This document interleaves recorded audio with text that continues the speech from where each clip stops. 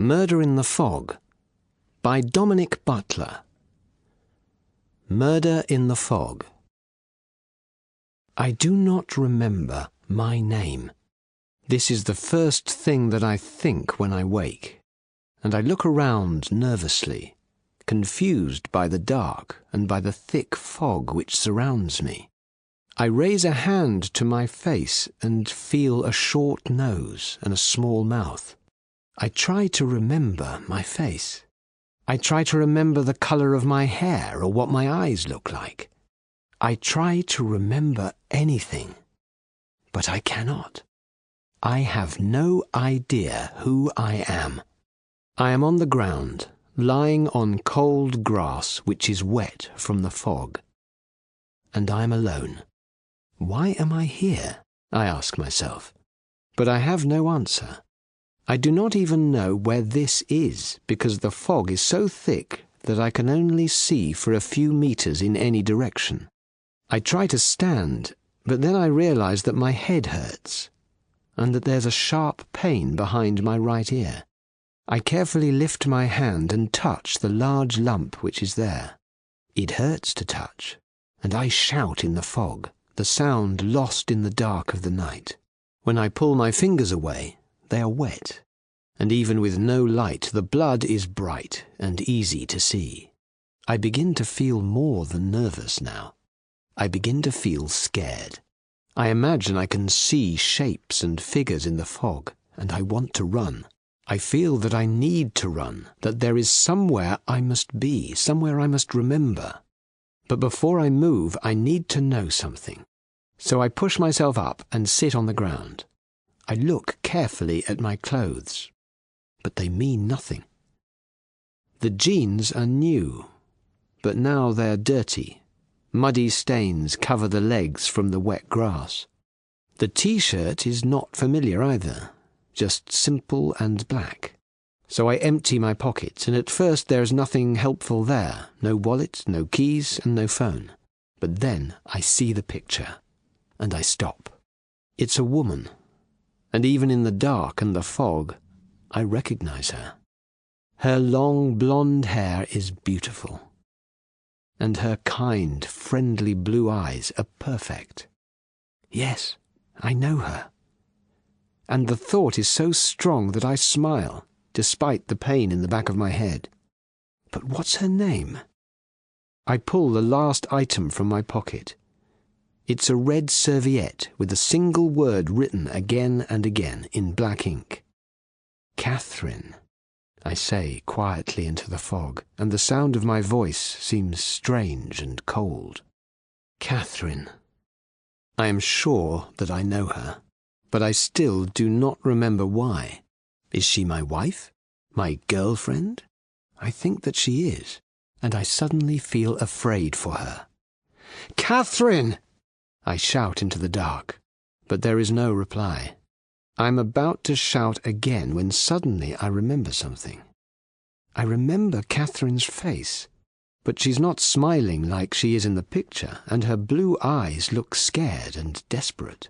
I try to remember the image, and I see that there's a piece of cloth in her mouth, so that she cannot speak, and that she's tied to a large grey stone by thick white ropes. No! I cry out, and I push myself to my feet despite the pain in my head. I do not know what to do for a moment. I only know that I must find her, that I must help her. I think about the lump on the back of my head and the fresh blood on my fingers. Is there somebody in the fog? Somebody who has Catherine? Someone who wants to hurt her? Who wants to kill her? I want to shout again, but then I do not. If the person who has Catherine hears me, she is in danger. And another image comes to me. It's the face of a man, an ordinary face, with small dark eyes and dirty brown hair. There's nothing cruel about the face, but I know instantly that this is the man that has Catherine, and I hate that face with all of my heart. I begin to walk, slowly at first, unsure of the direction that I must go. It seems like the ground is moving slowly up, and I believe that this is right. The image I remember of Catherine tied to the grey stone is in less fog, and I think that it must be on higher ground. I begin to walk faster, but I'm soon running. The fog surrounds me, and the dark is without end. I try not to think of anything but the direction I'm moving in, but I'm starting to remember things now. I remember Catherine. She has a black uniform, which she always wears at work in the restaurant, and on the uniform is a badge with her name. "Hello, handsome," she always says to me. Another day at the office, and I never say much, but I do not have to. We understand each other without words. And I remember that after I eat, I wait for her in the car park until she finishes work, and she's surprised to see me there. But I suppose that's just who I am, a romantic. Suddenly, there's a sound like a gunshot, and I fall. For a moment I think that I'm dead, and that Catherine is alone, tied to the grey stone in the fog. But then I see the light in the sky, and I realize that the shot was a flare. I watch the light fall and illuminate the hillside. Is it the man with the dark eyes and dirty brown hair? Does he know I'm here? Good. If he looks for me, he's not with Catherine, I think. And I get up again and run faster now. Do I hear voices in the fog behind me? I try to turn to look, but the fog behind me is too thick, and I only see the occasional light in the distance. But in front of me the fog seems to be thinner, and I begin to slow. I'm scared now, because I know that I'm near, and in the dark I begin to see large grey stones standing like giants on the top of the hill. In amazement, I think that I recognize this circle of ancient stones. "Stonehenge!" I say. "Yes," a voice replies. "And this is where it ends." And a tall man steps from behind one of the silent giants. I expect him to have dark eyes and dirty hair, but he does not. His hair is blonde, his eyes light, and I think that this is not the man who has Catherine. Maybe he's his friend, his partner. And I'm about to run when I see the small gun in his hand. "I just want Catherine," I say. But I can see the hate in the man's eyes, and I know that the only thing I can do now is run to the stone where I know she's tied, and try to escape into the fog with her. "Don't," says the man, as if he can see my intention in my eyes. But I have to. At first I think that maybe I'm quick enough. But then I hear the snap of the gun and feel the explosion in my back. For a moment more I run, and I can see the shape of the stone where Catherine is tied, and I fall to the floor in front of it. "Catherine!" I shout, but there is no reply. When I look to see why, I see that she is not there. The white ropes are still tied to the stone, but she is not.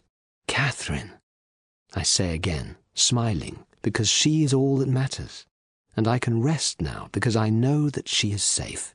"You got him, detective?" a voice says behind me. "Yeah, that's him," the tall man says. "He matches the girl's description perfectly. Dirty brown hair, small dark eyes, and look, the blood behind his ear is where she hit him before she escaped. Good for her. Yeah, we think she's his third victim this year. So why didn't he run? Why wait here for us?" The tall man is silent for a moment. "Who knows?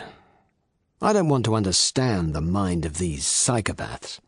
I'm just happy Catherine is okay." Catherine is okay. Catherine is okay. I do not understand anything else that they say, but I do understand these 3 words, and I smile again. Catherine is okay. Rob from the Rich.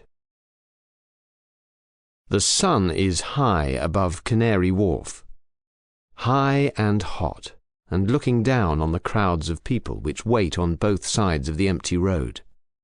We are standing there, the 3 of us in front of the bank. We are standing there in front of the glass doors, and no one is looking at us. They are all focused on the road, and in the distance I can hear the music and the commentator, and I know that the race is starting soon. I look at our reflections. We all have the same white and orange uniforms, the same caps, the same silver sunglasses. I almost do not recognize the two men beside me, and I think that from a distance people cannot see that I am a woman. Okay, this is it. 10 minutes exactly. Remember your jobs, and remember, no real names. I'm Robin, you're Little John, one of the men says to the other. And you're Marion, he says to me, the only woman, and he gives me a quick smile. Little John looks up. The camera is still in position. He can't see us enter or leave. I feel sweat running down my neck. Here he comes. Remember the music, Marion, Robin says. And then the guard is at the door, a short, fat man who looks at us, smiles, and then opens it without a single question. You're quick. The air conditioning only broke this morning. We know, Little John says. We broke it. And the guard's smile disappears. But it's too late. Robin pushes him back into the bank and John follows with the ladders on his shoulders. I can see Robin's gun appear in his hand, and then I'm inside too, and I pull the door shut. Music, Marion, Robin says. There is no stopping now, so I pull the small stereo from one of the black bags on my shoulder and I press play. Beethoven's Piano Concerto No. 2 fills the marble stairs. We run up the stairs together, Robin with his gun at the guard's back. Then Little John stops to cover the first camera. He climbs up the ladder in a second and we run into the main room of the bank. It's a large room with oak tables, a dark marble counter and expensive leather sofas. Behind the counter there are two women. Out here, now, I shout at them. To my left I see the short fat man sit down on the floor with his hands on his head. Then Robin runs to the office and kicks open the door. The two women move, but slowly. One of them looks down at the counter, where I know there is a secret alarm. Not if you want to live, I shout. On the sofa! I pull two blindfolds from a bag and cover their eyes. Then I tie their hands, and I look at my watch. 7 minutes! I shout to Little John, and he covers the last camera with plastic. I take a deep breath. The music is so loud and the bank so hot. Can we do this? Can we really do this? Then Robin leaves the office and he has the manager, Mr. Charles M. Hastings. Hastings. I hate the name, and I hate the man. Tall, arrogant, dressed in his expensive suit and with a watch that costs more than most people make in a year. What is this? He says, and he looks nervous, but not nervous enough. What do you think? Robin asks, and he tells him to sit at one of the tables. Hastings looks around. You can't be serious.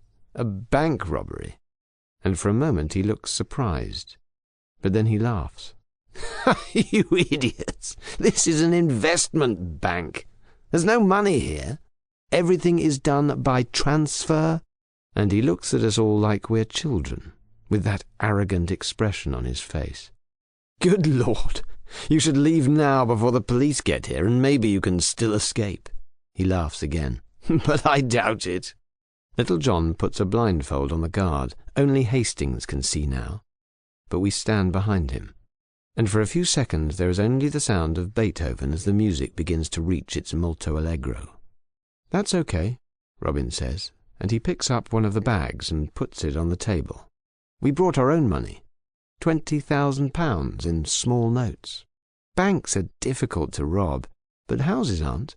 Even big houses with alarms and safes.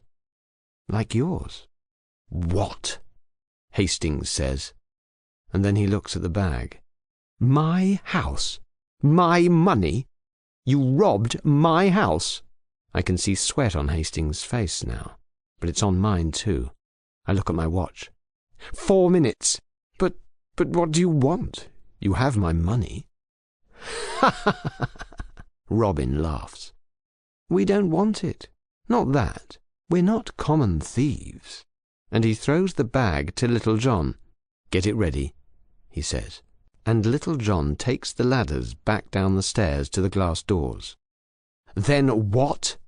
Shouts Hastings. And this is my part. I take the laptop from the bag and put it in front of him and open it. Do you know what this is? He looks. It's a bank account, a transfer. So, he says arrogantly. So we need you to enter your details and then transfer £240,000 to this account. Do it, and then we go. And he looks more than nervous now. He looks scared. No, I can't. I don't have that sort of money. I can't. I put the newspaper down on the computer. Really? He looks at the newspaper for a moment but says nothing. 1 minute, says Little John. Read it, Robin shouts. Hastings is silent, but Robin points the gun at him. Read it, he shouts again. Okay. Bank manager receives £240,000 salary despite bank failure. He stops and tries to turn to look at us, but Robin pulls the trigger back on the gun. You don't understand, Hastings shouts. It's more complicated than that. We understand that hundreds of local businesses are in serious trouble because of you and this bank, I say. And you now have a decision to make because we have no time. Enter the details or, I say, and I know that this is it. It has to be now. Beethoven fills the silence again, and I look at Robin and see that there's sweat on his face too, but Hastings does not move. Then goodbye, Mr. Hastings, Robin says, and he moves the gun, but, no, please, look, and Hastings enters his details. I do not believe it, and I take the computer. Well, Robin says, it's done, it's gone, direct. No one can trace it. Then the music stops, and I want to smile, but there is no time. In the distance I hear the sound of a gun, and the crowd outside cheers. Robin takes the last blindfold from the bag and puts it over Hastings' eyes. And what now? Hastings says. You think you can just walk out of here? Robin laughs. Something like that, he says quietly. The police are out there, they'll see you, they'll stop you. Robin then puts his mouth to Hastings' ear. Not if there's a big enough distraction, he says. Oh, and just to let you know, there are no bullets in any of our guns. Hastings starts to shout, but we do not listen. This is it. We have to go now. We take our uniforms off and put them in the bag. Then we're at the doors. Outside we hear the crowd cheer and we see the first runners pass by. Then there are more, many more, hundreds more, thousands more. And now we start to smile, because we know we're nearly out. Now, says Robin, and Little John presses the control on the air conditioning. For a moment there is nothing. Then the fans start. And then money fills the air outside. £20,000. It flies over the heads of the crowd into the runners and into the road. And then there is nothing but chaos. And no one sees us walk slowly from the bank. And no one remembers us later. And maybe you want to know what we plan to do with the money. Unfortunately, this I can never tell you. The Lock and the Monster. No, darling, she means nothing to me. Less than nothing. I hate her. It's only you, Emily, I promise. What? Divorce her? That's impossible. Why? Because of the money, the house, the cars? No, Emily, of course you're more important than them, but... No, listen, don't go. Listen to me. When I return to London, everything is going to be different. I have a plan, darling. Darling, I have a plan. Emily? But there is no answer, and Oliver Stern puts his mobile back into his coat pocket and looks around. There is no one near to him to hear. He is alone on the jetty, apart from the boat attendant at his chair 20 metres away, his feet on a boat and a cigarette in his mouth, and he cannot hear from there. Oliver is sure.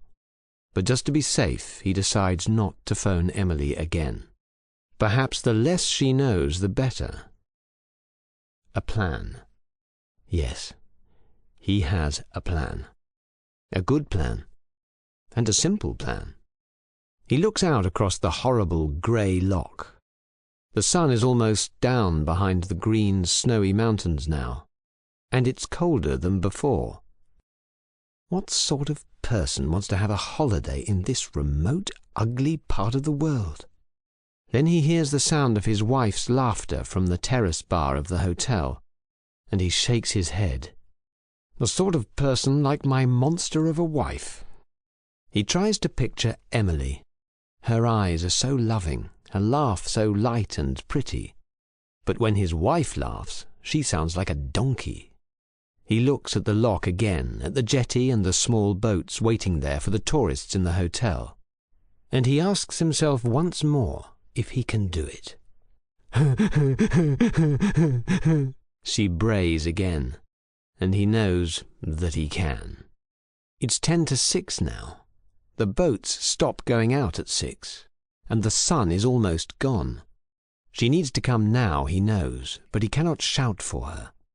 No, it's her idea to go on a boat. Everyone in the bar knows she wants to go. I just need to wait for her like a good husband, he thinks. The type of husband who is happy to go out on the huge, horrible lock in the dark with his monster of a wife. But can she still swim? He's not sure. He thinks that with her clothes and her coat on, she will be too heavy and that the cold grey water of the lock will pull her down. But is that enough? He looks at the bag by his feet, the romantic picnic, filled with all the food his wife loves, and the bottle of champagne that he knows she cannot resist. Oliver smiles. It is a heavy bag. All he has to do is make her hold it for a second, perhaps quickly wrap the straps around her hands. Then, no more monster. But it's nearly 6 now. The attendant is about to finish for the night. "Excuse me," Oliver shouts with a smile. He pulls his cigarette packet from his pocket and walks over. "Sorry to bother you, but do you have a lighter?" The attendant has a hard face and fierce red hair. He looks at Oliver for a moment, nods, pulls his lighter from his pocket and offers it. "Look," continues Oliver, "my wife wants to take a boat out. She's going to be here in a second." The man looks at the sky. "A boat, ma'am. We want a boat." "I dinna ken about that. Better the morrow." The idiot does not speak English, Oliver thinks. Bloody country. "I'm sorry, I don't understand. I'm from England." The man laughs, stands up, and says nothing. Oliver tries to stay calm, but he knows there's too little time. "Don't you speak English? My wife wants to go out now. She's only going to be 1 minute," he shouts, and the attendant stops and gives him a long, hard look with his cold, blue eyes. "Oliver, here I am," a loud, cheerful voice says, and the two men turn to see Mrs. Sylvia Stern. She smiles that stupid, cow-like smile at them, and Oliver sees the idiot attendant smile back. She is dressed in a horrible tartan skirt and woolen jumper, and in her arms she has the heavy wax coat. Good, Oliver thinks. "Darling," he says with a smile, "this good man wants to close. I think we must wait until tomorrow now." "Oh no, surely not." She turns to the man and smiles again. "Can't we just go out for a few minutes, please? Just to enjoy the sunset?" And the attendant ignores Oliver but returns her smile. "Aye, well, just for 10 minutes then."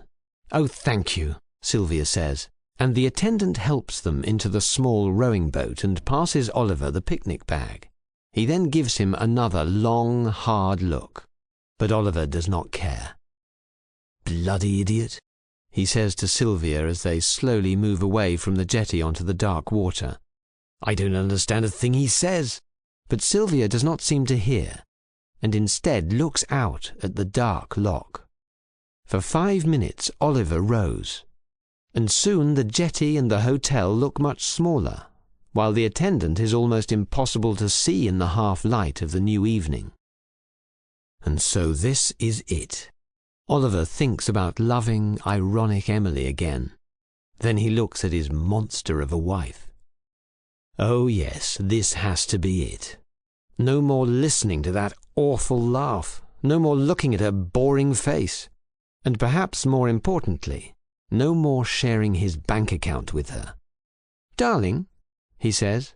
"Shall we have a little drink?"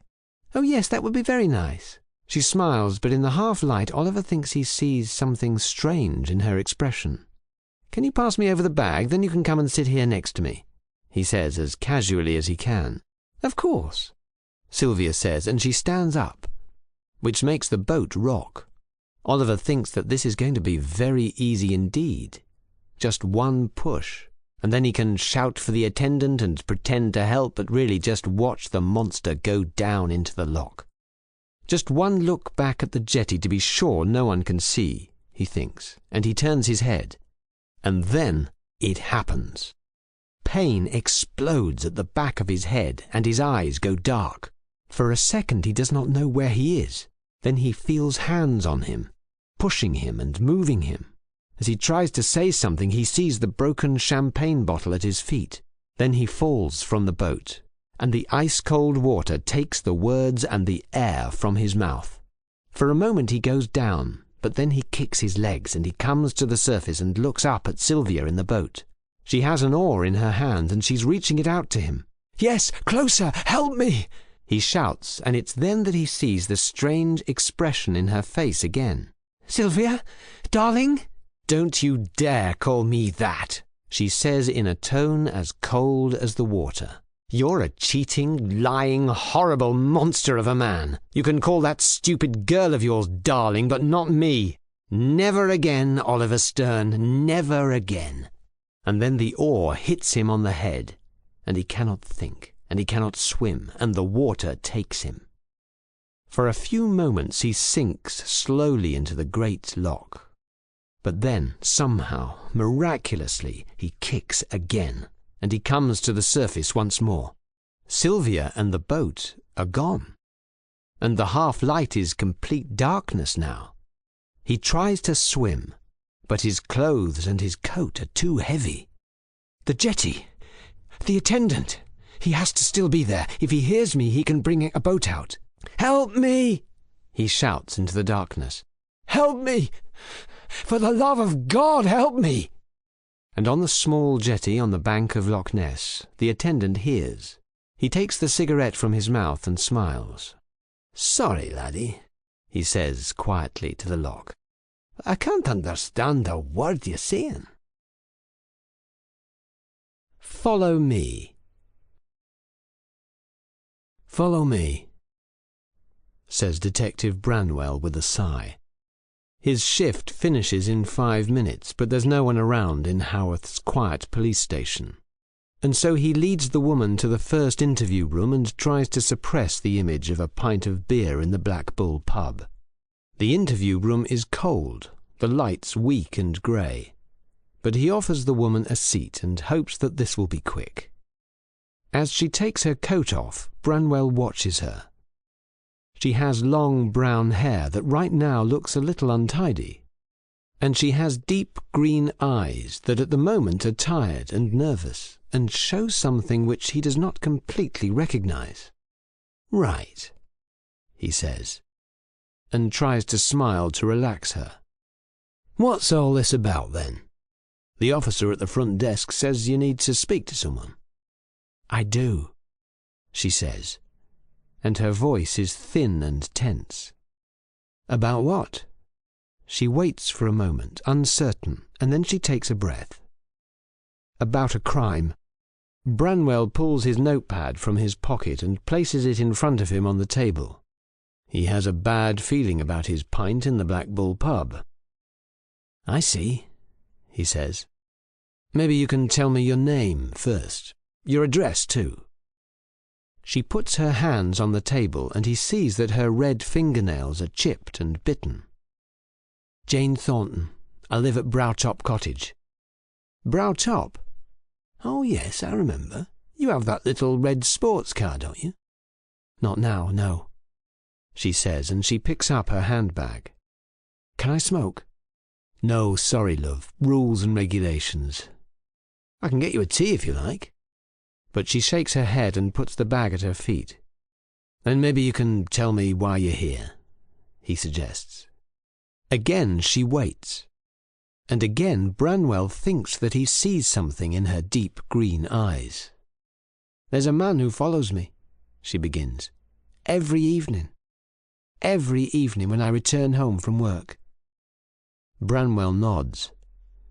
"I see." "No, you don't. Every evening. Every single evening. For almost a year now. He's always there, Detective. Sometimes he's so close that I think he can touch me, and other times he's far away. But I still know that he's there. And, Detective, you might think that I'm crazy, but I know what this man wants." "What?" Branwell says. "What does he want?" She pauses for a second, and he sees her hands shake. "He wants to kill me." Branwell says nothing, but watches the woman's face. She is scared. Very scared. "Does he speak to you, this man?" "No, never. And when I try to speak to him, Yes? He disappears." Branwell opens his notebook and takes his pen out. "Where do you work, Mrs. Thornton?" "Miss Thornton. I work in Leeds. I have a small media company." "In Leeds? Then where does this man follow you from?" "From the station at Keighley." "You work in Leeds, but you don't drive?" "I think your sports car can get you there a lot faster than the bus to Keighley and then the train to Leeds." "I told you, I don't drive it. Not now." "Right. So he followed you?" "From Keighley. I see him at the train station sometimes. Then he's there again when I get off the bus in the town centre, here in Haworth. And then he follows me to my cottage." "You walk from here to Brow Top, up over the Moors Road, every evening? That's a dangerous road, and it must be more than 3 miles. "Dangerous, yes." But she does not say anything else, and Branwell continues. "Can you describe the man?" "Easily," she says. But again she pauses, and Branwell sees her turn quickly to look over her shoulder. "He's tall, with dark hair. His skin is pale, and his eyes cold. Dead," she says. "He has dead eyes. And they watch me every day, and I think that they watch me at night too." Branwell feels a shiver run over his back. "You think that this man enters your premises? That he enters your cottage during the night?" "I do. Sometimes I wake and I know that he's there. I turn on the lights and I see nothing, but when I go to the windows, I can see him in the field. He stands there like a scarecrow in the dark, and he accuses me. Every day. His cold, dead eyes accuse me." Branwell shakes his head. Is she crazy? Or just terrified? "Miss Thornton, if this man enters your house, we can arrest him. But to do that, we need evidence. Has he broken a window? Or entered the property by force?" She lets out a laugh that is horrible to Branwell. "No, of course not. There's nothing." "And he never says anything threatening? He never says that he wants to hurt you?" She looks over her shoulder again, quickly and automatically, as if she does it 100 times a day. "No, he never says a thing. But I know. I know what he wants. I know what he wants." And she begins to cry. Branwell puts the notepad away. "I'm sorry, Miss Thornton, but there's very little that we can do. Let me make you that tea, a nice tea to calm you down, then we can start again and see if there are any other details." She seems to nod, and he stands up and goes to the door. "We need a better description, you see, if we want to identify the man." "What?" she says before he can open the door. "Oh, no, you don't understand, Detective. I know who the man is. I know his name. I know everything." Branwell stops. "You mean," she continues, "that if I tell you his name, you can help me? You can stop this?" She says desperately, "You know his name? Do you promise? You can stop it?" Branwell does not sit. He sees that expression in her eyes again. "I can't promise, love, no, but I can try." She nods and bites her red fingernails for a moment. His name is William Gray. William Gray. Branwell knows the name. William Gray. And he remembers something horrible from more than a year ago. An accident on the roads across the moors. William Gray. A local cyclist and a good man. William Gray? Miss Thornton, William Gray is dead. He was hit by a car last year while he cycled across Browtop Road. We never found the driver, but William died instantly, they say. Oh, I know, she says, and he sees that something in her deep green eyes, and he thinks that he knows what it is now. I know, detective, because I am that driver.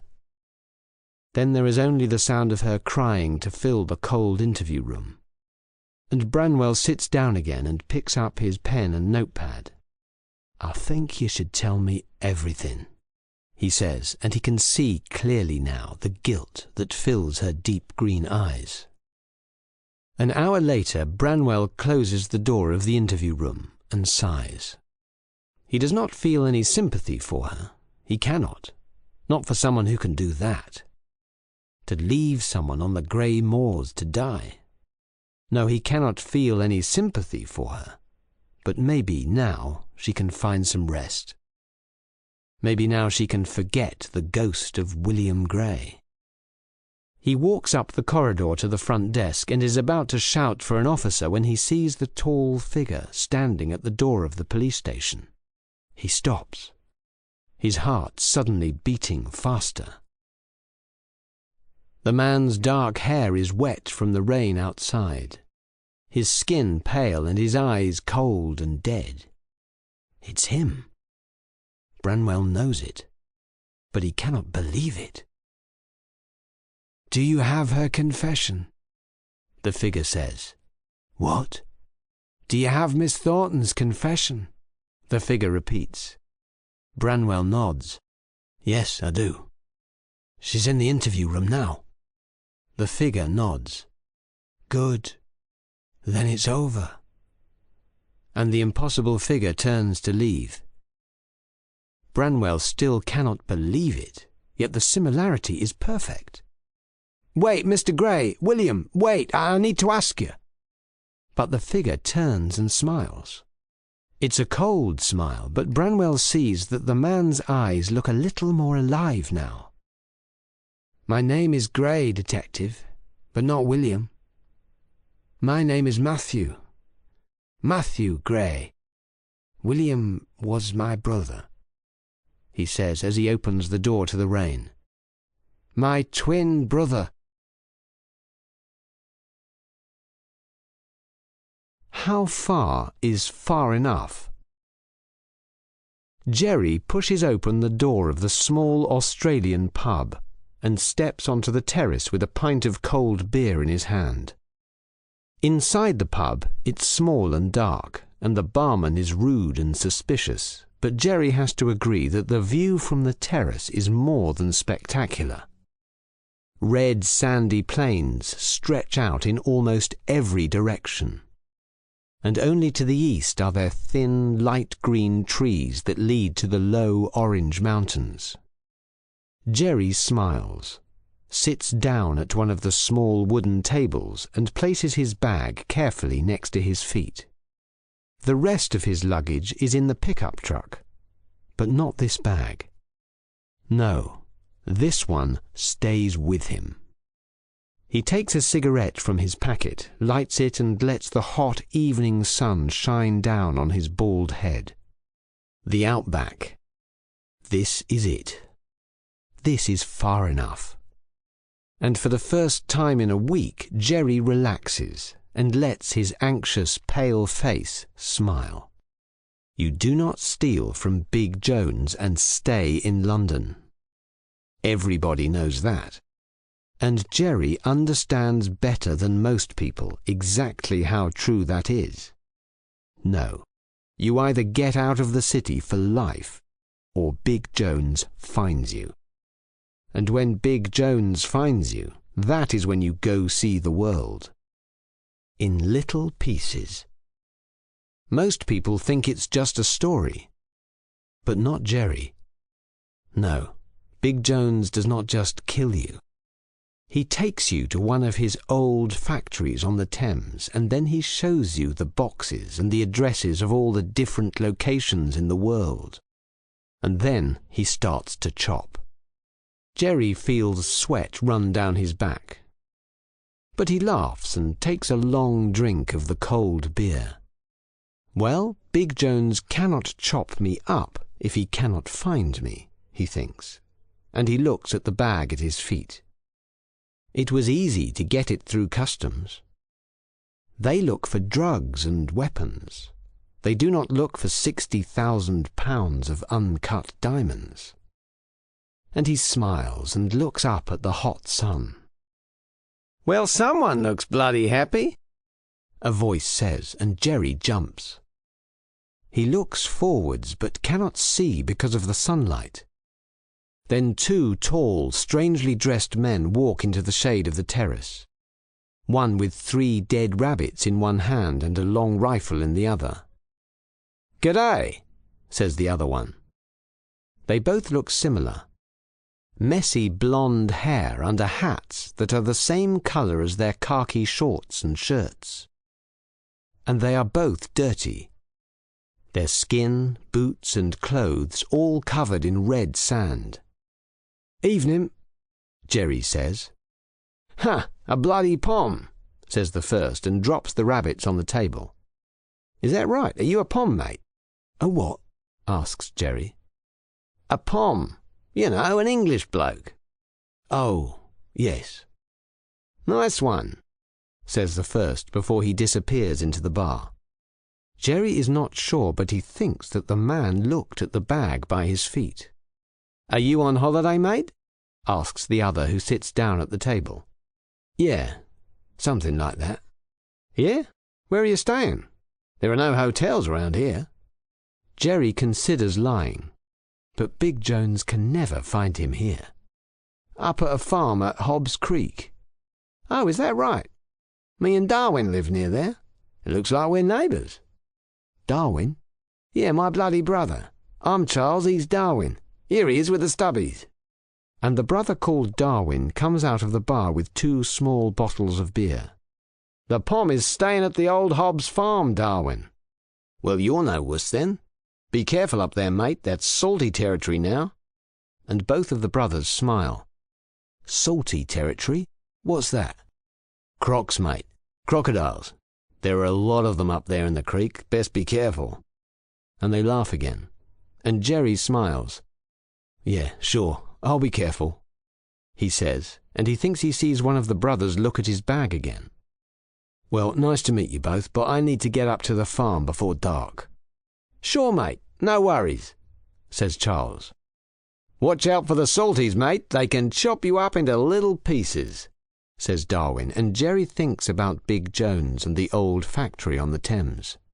"I'll be okay. See you later," he says to the brothers. Then he heads for the truck. "A bloody pom," says Charlie quietly. "He seems to like that bag very much," says Darwin. "He sure does. You know, I don't think he believes us about the salties. Bloody poms never believe us about the salties."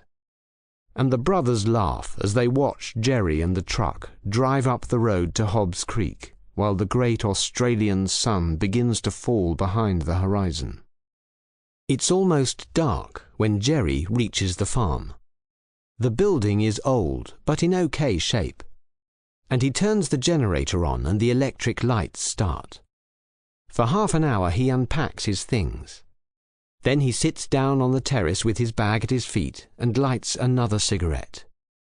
The creek is 20 meters from the farmhouse, and the evening seems to be alive with insects and birds that live in the trees near the green water. "Salties," he thinks, and he laughs. He does not believe the brothers, not for a moment. But just to be safe, he pulls his new gun from the bag and checks it. Then he pulls a box from the bag, opens it carefully, and looks at the diamonds. "Beautiful," he thinks. "Beautiful. And they belong to me." And he is about to laugh again when he hears a noise from the trees. The box shuts in an instant, and then the gun is in his hand. He thinks he sees a dark shape, but he does not shoot. "Who's there?" he says, but there is no answer. He picks the bag up and puts it on his shoulder. He takes a few steps towards the trees. "I've got a gun." But there is silence. He tries to see what the dark shape is, but the evening light is too weak. He moves a little closer. Maybe it's the brothers, he thinks. And he remembers the way one of them looked at the bag. Maybe they want to steal his bag. Well, they can try. He raises his gun and is about to shoot when the dark shape moves again. And he laughs.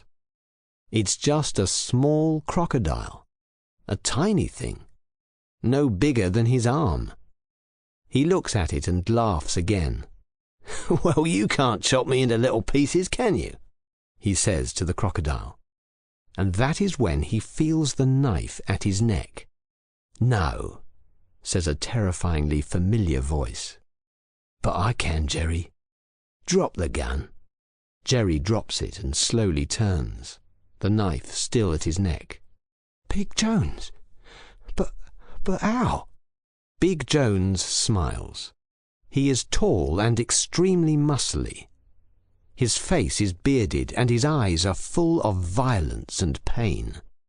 But it's his teeth Jerry hates. Big white teeth, as sharp as crocodiles. "How? Do you think you can steal from me and escape? Jerry, you know me better than that." "Please, Big Jones, I'm sorry. I have all the diamonds right here. Can't you let me go? You won't ever see me again, I promise." Jerry begs. "I know I won't, Jerry, because you're going to go on a little trip all around the world." And Jerry remembers the old factory on the Thames and the boxes with the different addresses and the story about what Big Jones does when people steal from him. And Jerry opens his mouth to scream. But the scream he hears is not his own. The scream comes from Big Jones, who suddenly lets go of the knife. Jerry looks down and sees the small crocodile biting Big Jones's leg. "Ha!" Jerry laughs, and he runs to his gun and points it at Big Jones, who falls to the floor and tries to kick the crocodile. "Don't move, Big Jones. Let it chop you into little pieces." And Big Jones looks up at him and is about to shout when suddenly he looks behind Jerry and the colour disappears from his face. "What?" says Jerry, and this is the last thing he ever says. Jerry's gun fires 3 times into the evening light, and screams fill the creek, but there is no escape. Soon all is quiet again, apart from the sound of 3 large crocodiles slowly creeping back to the green water, their big mouths now full of dinner, and of £60,000 of uncut diamonds. The wrong bag. The sky is not there. In its place are 1,000 adverts on 100 television screens, a sea of lights that constantly move and change. Red, white, blue, green, orange, gold. Red, white, blue, green, orange, gold. They never stop. And on the television screens there are giant faces, clips from movies, news headlines, commercials for cars and perfume, chocolate and beer. The sounds never stop. The horns of the big yellow taxis, the music from the bars and the restaurants. And the voices. So many voices. So many that they are impossible to understand. And so many languages. English, Spanish, Chinese, Italian, German, Portuguese. They all mix together and are little more than noise to an onlooker. But the smells are the worst. One moment it's the scent of hot dogs, onions, tomatoes, fries or doughnuts. delicious smells that make the stomach rumble. But then it's cigarettes, alcohol, garbage, and vomit. And all of this mixes with the sweat of the thousands of people in one place. Jake begins to feel sick again and looks down at his dirty old sneakers. Next to him, Nick smiles. "You don't like it here, do you, kid?" he says. He always calls Jake kid, but he must be the same age as him, 12 or 13. "It's okay," Jake says and looks up again. He has to be stronger, he knows. He has to be more like Nick. "You're just hungry. After we eat, you will think this place is the best in the world. With a full belly, you can sit and watch this all day. It's just, well, why don't we come at night? Isn't it better at night, Nick?" "How dumb are you?" his new friend says, and he looks annoyed. "At night, they worry. At night, everyone worries in New York. In the day, when it's hot and sunny like today, they don't worry about anything. They just watch those big screens, take pictures, eat and drink. They don't even look at us twice." And Jake knows that he's right. "Look, it's easy. You do what I say, no problem." And Nick looks at him for a moment. "You look okay now. These new clothes ain't bad." The new clothes are not new, Jake knows. Not really. Nick steals clothes from the washing lines on the back streets. But they are better than the dirty old jeans and green jacket that are now in a bin behind the shop where they sit. "You have to look good, kid. Remember that. You have to look like them," he says. "Then they don't worry. You can get near to them. Be casual. Look up at the big screens. It's good if you get a camera out and pretend to take some snaps, you know? Then, when you get the chance, you do it. You grab a bag. A woman's bag is the best. They have more things in them. But a guy's bag is easier. A guy's bag you can just walk away with. If you get a woman's bag, you sometimes have to run." Jake feels really sick now. The sun is somewhere up there above the skyscrapers of Times Square. And the afternoon is hot. The smells and sounds make a horrible mixture. He thinks about home for a moment. But that is too far away now, and too long ago. "You want to eat, don't you, kid?" Jake nods. "And you remember where the cameras are? The NYPD ones? The others are nothing. But don't let the NYPD ones see you, or you're not coming back here, not with me." Jake nods again. "So we do it now, and we meet back on 9th Avenue. You got it?" Nick says. They both stand up. But before Nick moves into the crowds, Jake stops him. "But what if someone sees me? What if they stop me?" Nick smiles. "No worries, just say it's the wrong bag." And then he goes. And Jake is alone. He moves out into the crowds of people. He knows where he has to go, to the red stairs. He moves slowly. No one really sees him. No one really looks. But he sees. He looks. He watches. He sees kids his own age laughing and joking. He looks at the food on the small tables in front of the cafes and bars. He sees 2 policemen in the distance, and he moves the other way, walking between families and couples, businessmen and tourists. When he reaches the red steps, he is hot and sweaty, hungry too. But you can't think about that, he tells himself. He needs to think clearly now. He needs to think like Nick. On the red steps, there is a group of maybe 30 Japanese tourists. They all have a camera and are all taking photos. But their bags are on their shoulders, and there are too many of them, he knows. Most do not see anything, but one always sees something. And one is enough. So who? And then he sees the man. He looks like any other foreign tourist. He has a camera around his neck, sunglasses on his face, and a map in his hand. Except Jake is not sure he is a tourist. There is something different about him.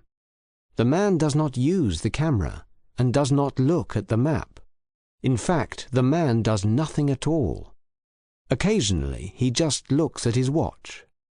But the bag is by his feet. It looks expensive, made from black leather. Nick calls them weekend bags. He says they are the best. Inside them there are wallets, phones, tablets, everything. Okay, you can do this, Jake tells himself. He just needs to be quick. The man never even looks at the bag, so Jake begins to move in his direction, casually.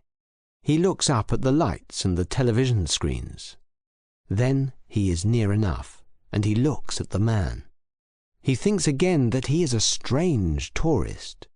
From here, Jake can see that he looks nervous. But then the man looks to the right, and Jake knows it is his best chance. He grabs the bag and moves away. He expects to hear a shout, but there is nothing. So he moves into the crowds like Nick does. He wants to run, but he walks and notices that the bag is heavy, really heavy. And he begins to imagine Nick's face when he sees the bag, and he already begins to imagine the food that he can buy. But the bag is heavy, he thinks again. So heavy. And he slows. Maybe he should look inside, he thinks, just to make sure. He looks around and steps into the doorway of a shop for a moment. Then he kneels down and opens the bag. And for a moment he does not understand. There is no wallet, no phone, no tablet, no clothes. There is only... Then he hears the man shout, and he looks up and sees his angry face running towards him through the crowd. He has no time to think, but he must. Can he leave the bag? Can he just run away? Run away? When he knows what the man is going to do? No, not this time. And then he is up and runs too, and he has the bag in his hands. For a moment he has no idea what to do or where to go. He thinks that maybe Nick would know, that Nick would have some advice. And then he realizes that he does know. And you remember where the cameras are? The NYPD ones? Yes, I remember, Jake thinks. But can he get there before the man catches him? There is another shout from behind him, but Jake keeps moving. Above the crowd he can see the NYPD camera on top of a tall post, and he pushes past the tourists to reach it. For a moment there are people all around him, and he thinks he will never get there. But then he pushes past some kids who shout at him, and he is there, directly below the camera. And now? Now what? He hears another shout and knows that the man is nearly here, but the camera is not looking at him. It is turning slowly in the other direction. "Hey!" he shouts, and he begins to jump up and down. "Down here! Look down here!" But he has no idea if anyone can hear him. He opens the bag for everyone to see, and there is a cry from a woman near to him, followed by another and another. This must be why the camera turns. Jake holds up the bag, but he is scared, so scared, though he has to do it. "That's mine," the man's voice says behind him. And there are more cries from the crowd, and everyone seems to know what is happening now. "Give it to me," the man says. Jake looks at the bag one more time. What he sees inside looks just like from the movies. The clock, the wires, and the heavy packs of something horrible and dangerous. Jake wants to give it to the man because he is so scared, but he will not. "No," he answers. Then someone in the crowd says something, and the man looks around. The scared cries now become angry shouts. Jake is pushed and he falls and loses the bag. He thinks that the people are shouting at him and he wants to explain. But it was not the man who pushed Jake and took the bag. It was a policeman. The man is underneath 4 NYPD officers. Jake now realizes that the crowd is not shouting. It is cheering. And a police officer helps him to stand and says something about him being a hero. "How did you know, kid?" a voice says. But this time it's not Nick. I didn't, he manages to say. It's just the wrong bag. The perfect murder. The QM2, darling, is the finest ocean liner in the world. Sure, there are one or two bigger than her, but none of them has her romance or her luxury. Mrs. Carolina Heath says as they enter the dining room. Her young, new friend only smiles. She is a quiet young thing, and beautiful too. And Carolina likes to have beautiful things around her. So she is more than happy to talk for both of them. This is your first cruise, you say? You're going to love it. Just look at the view out there. And from the large glass windows they can see the majestic figure of the Statue of Liberty as the ship slowly moves away from the port of New York and heads into the deep of the ocean. It's fantastic, Eleanor says. And again Carolina is very happy to have a new companion. The dining room is magnificent. The tables are covered in white and the lights are low and atmospheric. The band in the corner is playing soft classical music. Well, I wonder what the other people at our table are like. Oh my, look, here we are, table 6. Well, good evening, gentlemen, Carolina says. And the three men stop their conversation and smile. Mrs. Heath, one says, how good to see you again. Another evening of champagne and dancing? Every night, Peter. My doctor tells me that I must. She laughs. Gentlemen, let me introduce you to my new friend, Miss Eleanor Chance. Eleanor only nods and smiles. And these, Eleanor, well, how to describe them? I suppose every ship needs some pirates, and these are they. Meet Peter, Edward, and Michael. The men stand and nod politely. And Carolina is amused by the interested looks they give Eleanor Chance. Pirates? Eleanor asks. Well, maybe not pirates. But you should still be careful. They are in fact writers, and I don't know which is worse. Writers? How interesting. Please sit down, Edward says with a smile that shows early signs of infatuation. No, I can't. I must find the captain. He promised to tell me all about the new people on board today. You know how I must know who I'm sailing with. She looks at the men. Oh, but can I trust you three to look after Eleanor? This is her first night and her first cruise. She does not need to hear any of your horrible stories or strange ideas. Oh, well, I suppose we can change the subject. But we are having a really interesting conversation. Carolina laughs. I don't want to know, just be nice. And she smiles at Eleanor. If they scare you, just scream, and I can rescue you. Oh, I think I can look after myself, responds Eleanor. And again Carolina thinks what a sweet, lovely thing she is. She must be only 25 or 26. Her long blonde hair is elegant and her face full of classical beauty. And those eyes, such innocent blue eyes. Yes, a lovely new companion, she thinks as she leaves. At the table, Edward offers Eleanor a chair, and Michael passes her a glass of champagne. So are you all writers? She asks. Yes, says Peter, of different types. I'm in film, Edward here is a novelist, and Michael writes plays. Fascinating, she says, and all three look happy that she thinks so. And what is this interesting conversation that I'm interrupting? Oh, we can't bore you with that. Please tell us about yourself, says Edward. Eleanor smiles shyly and moves the elegant white silk scarf that lies around her neck above her black dress. There is very little to say. I'm sailing from here to Southampton, then I intend to stay in England for some time. For the summer, perhaps. Then she is quiet, and the three men think how polite and gentle she seems. I see, says Peter. Well, this is a tradition of ours. Every year we take a cruise on Old Mary. This is the 6th year. A good escape from editors and deadlines. And wives, says Michael. Well, for them, not for me. I'm not married, says Edward, a little too quickly.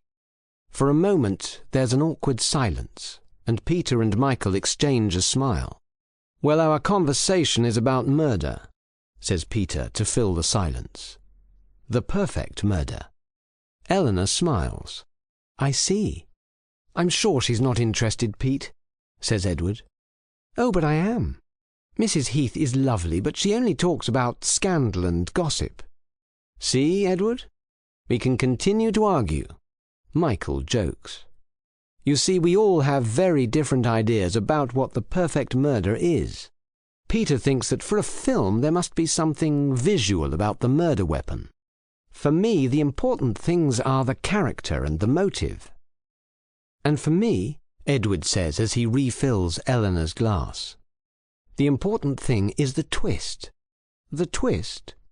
You know, the surprise at the end of the story, the thing you don't expect. Eleanor smiles and takes a drink.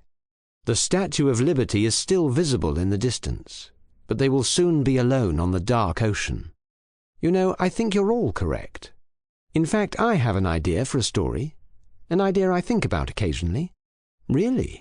Says Peter. Well, you must tell us. Maybe, she says with another shy smile. But you first. What's your idea for the perfect murder weapon? Peter laughs. Okay, well, it's not my idea and it's old, but I think it's great for a film. It's an icicle.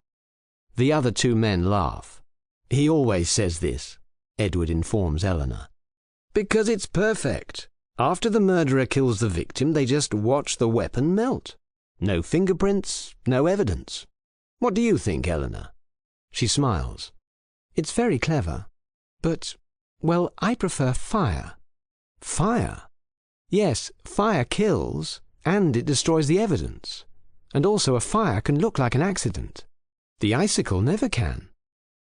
Ha ha, she's right, laughs Michael. So what about characters and motive? He continues. A beautiful young couple who are happy and in love. What, and he kills her? No, she kills him. Let me guess, they're rich, she wants his money. Eleanor takes another drink. No, she's the rich one. So what's the motive? Michael asks. Wait a minute, interrupts Peter. You say she kills him. With fire. How?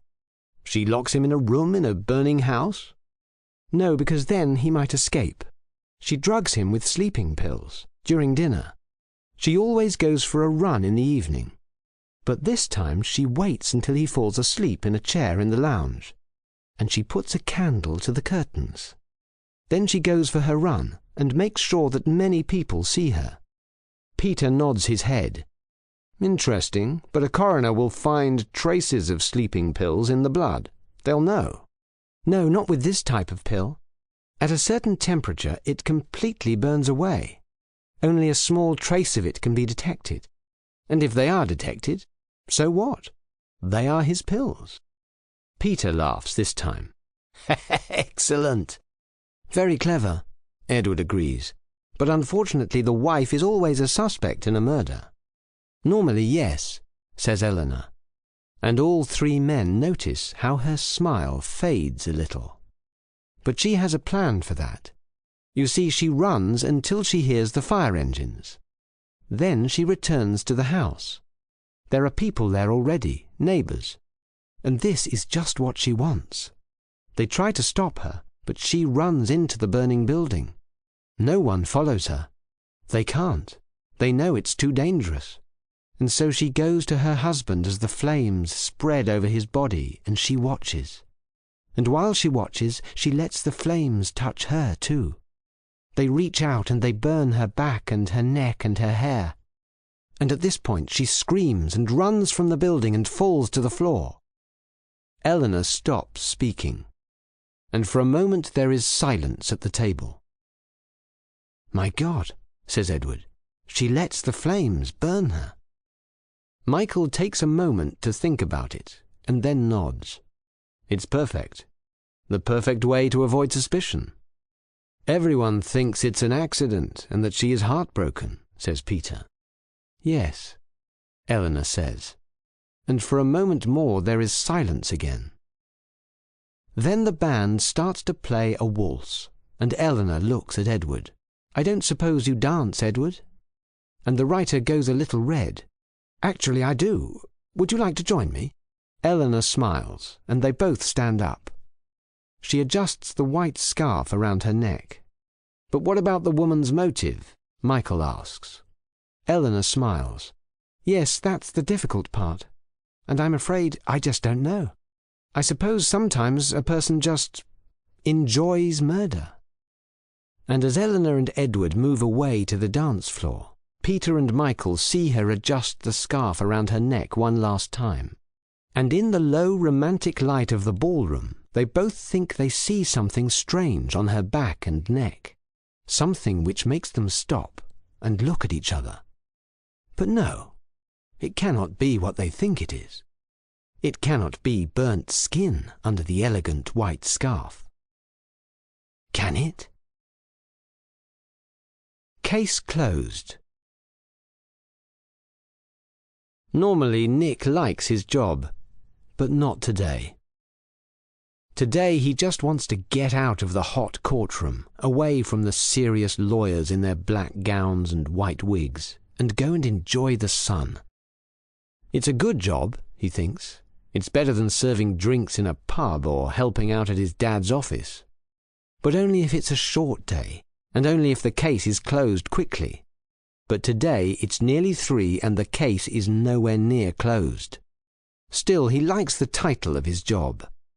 Court reporter sounds good. It sounds important.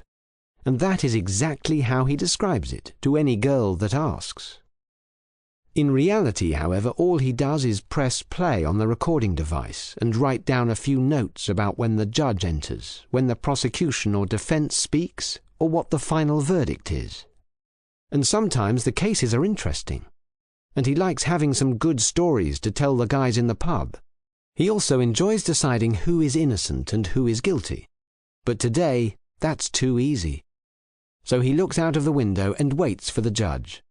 Sometimes he looks across at the defendant's sister, a young woman with long dark hair and sad eyes. But only sometimes, because the defendant and the rest of her family, the Lee family, are wild. And he does not want to make her or them angry. They have a terrible reputation in Bristol, and there is not one of them that does not scare Nick. "All rise," the court clerk says. And the jury, the lawyers, and the family of the defendant all stand. Nick does too, and he remembers to press the button on the device.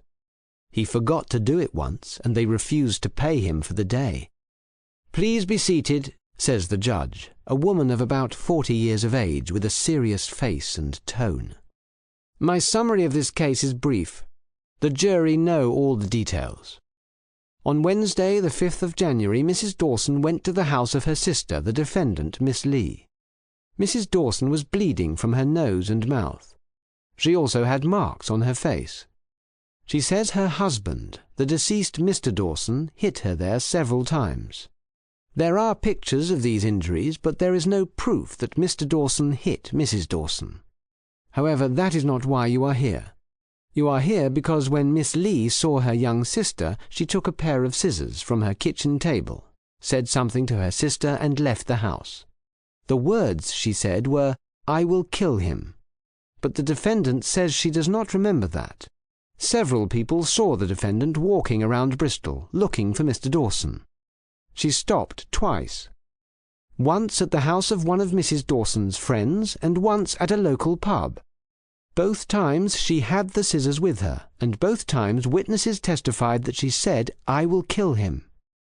At 2:30 in the afternoon on the 5th of January, Miss Stella Lee found Mr. Dawson. He was leaving a cafe with a friend. The friend, Mr. Harris, says that Miss Lee did not say anything to Mr. Dawson, and that the only thing Mr. Dawson said was hello. Miss Lee then stabbed Mr. Dawson in the neck with the scissors. and he died in seconds due to loss of blood. Miss Lee waited until the police came and was arrested. Ladies and gentlemen of the jury, you must decide only one thing. The defense says that this is not murder, but manslaughter. They say this is the case because Miss Lee was not in a sane state of mind when she killed Mr. Dawson. They say that this crime was in defense of her sister. The prosecution says this is not true. They say this is premeditated murder because for half an hour Miss Lee looked for Mr. Dawson. They also say she made her intention clear on 3 different occasions. Please leave us now and take some time to consider these events. All rise, the court clerk says again. The judge leaves. The jury returns to its room to make a verdict, and the Lee family exit to wait in the lobby. Nick sighs.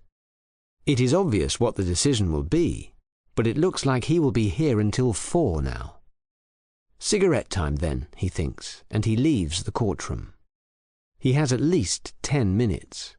No jury can make a decision in less than 10 minutes. He takes the back stairs, passes 3 or 4 lawyers in their black gowns and white wigs, and feels sorry for them. It is so hot today. Then he pushes open a fire door to his personal smoking area at the back of the court next to the bins and lights his cigarette. The feeling of the sun on his face is good, and the taste of the smoke is even better. Tonight is a good night to go out for a few drinks, he thinks, and he is deciding whom to call when he hears a female voice. Yeah, everything is fine. Perfect. No one has an idea. Not the police, not my mental family. Of course it'll be murder. What? Oh, who cares about her? She'll probably like prison, the crazy cow. More people for her to hurt. And then I get his money, and you and I can get the hell out of this city, and out of this country. Nick walks to the bins and looks around them. On the other side is the sister of the defendant. In the courtroom, she always looks sad and confused. Now, however, she looks only victorious. Jesus, Nick says before he can stop himself. And the girl sees him and closes the mobile phone in her hand.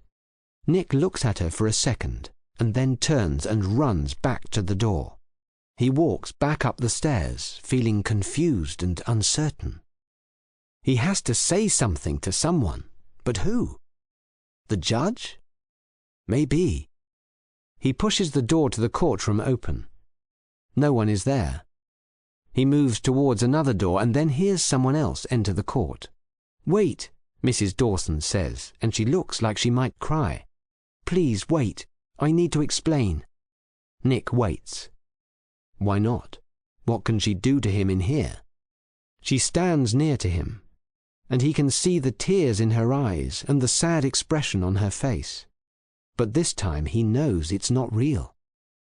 I heard you. Your own sister. You wanted her to kill your husband. No, you don't understand. I don't know what you heard, but I love my sister, and I used to love my husband. For a second only, Nick waits. Then he shakes his head and is about to turn.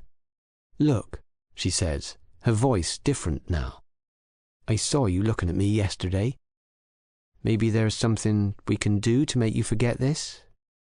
Maybe you can take me for a drink. Then she smiles and takes his hand. For a second he does not know what to say, but he knows what to do, and he pulls his hand away and moves to the door. For a second she is silent, but then she speaks again, though this time her voice is hard and angry. Fine, go and tell them what you heard. Do you have any proof? No, so you can tell them what you want, but they can do nothing. And you are still here in Bristol, and so is my family, and they will not like what you say. Do you understand me? Nick stops. He understands. And she's right. There's nothing he can do. That's right, little boy. Keep quiet, and you're going to be okay. I never hurt anyone. She did. Is it my fault she's so stupid? So easy to manipulate? A little bit of blood on my face, a few tears, A fake story about him hitting me? It was so easy. And if you tell anyone, it's going to be just as easy to finish you. Understand? Then the door opens and the lawyers return, and Mrs. Dawson's expression of sadness returns. Slowly they all come back in, and Nick knows he has to say something. He has to do something. But there's no time, and there's nothing he can do. The Lee family is back in the room now, and he looks at them. They are savage, terrible people who love violence. So he moves back to his desk and he sits down in the seat and feels defeated. He wants to say something, but without proof he has nothing, and the judge can do nothing. And he hears the door to the judge's chamber open. "All rise," John says, and Nick knows it's too late now. He stands and is about to press the button on the recording device when he sees the red light flashing. The red light. The red light means it's recording. It's recording. It was recording. It recorded. "Stop!" Nick shouts, and he hands the recording device to the court clerk. "I think the judge needs to listen to this first," he says, and he looks back at the beautiful Mrs. Dawson and sees that she is not sad now, and that she is not victorious, and not angry, and he smiles at her, because he thinks this expression suits her best. Yes, he thinks Mrs. Dawson looks best when she is scared. Don't move.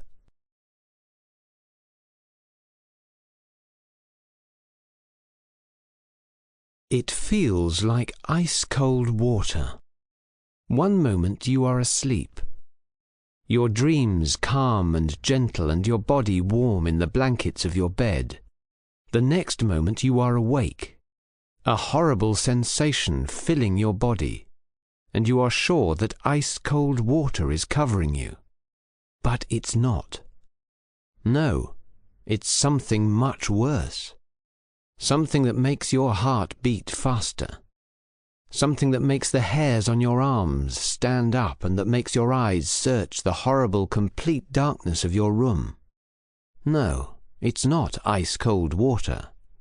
It's fear. And for a few moments you are so afraid that you cannot think.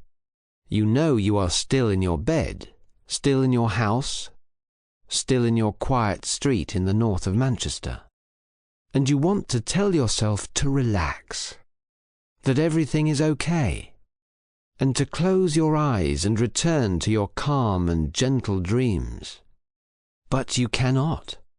No, you cannot, because you know that everything is not okay. You know that you are awake because something woke you, some noise, some movement, somebody, and you try to remember what it was, but you cannot. So you lie there, and you let your eyes adjust to the dark, and you do not tell yourself to relax. You do not tell yourself that everything is okay, and you do not tell yourself to return to your calm and gentle dreams. You tell yourself this: don't move. The blanket of your bed is covering all of you except for your head, and part of you thinks that this is good. Part of you wants to cover your head too, to hide, to be completely silent and to wait.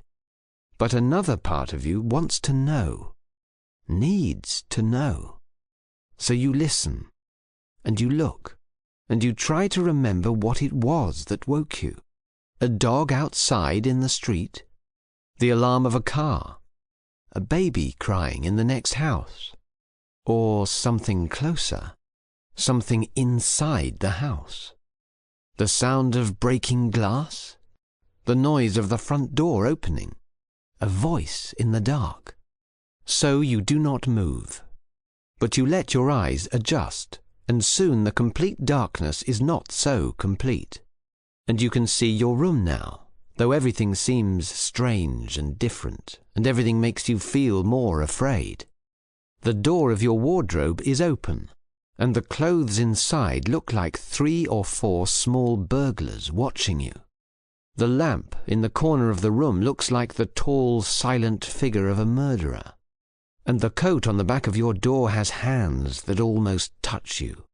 But this is just your imagination, your fear, and you know that, and try to stay calm and focused.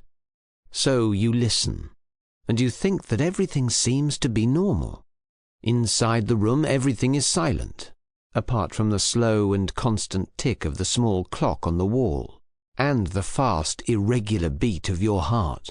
You try to see the clock in the dark, but it's impossible, and you think that it must be somewhere between 4 and 6 o'clock, the darkest hours of the night when even the lively and vibrant city of Manchester sleeps. Yes, outside the house the streets are silent. There are no shouts or loud voices coming from university students returning home from the pubs and bars.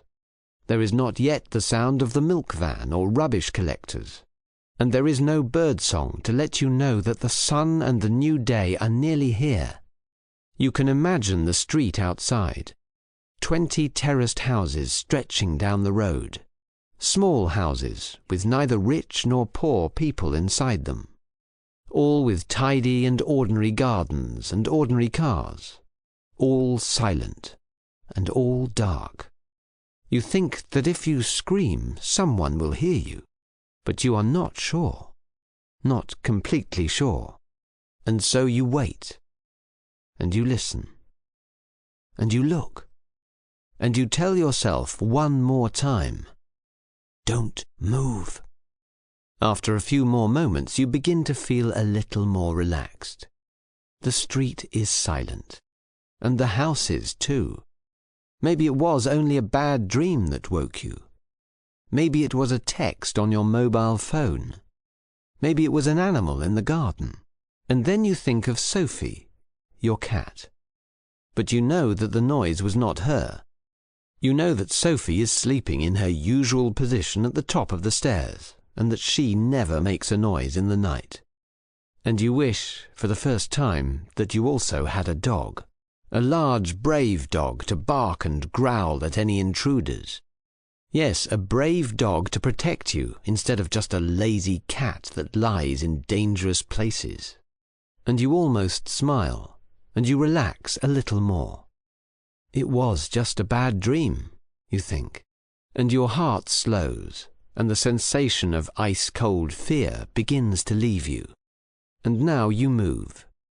You pull the covers down to your chest and make yourself comfortable again. And you know that you can rest now.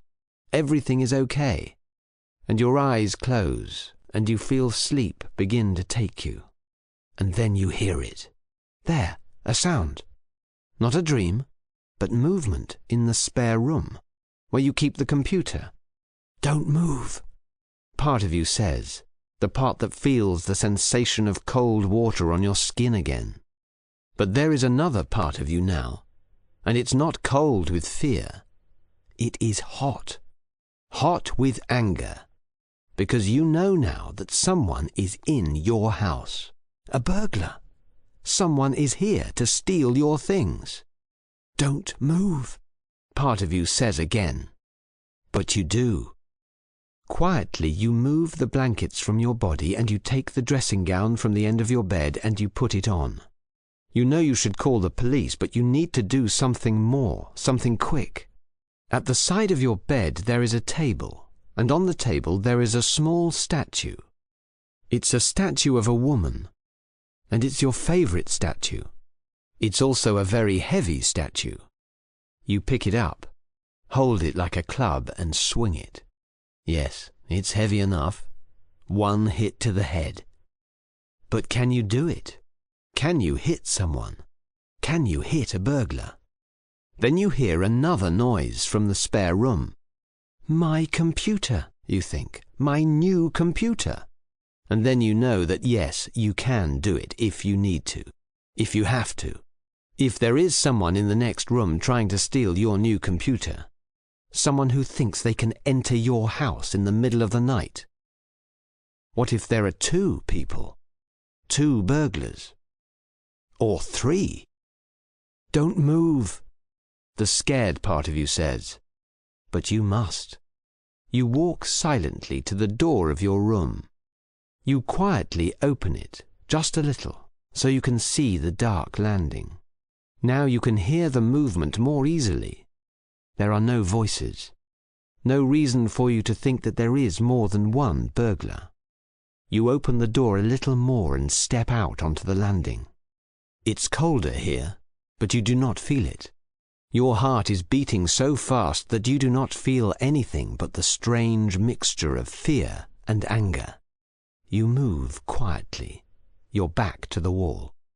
The light switch is not near your door, but halfway to the stairs.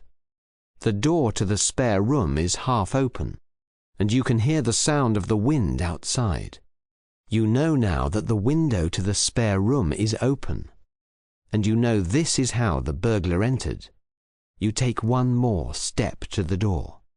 Your hand is nearly on the light switch when you hear another noise from the room. Then the door begins to open slowly and quietly. You want to turn back and run to your room and hide under the blanket and be completely silent and not move. But this is your house, and you know you must stay. Then, standing right in front of you in the dark, you see the burglar. And he looks back at you and shouts. You turn on the lights and swing the heavy statue in his direction. But you cannot see him now because the light is so bright. You hear your new computer fall to the floor and break, and the burglar shouts again. And then you can see his face, and you realize that he looks more afraid than you do, and he is stepping quickly backwards to the stairs. He is young, just a kid, just a stupid kid. Then you see Sophie, in her normal place at the top of the stairs, and you see how near the burglar is. You only have time to shout 2 words, "Don't move!" But it is too late, and he does move, and then he falls. God is in the detail. The back streets of Dublin are quiet, and the sun is slowly setting on the old city. Barry Brennan stands in the doorway of an empty shop and waits. He smokes his cigarettes continuously and enjoys the taste of each one. He enjoys another sweeter taste too, the taste of freedom. But he has to be careful. He knows that. The Gardaí are everywhere, and they are looking for him. And if he wants to keep his freedom, he has to be clever. He has to be patient. And so he watches the street and the small red brick houses. Most importantly, though, he watches the church, his own parish church, the church of his childhood, St. Anthony's. How long ago was his last visit to this cold stone building? More than 20 years? Well, that's not important at the moment. No. The only thing that's important is something that the church can offer him right now. The one thing he needs if he wants to keep his freedom and get the suitcase that's buried in his brother's old garage. The suitcase that can help him escape the country and live the rest of his life on a tropical island in the Bahamas. Sanctuary. And so he waits, and the evening becomes darker, and he thinks that there are now only 1 or 2 people left in the small old church. He decides that it's time. He pulls the collar of his stolen coat up to cover his face, and he checks that no one can see the grey prison uniform that he's still wearing beneath it. He finishes his last cigarette and stops to listen. In the distance he can hear the siren of a Gardaí car in the city centre, but he's sure it's not for him. So he crosses the road slowly and casually, walks up the stone steps of the church and looks around once more, before he pushes open the wooden doors and goes inside. St. Anthony's. It smells no different, he thinks, as he enters. And it looks identical too. The same cold grey walls, the same uncomfortable heavy pews, and the same weak candles to light up the dark room. He was right. There are a few people inside. 2 women sitting together on the front pew, their eyes closed and heads down, and an old man who looks at Barry for a moment before returning to his prayers. But not one of them is interested in him. Good, Barry thinks. The place is practically empty. He looks to the right wall and sees what he's looking for. A large wooden box with 2 doors. Quietly he walks past the pews and stops near the box. He pauses for a moment to try and remember what he has to do next. But then the door to the church opens again and 3 women enter. As he does not want them to see his face, he pulls open the left door to the box and enters. A confessional. As soon as he's inside, he hates it. It's small, so small, and it reminds him of his prison cell back in the Joy. "Father," he says. But there is no reply, and he can see no movement behind the grill that separates his small space from the other. So he tries to make himself comfortable on the small chair. But after a few minutes he realizes how tired he is, and he thinks that maybe he can close his eyes for a moment and even rest his head against the grill. But he mustn't sleep, he tells himself. He mustn't.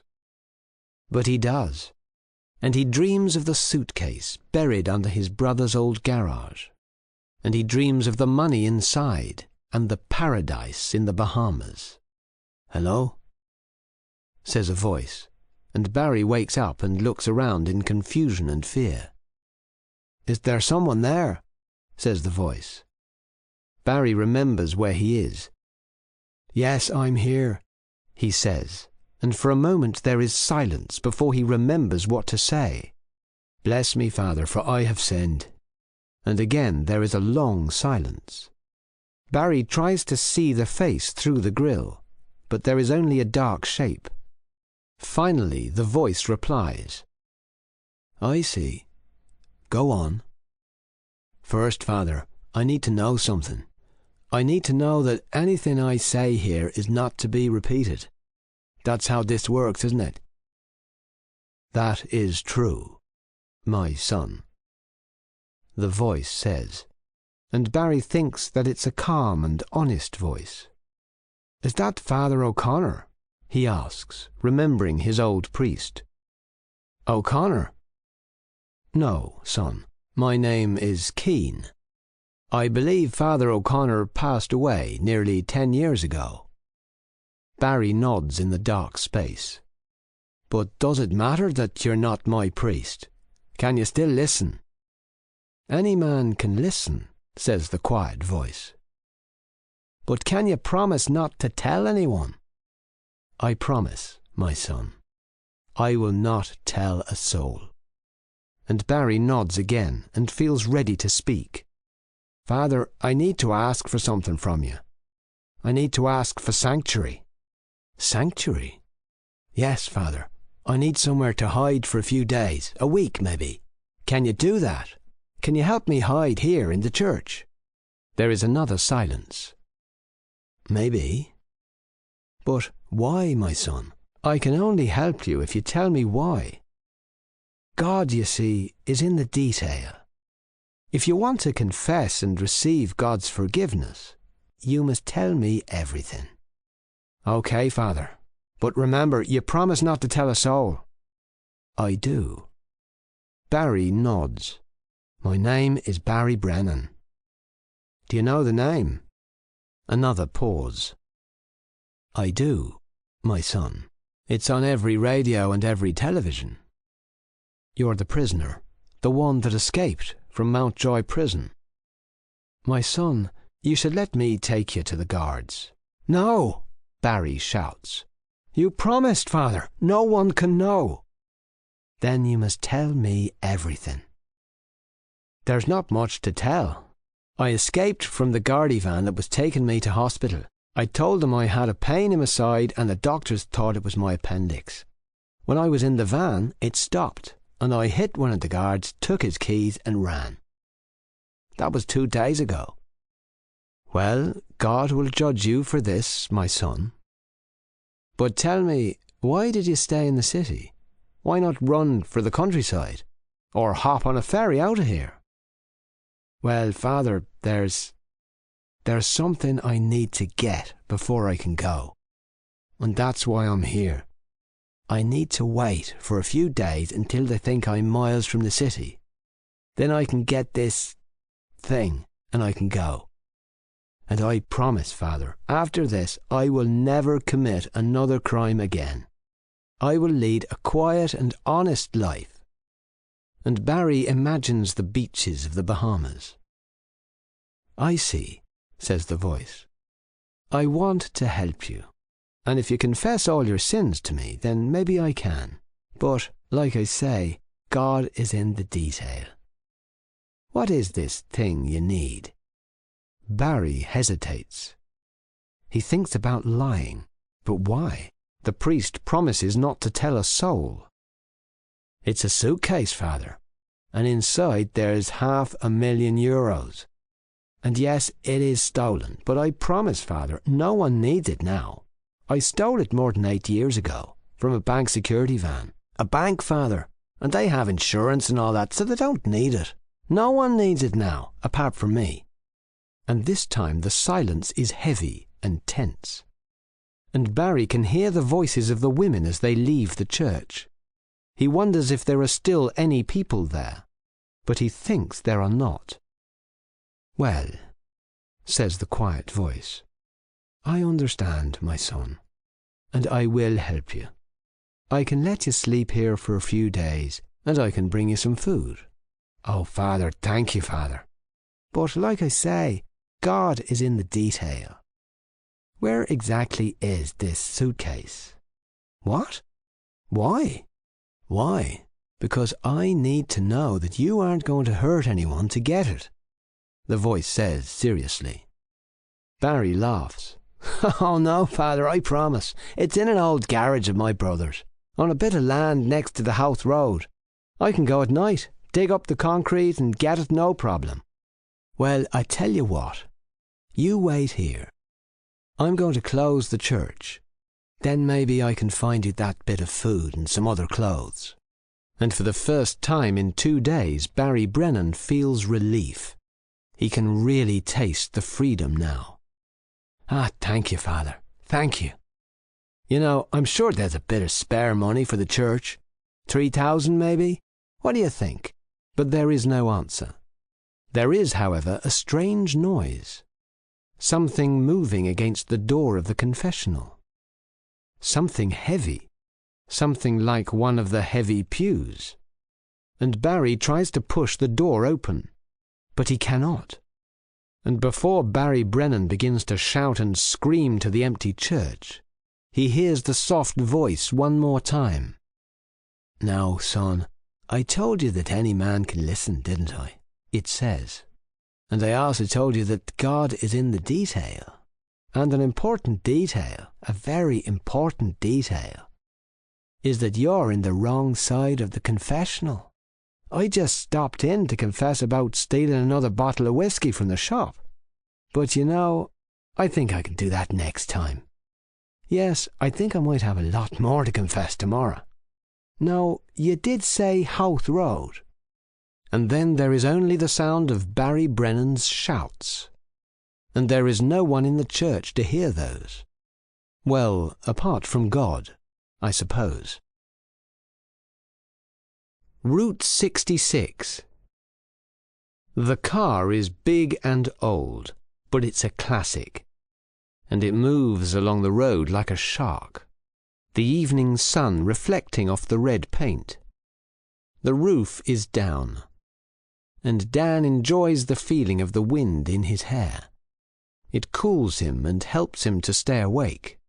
He's tired, very tired, and he still feels sick from the beer and whiskey of last night. Soon he can stop, find a quiet area off the road and push back the chair and sleep. But not yet. The Mojave Desert is still all around him with its flat orange sands and dead bushes. The plan was to get to Flagstaff, but it's too many miles away. So instead he just wants to get as far from the town called Needles as he can before the night comes. Needles. He hates that town. And that girl. He looks at his right hand on the steering wheel. The skin is raw, and he tries to remember exactly what happened last night, but he cannot, and maybe he should not. Stupid girl. But anyway, why think about it? Just drive, get a few more miles from the town and from her. He hits the button for the radio, and an old song fills the silence of the desert. A good song, he thinks, a real song, all guitars and rock and roll. He feels a little better. Maybe it's time for the first drink of the day after all, and he takes the small flask from the pocket of his denim jacket, removes the lid and swallows. For a second, the taste is foul. A horrible reminder of last night, of the girl and of the hotel room. But then the hot whiskey starts to fill him, and he smiles, puts his head back and laughs loudly into the desert. "Route 66!" he shouts, and he turns the volume of the radio up. He can forget about last night, about the girl. His shirt has a little blood on it, and his hand is sore. But he can get a new shirt, and the whiskey will help the pain. No, this is his holiday, his escape from all those idiots back in California. Forget Needles and forget the girl. Just relax and enjoy it. She was not the first girl, and he knows she will not be the last. Maybe there's one waiting for him in Flagstaff. And this one, he hopes, will have a little more respect for him and won't laugh at him. So he drives, and for a while he feels better. The sun is lower in the sky now. It's a little less hot, and the radio keeps him company with old songs about love and women, rock and roll and country music. Real music. But then the songs stop, and the news report starts. There's something about Needles, something about trouble on Route 66, and he tries to listen, but the signal is weak. A young dead. The police are looking. A man, probably alone and thought to be extremely dangerous. Any information, call. And then the signal fails, and there is only the sound of the old classic engine and the silence of the desert. Dead? No, it can't be her. He looks at his hand again and tries to make a fist, but it hurts. And he thinks of the white shirt in the trunk of the car, the white shirt with blood on it. What did he do last night? He tries to remember. He tries to remember exactly what happened. He remembers the bar clearly. He remembers buying her a drink, and then another, and another.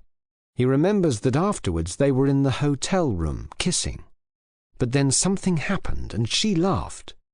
She laughed at him, but he cannot remember why. It was something stupid, something he said or did. And then... But the rest is impossible to remember. He woke up late in the hotel room and was alone. He saw the blood, but there was only a little, and his hand hurt. And he knew. Yeah, he could not remember, but he knew. And he thinks of all the times he watched his father hit his mother. Jesus, he says, and he does not feel tired any more. He puts his foot on the accelerator and the car starts to speed along the old road. Forget sleeping.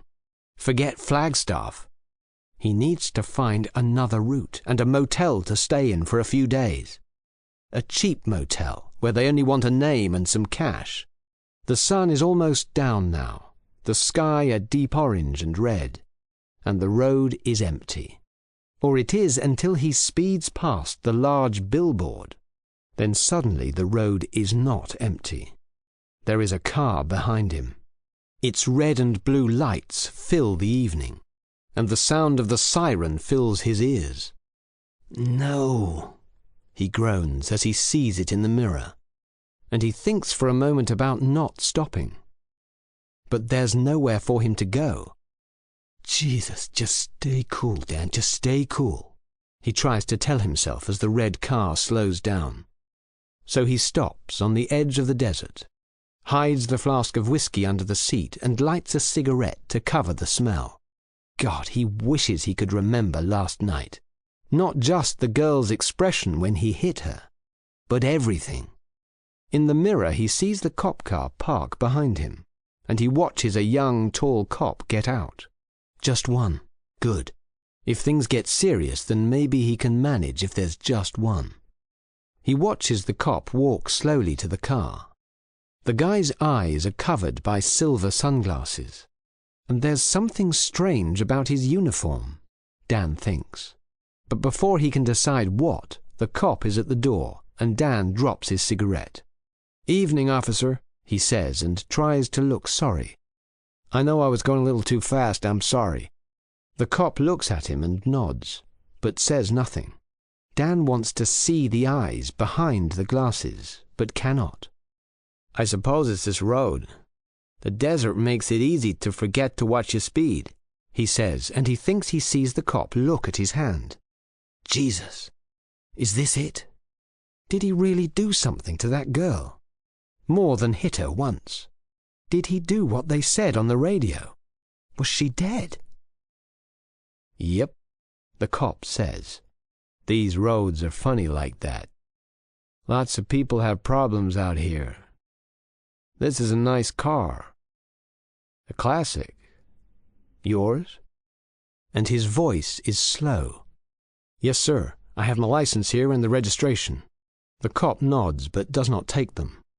"I need to ask you to get out of the car." Dan tries to smile. "Is there a problem, officer?" And he looks at the gun on the cop's belt. If he can get the gun, then he can escape. Forget California. Go north, to Canada, or Alaska. But he waits. Maybe this is something else, a routine check, a formality. "Be cool, Dan," he tells himself. "Just get out of the car, please."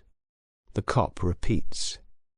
Dan nods and gets out, and he thinks again that there is something strange about the cop's uniform. It's small. Too small for a tall man like him. "I need to see in the trunk of the car, sir." Jesus. The shirt is in the trunk. Is that what he wants? The trunk? Can I ask why? Just routine. Just routine. Maybe it is. And the shirt is in his bag, at the bottom, where it cannot be seen. Okay. He walks around to the trunk, the cop behind him. And he pushes the button. For a moment he does nothing. He remembers the baseball bat he keeps in there. If the cop asks to look in his bag, he can reach in, grab the bat and take a swing. Maybe it can work. "Sir?" the cop says. "Sure." And Dan starts to lift the lid of the trunk. But in the reflection of the red paint, he sees the cop raise his hand. And in the soft evening light he sees the knife. And for a moment he does not understand. But then he moves. He is almost quick enough. But the knife still cuts him, and he screams and falls to the floor. The cop falls too, and there is a moment of confusion. But then Dan pushes himself up onto his feet and runs. He sees the cop car and runs to it and pulls open the door. That's when he sees the bodies.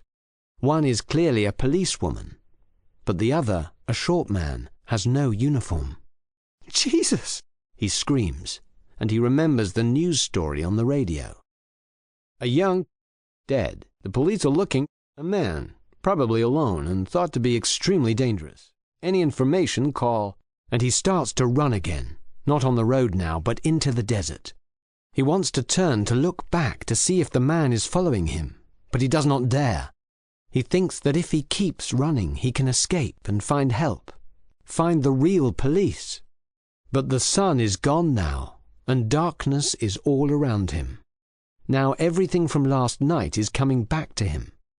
He remembers hitting the girl. He remembers her shouting at him, and he remembers telling her to get out. And he remembers the last thing she said before she closed the door to the hotel room. "I hope you die and rot in the desert," she shouted, blood still on her face. And he almost laughs in disbelief. But then he hears someone running behind him, and he screams instead. The Fall. Brandon tries not to think as he walks through the snow that reaches up to his waist. He is confused and weak. He tries not to remember the expression on Greg's face as the bullet hit him in the back. "You said it was easy!" Brandon calls out into the forest of silent trees that surround him, his voice full of emotion. "You said no one could get hurt." But someone did get hurt. And now Brandon is alone, and he feels tired and lost. And he knows that the man in the dark winter coat and black hat is near. And he thinks that the next bullet is for him. He tries to move faster through the snow, but it's so deep. And it is so cold. His clothes are wet and his skin frozen. He wants to put his hand in his coat pocket, but he has to keep the grey pistol ready. He remembers the way that Greg fell. One moment they were running, the next there was the sound of the gun and a scream. Then Greg was on the floor. Brandon wanted to stop and help him, but Greg told him to run, to escape and to not say anything to anyone. And then Brandon heard another gunshot, so he ran and left his brother in the snow to die alone. "You said it was easy!"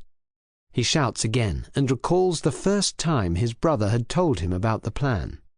"Listen to me," his brother said at a dark table in the corner at the Lake Louise Inn. "It's easy, Bran. I know exactly what to do." Brandon put his beer down. "But a kid, Greg. I don't want to hurt a kid." "What?" his brother said, his eyes full of anger. "You think I do? Idiot, we won't hurt anyone. We just take the kid in the truck. Then we phone the hotel. We tell them to tell the parents they can have the kid when they leave us the money. It's easy. No one can get hurt." But Brandon was not so sure. He knew his brother was a criminal. He knew that he brewed illegal beer to sell and that he drove drugs across Alberta and British Columbia. But Brandon did not do that. He did not do any of that. He worked in the lumberyard. And he tried to do things right. He tried to be better than that. But now... "Brandon," his brother said, "I know you need the money. You don't have a job. Your truck is in pieces. You can't find work if you can't drive. What does Sally say?" Brandon shook his head. "Sally left me last month," he said, and he called the waiter for another beer. "Tell me again. Tell me everything again." Now, alone in the forest, he thinks he can hear the sound of feet in the snow behind him, and he tries to move faster. There is another sound, too, a sound that he recognizes, a sound that's getting nearer. It's like constant thunder in the distance. And he pushes through the snow, and he thinks that maybe, if he can get to the sound, he can flee into the mountains and never come back. "Look, every year," Greg said, "hundreds of tourists come here, right? Most of them are rich, and some of them are very rich. They want to ski in the spring, hike in the summer, and spend their money in the hotel bar and the spa. Some of these people are millionaires, Brandon. Millionaires. Think about that." Greg drank some more of his beer and looked around the bar. "Look at them. Their clothes are better than ours. Their cars and trucks are better. Everything they have is better. And listen, I don't hate them for that. I don't. I just know that if we ask them for a small amount, then they can pay. I mean, 20,000, no more. If you ask for more, you have to wait. And then there's the risk that they contact the police. They can get 20,000 from the bank at Banff. We tell them they only have 6 hours. We tell them to leave the money where we say, or what, Greg? Or what?" On that first day, Brandon said no to the plan. On the second day, he said no again. On the third day, his truck stopped on the highway. He had about $300 left in the world. Sally was gone. Their cabin by the lake was cold and empty. There were no jobs for him anywhere. So on the fourth day, he said yes. The sound is louder now. Yes, it's a sound he knows. A sound he knows well. He can see nothing because of the trees, but he knows he is very near. He feels warmer now, and this scares him. In Canada, in the mountains, when you're cold, you're okay. But when you're warm, you are in trouble. What time is it now? He does not know. He only knows that it was 3 in the afternoon when they first heard the sound of the police sirens. "We have to go," Brandon shouted.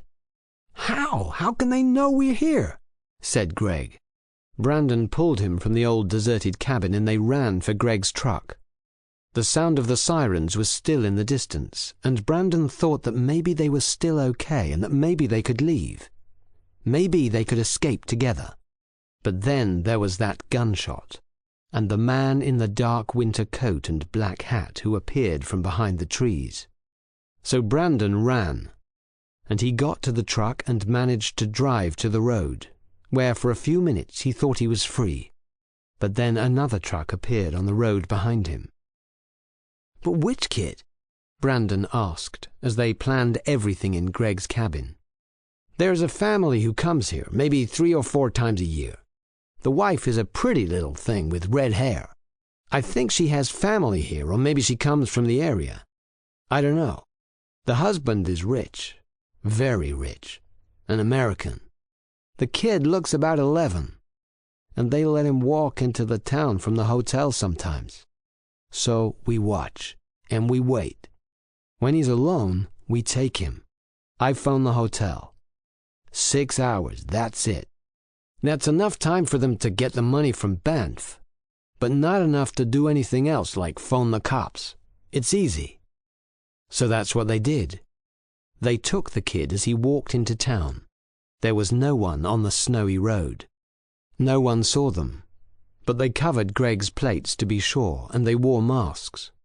The kid screamed at first, but they gagged him and tied his hands.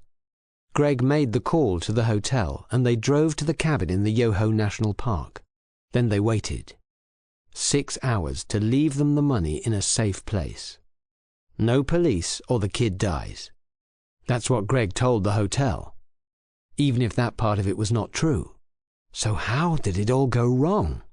There are fewer trees now, and the sound is louder, much louder, like the shouting of a giant. The Takakor waterfalls. Brandon watches the clear water tumble onto the rocks, through the snow and down to the frozen forest below. Why here? He doesn't know. He tried to escape from the truck that chased him, but he crashed on the highway. The next thing he knew, he was holding his shoulder and walking confused and weak. The falls. So beautiful. Just like when he and Greg were kids. He wants to sit down to look at them and moves closer to the edge. But no, he cannot sit down. He's sure that the man with the gun is near. So instead he stands on the edge. He feels warm and weak, and his shoulder hurts. And he can't remember where Greg is. "You said it was easy," he says. "But it wasn't," a voice replies. And Brandon turns and sees the dark coat. Only this time there is no black hat, just long red hair, and a rifle. "How? How did you find us?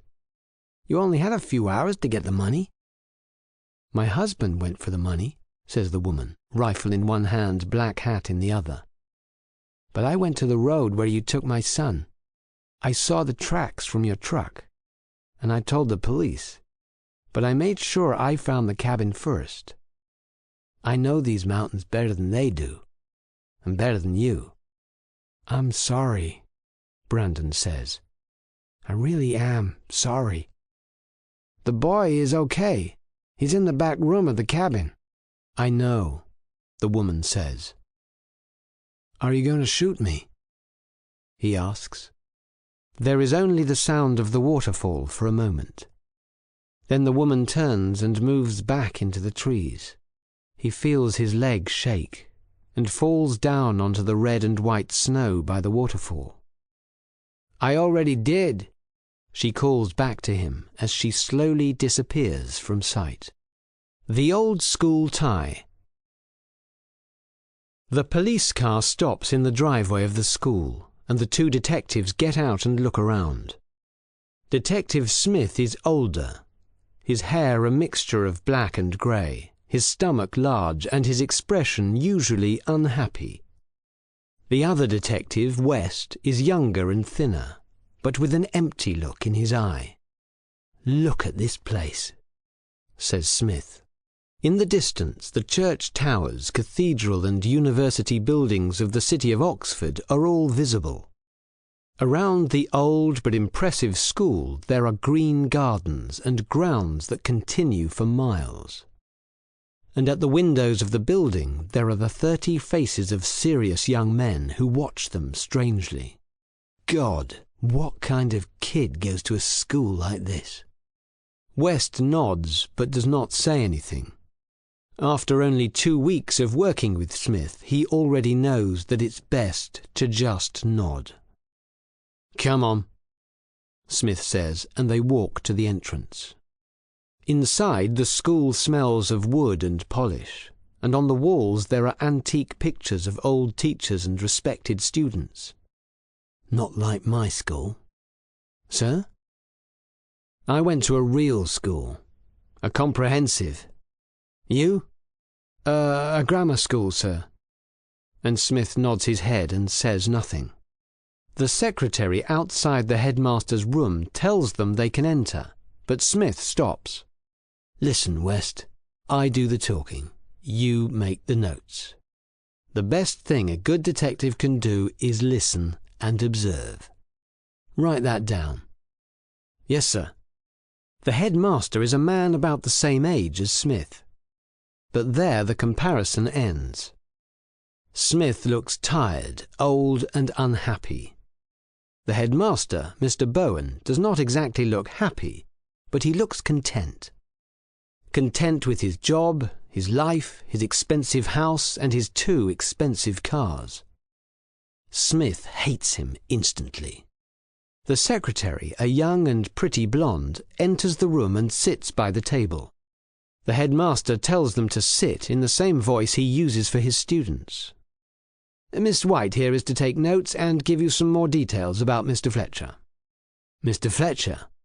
asks Smith. "Yes." Bowen stands by the large windows and does not look at them. "He's why you're here. Don't you know that?" "No. The chief inspector told us to come, but he didn't say why." "Ah, yes, James.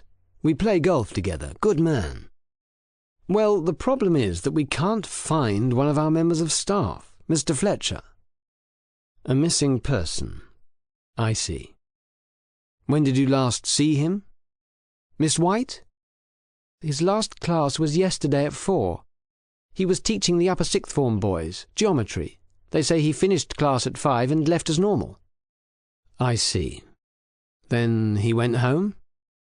"Mr. Fletcher lives on the grounds of the school. Several of the older teachers do. He lives alone on the 2nd floor in the east wing. 2 other teachers live there, but neither saw him." Smith is about to speak when a loud hammering sound starts, and Bowen shakes his head. "Sorry about that. Building work. Several areas in the school are being renovated." Smith speaks up. "And did he leave the school last night?" "We don't know. He normally doesn't. He takes his meals in the room, but last night he didn't call for anything." "Is that strange?" "Not uncommon. Sometimes he prefers to have a sherry and a cigar and nothing more.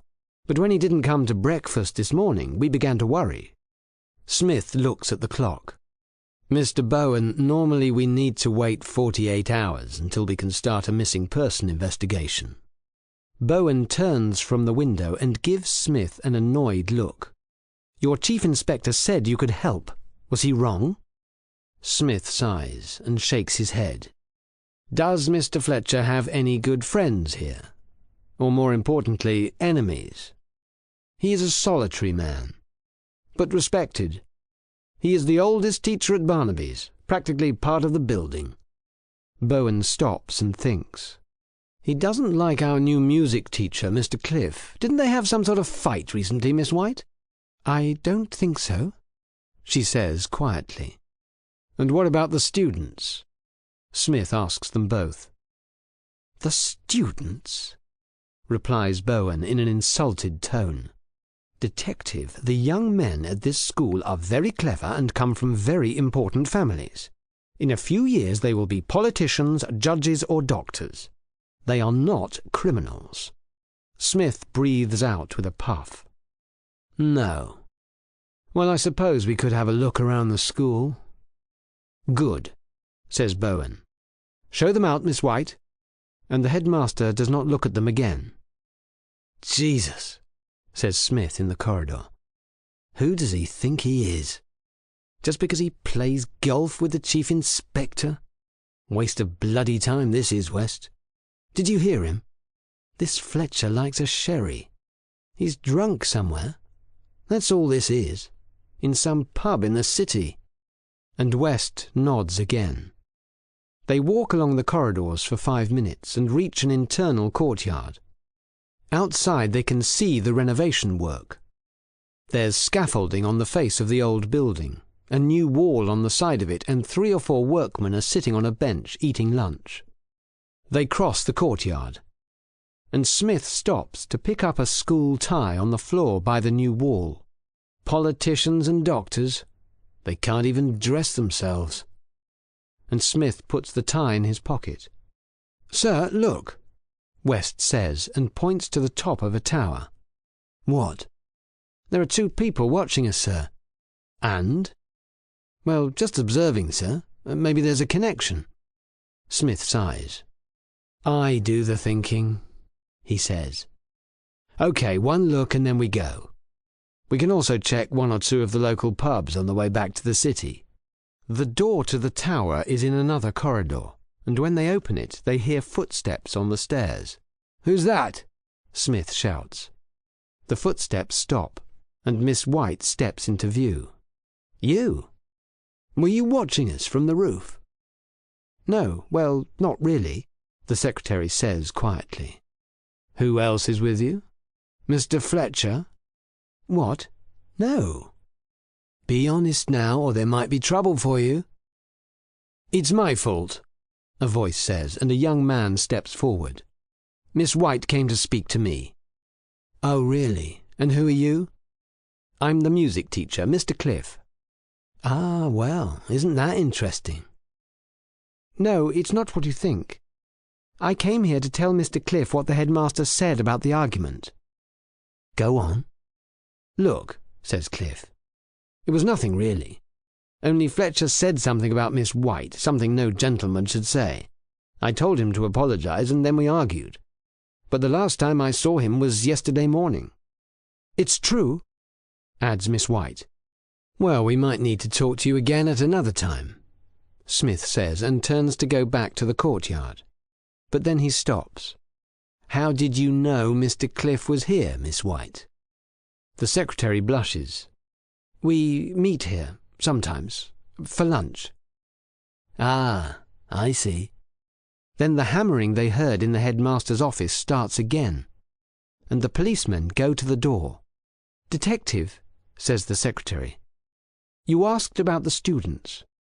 They hate Mr. Fletcher. They say he punishes them for every mistake. Well, students normally don't like teachers, do they? Fletcher is worse, says Cliff. He's a dinosaur. I think he hits the boys sometimes, but I can't prove it. Smith nods. I'm sure it's nothing. Back in the courtyard, Smith stops by the workmen, who are still sitting and eating their lunch. Listen and observe, West. I suppose you didn't notice, but those 2 are having some sort of romantic affair. Well, yes, I did notice, sir. You did? Good. I can teach you a few things, I think, West. And Smith nods to the workman. Should we speak to the students, sir? West asks as they walk back to the car. What for? Well, to see if they know anything. Smith takes the tie from his pocket. They're children, West. They can't even put a tie on. Let's get back to the city. And he throws the tie on the floor. West nods. It's best to just nod. But there is something that does not make sense. The hammering noise. They heard it in the headmaster's office, and they heard it in the corridor with Miss White and Mr. Cliff. And he looks back at the workmen who were enjoying a slow lunch. But if these men are not hammering... Come on, West, Smith shouts, and West nods. Yes, it's best to just nod. And somewhere in the dark, Mr. Fletcher stops hammering his foot against the new wall. He is tired now, very tired. He tries to remember exactly what happened. He remembers hitting that idiot of a boy, Harris, because he made a mistake in the geometry class. He remembers another boy telling him to stop, then another boy, and then they were all on top of him.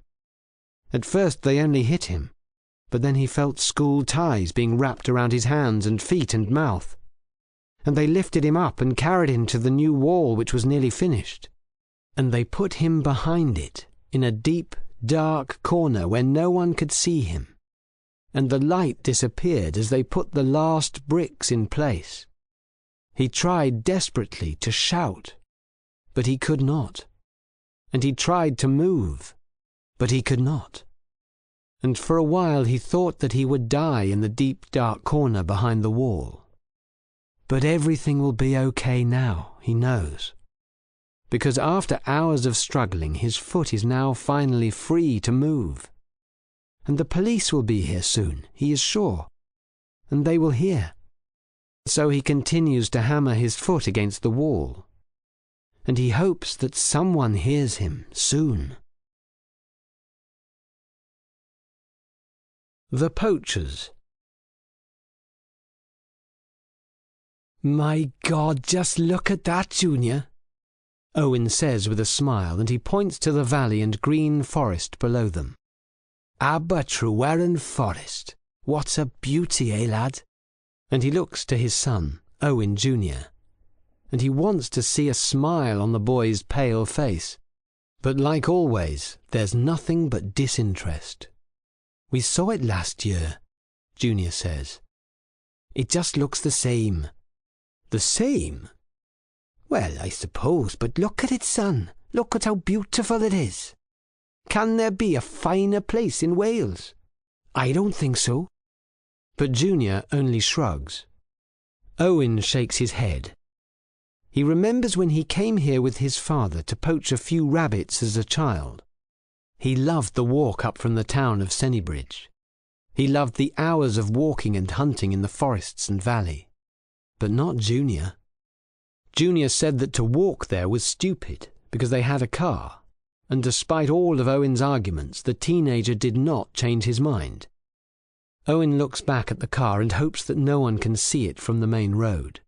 He lifts the 2 gun bags onto his shoulder and starts to walk. Come on, son. This is going to be great fun, he says, and Junior follows him but says nothing. The forest is alive with life. It's the 2nd week of April, and spring is certainly here. The grass below their feet is green and fresh. The trees are heavy with leaves, and the air smells so good that Owen forgets about Junior's mood. Smell that, son. Good, eh? That's the scent of life, the scent of the real Wales. Junior lifts his head. I can't smell anything. What? The flowers, the trees, spring. Oh, that. And the boy pulls something out of his pocket, and Owen sees that it's his MP3 player. Whoa, whoa, whoa, he says. Wait a minute, son, you don't need that today. What? But I want to listen to my music. Music? Listen to the forest, lad. Listen to the birds and the wind. No, you don't need that today, he repeats, and he takes the MP3 player from the boy's hands. and he tries to avoid the angry look in the boy's dark eyes. Dark eyes, just like his mother's. And dark hair too, just like his mother's. Owen is tall and fair, with blue eyes and a healthy complexion from years of work and activity outside. Junior is short for his age. Short and thin, with a pale and unhealthy complexion from hours of playing his computer games and watching television. When Owen was a boy of 14, he played rugby or football every day. He ran to the school in the village just for fun, and he spent every Sunday in the forests with his dad. Junior does not like sports. He does not run, and the last time he came to the forest with Owen, he said that it was too cold and that the forest was boring. But Owen does not like to think about that too much. His wife, Rhea, is a good woman, and pretty too. But sometimes he cannot help but look at Junior and wonder. So he tries not to think about it. Rhea says that it's just his age, and that all teenage boys prefer computer games and television to walks in the forest. And yes, the last time they came to the forest it was a bit cold, and they had nothing to do. But not this time. No, this time the sun is high and hot. And this time Owen has his old guns over his shoulder. And he remembers the way that Junior's expressionless face changed when he saw them the night before. "These were your granddad's guns," he said to him in the kitchen, "and one day they can be yours if you want." "Really? And I can shoot things? Animals and things?" "Of course, lad, but I need to show you how first." "But I know how." "You do?" "Yeah, I saw how in films and on television." Owen laughed. "Well, I need to show you how to do it safely. So we need to go up to the old Aber-Treweren forest." And Owen knew the boy was interested then. And for the first time in a long time he thought that maybe there was something they could do together. Father and son, the way it should be. But now, in the forest, he's not so sure. The boy looks bored already, and he's not looking at the gun bags with interest any more. Well, maybe when he gets to shoot one. Soon they are deep in the forest, and Owen finds a small clearing. He puts the guns next to a tree and takes them out of the bags carefully. And yes, there is the interest in the boy's eyes. "So what can we shoot?" Junior asks.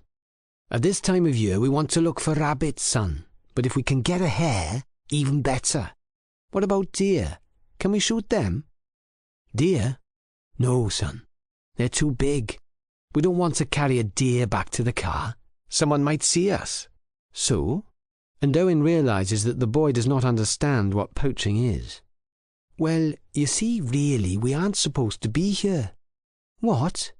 Junior says, a scared look in his eyes. "Why not?" "Well, to some people, shooting here is illegal. They call it poaching." "Which people?" "Well, the police, for example, and the Forestry Commission." Junior looks around the forest. "You mean it's a crime? It's illegal?" Owen thinks about what to say. "Well, it is, son, but only like downloading films for free. That's a crime, that's illegal. But you still do that, don't you? Well, this is just like that. No one gets hurt. We take 1 or 2 rabbits home and we have a little fun. That's okay, isn't it?" Junior nods.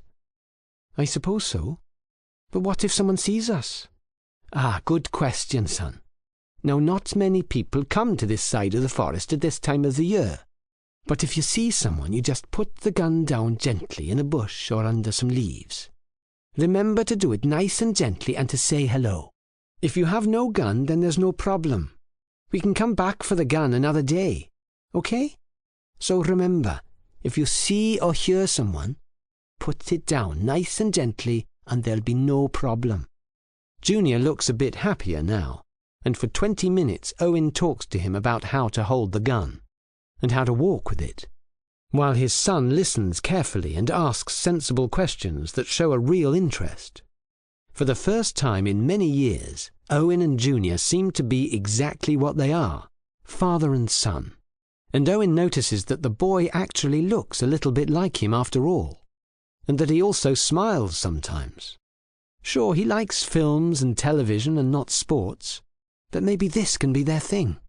It doesn't have to be every weekend if Junior doesn't want to, but occasionally.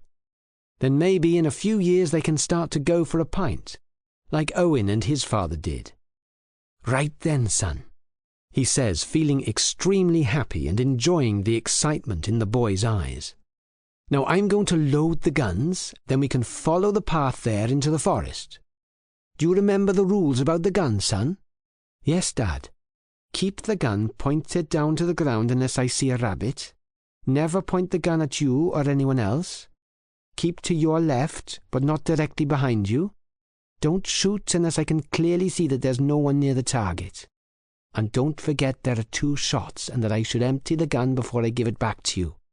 Exactly, says Owen, and he feels full of pride and thinks what a wonderful day this is, out in the beauty of the Welsh countryside with his son. And for a while they walk, and he's happy about how carefully Junior holds the gun, and how he listens and does exactly what he should. But then they reach another clearing, and they hear something behind the trees. Dad, Junior whispers, and he looks scared. What's that noise? Is it the police? And Owen signals him to be quiet. He tries to see through the trees, but he cannot. He thinks there is someone or something moving, and it's big, bigger than a rabbit or a hare, but he does not think it can be a person. He never sees people up here at this time of year. In the summer maybe, but not now. Could it be a park ranger from the Forestry Commission? Did someone see the car parked in the trees and call the police?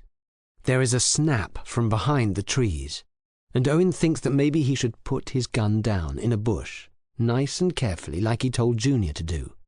Behind him he can hear Junior, who sounds like he is very scared. But then Owen sees what is behind the trees. Brown hair, big gentle eyes. He laughs and turns back to Junior to tell him to stay calm. But before he can do this, Junior, who does not know what is making the noise, remembers his dad's words. If you have no gun, then there's no problem. But he does not remember the other words. Put it down gently. Owen sees the boy throw the gun and tries to shout that it's just a deer, but it's too late. There is a loud bang. Owen feels an incredible pain in his behind, and he screams and falls to the floor. As he lies there shouting and screaming and trying to pull the pieces of shot from his skin, he looks up at the beautiful blue sky and green trees and magnificent forest. And he thinks that maybe next time they should just go to the cinema instead. Or maybe play a computer game. Or watch television. The Card Shark. Are you sitting comfortably? Good. I want to tell you a little story that I know. Now, it's not a very nice story, and I can't promise you that there will be a very happy ending, but it's a true story, and that's something that's very important to me, and I want you to remember that. Yeah, you need to remember that the truth is important to me, and you know what? It's something that's very important to you, too. Or it should be. So relax a little and listen. See, there was once a young man called Jimmy Lane, an Englishman from the great city of London. Well, Jimmy was a nobody in many ways. You know what I mean when I say a nobody. I mean, Jimmy wasn't rich, and he wasn't too bright, you know? Not very clever, really. And he wasn't a funny guy, and he didn't have much luck with the ladies. I know all this to be true. I know it because I can read people, and I could see all this when I looked at Jimmy Lane. However, Jimmy had a talent, a skill, an ability. You see, Jimmy could play cards. Poker, blackjack, rummy, you name the game and Jimmy could play it. Though he especially liked poker. With a deck of cards in his hands, Jimmy was like a magician. He could cut and shuffle the deck like he had 8 arms instead of 2. And he could remember every card he saw in a split second. and could use his fingers and little tricks to put the cards where he wanted them in the deck.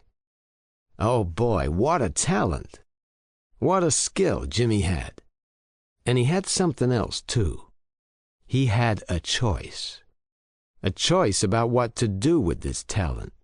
You see, there are two things you can do with a talent like that. You can either play the game right. You play it straight. This way you enter the competitions. You play your best.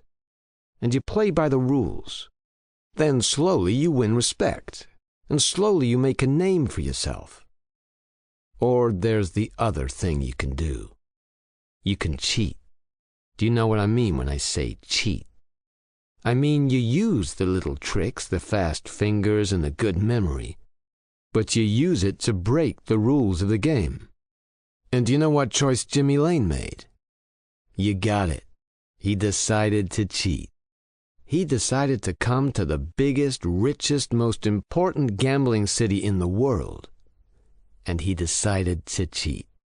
That's right. He couldn't wait. He wanted everything now. He wanted money, he wanted to be famous, and he wanted respect. So yeah, he came here, to Las Vegas. Vegas, wow, what a city. The lights, the music, the atmosphere. And Jimmy thought he could take it all. Ha! What a kid! What a dumb, stupid kid. You see, you don't take from Las Vegas. Vegas takes from you. But Jimmy, poor stupid Jimmy, didn't know that. So he found a casino, a real casino, one of the best in the city. And he thought he could do it quickly. Play the game, get the money, and run before anyone knew he was there. But he picked the wrong casino. He picked my casino. That was a bad decision. But worse than that was his next decision. That was when he decided he was good enough and clever enough and lucky enough to play at my table, to enter my golden chip competition. A competition where only the best of the best get to play. How he made the money to enter, I don't know. I think he probably cheated to get that too.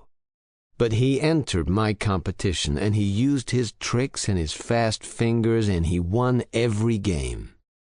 Until it came to the final. Hank Wynne stops talking and puts his cigar back in his mouth. He looks calm. Happy almost. But there is something very dangerous about Hank Wynne when he looks calm and happy. Some people say that the reason his casino is called Shark Pool is because Hank looks a little like a shark. He always wears a grey suit. He always walks in a slow manner.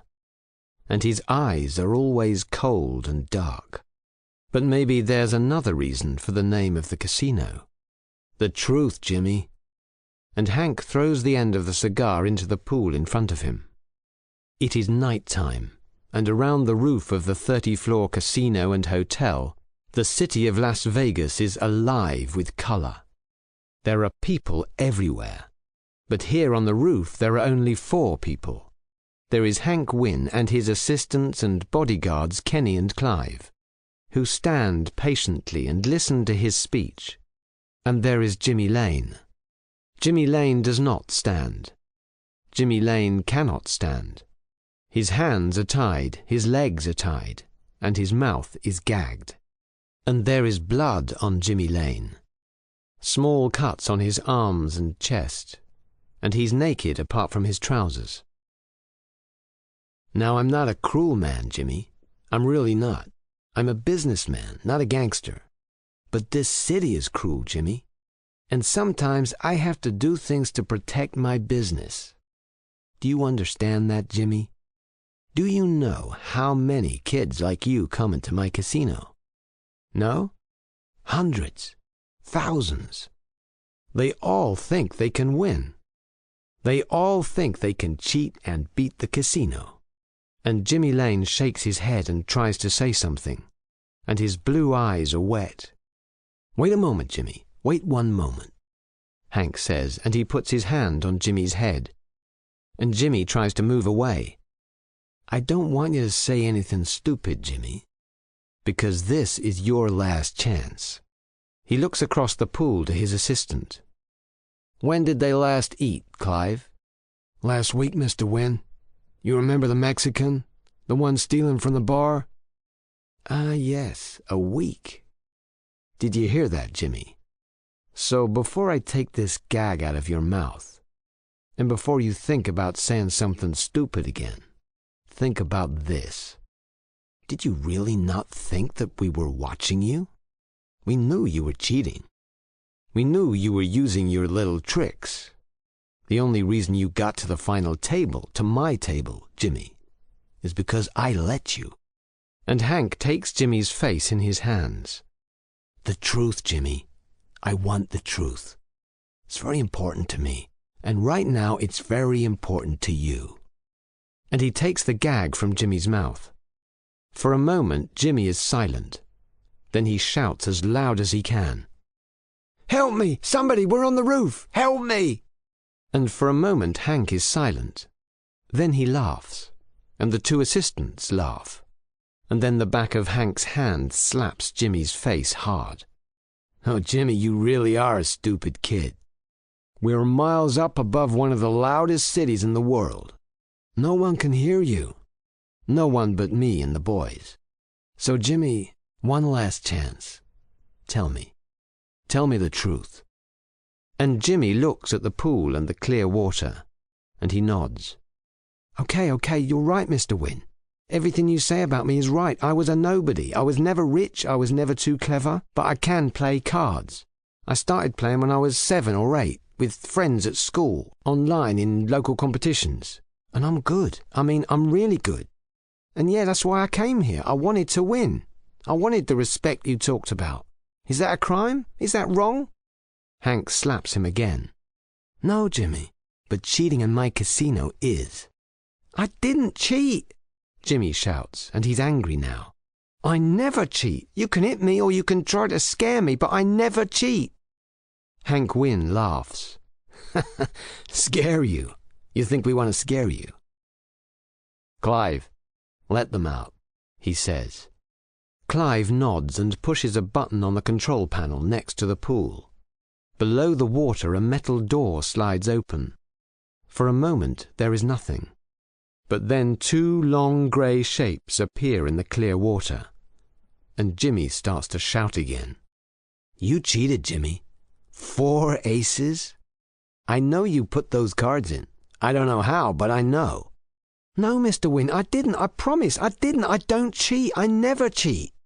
For a moment, Hank Wynne stops. And maybe there's a second where he believes poor Jimmy Lane. But then the second is over, and he kicks Jimmy in the back, and Jimmy falls into the pool with a scream. Hank Wynne does not stop to watch what happens next. He never does. You see, he's not a cruel man. But he sometimes has to do cruel things. Come on, he says to Clive and Kenny, and they move back to the stairs.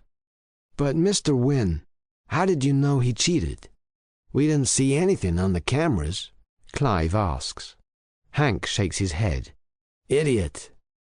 I always take the aces out of the pack and make sure that I get the kings, he says, and he goes back into the casino to play another game.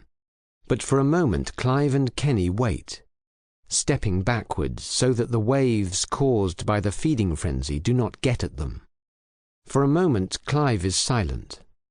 Then he slowly says something as if he does not himself believe what he's saying. I changed the pack of cards before the last game. I never told Mr. Wynne. You mean? Clive nods. The aces were in the pack. And for a little while more they wait, until the surface of the pool is calm again. I guess he was telling the truth then. And they shut the door on what remains of Jimmy Lane. The Tube. The air of the tube platform is hot and dry, and the lights weak and unnatural. Sarah considers sitting in one of the seats by the wall of the tunnel, but she's so tired that she thinks that maybe she'll fall asleep if she rests. So she stands, and she looks around at her fellow commuters and other passengers. 20 tired faces, some talking, but most are silent and waiting like her. She looks at the electronic clock. It is 7:36. Her train should be here in 2 minutes. For a moment she thinks about how quiet the platform is, and how normally she has to fight to get on the train in the evening. But there will be no fighting today. The few people that are here look half dead, exhausted from a long day at work and made passive by the slow journey home. Home. Sarah thinks about her cozy sofa and the Chinese takeaways she will eat while watching TV. She can get it as she passes the restaurant, buy a bottle of wine from the local shop, and be in bed by 10 o'clock. It is a comforting but also rather depressing thought. But that's life. Work, eat, sleep. She hears the train in the dark tunnel and tells herself to wake up and to focus for another 40 minutes. The 40 minutes from Liverpool Street to North Acton. The train speeds out of the tunnel, and she enjoys the feeling of the wind in her dark brown hair. As it stops, she sees her reflection in the mirror of the carriage. I look like death, she thinks. The doors of the carriages open. A few people get off, and Sarah and the commuters get on. Inside the carriage it's even hotter than on the platform, but it's almost empty too. She finds a seat and sits down. Do not fall asleep, she tells herself. She looks around the carriage. There are only 8 other people there. A young couple holding hands and talking quietly on the seat opposite her. 2 businessmen a few seats to her right. An old lady 2 seats to her left. A mother and son at the far end of the carriage. And a strange-looking man in a coat in the corner. A strange man. Is he strange? Or are you just being silly? She looks at him. She cannot see his face because he has the hood of his sports jacket up, but he seems to be asleep, and there's something about his face that she does not like.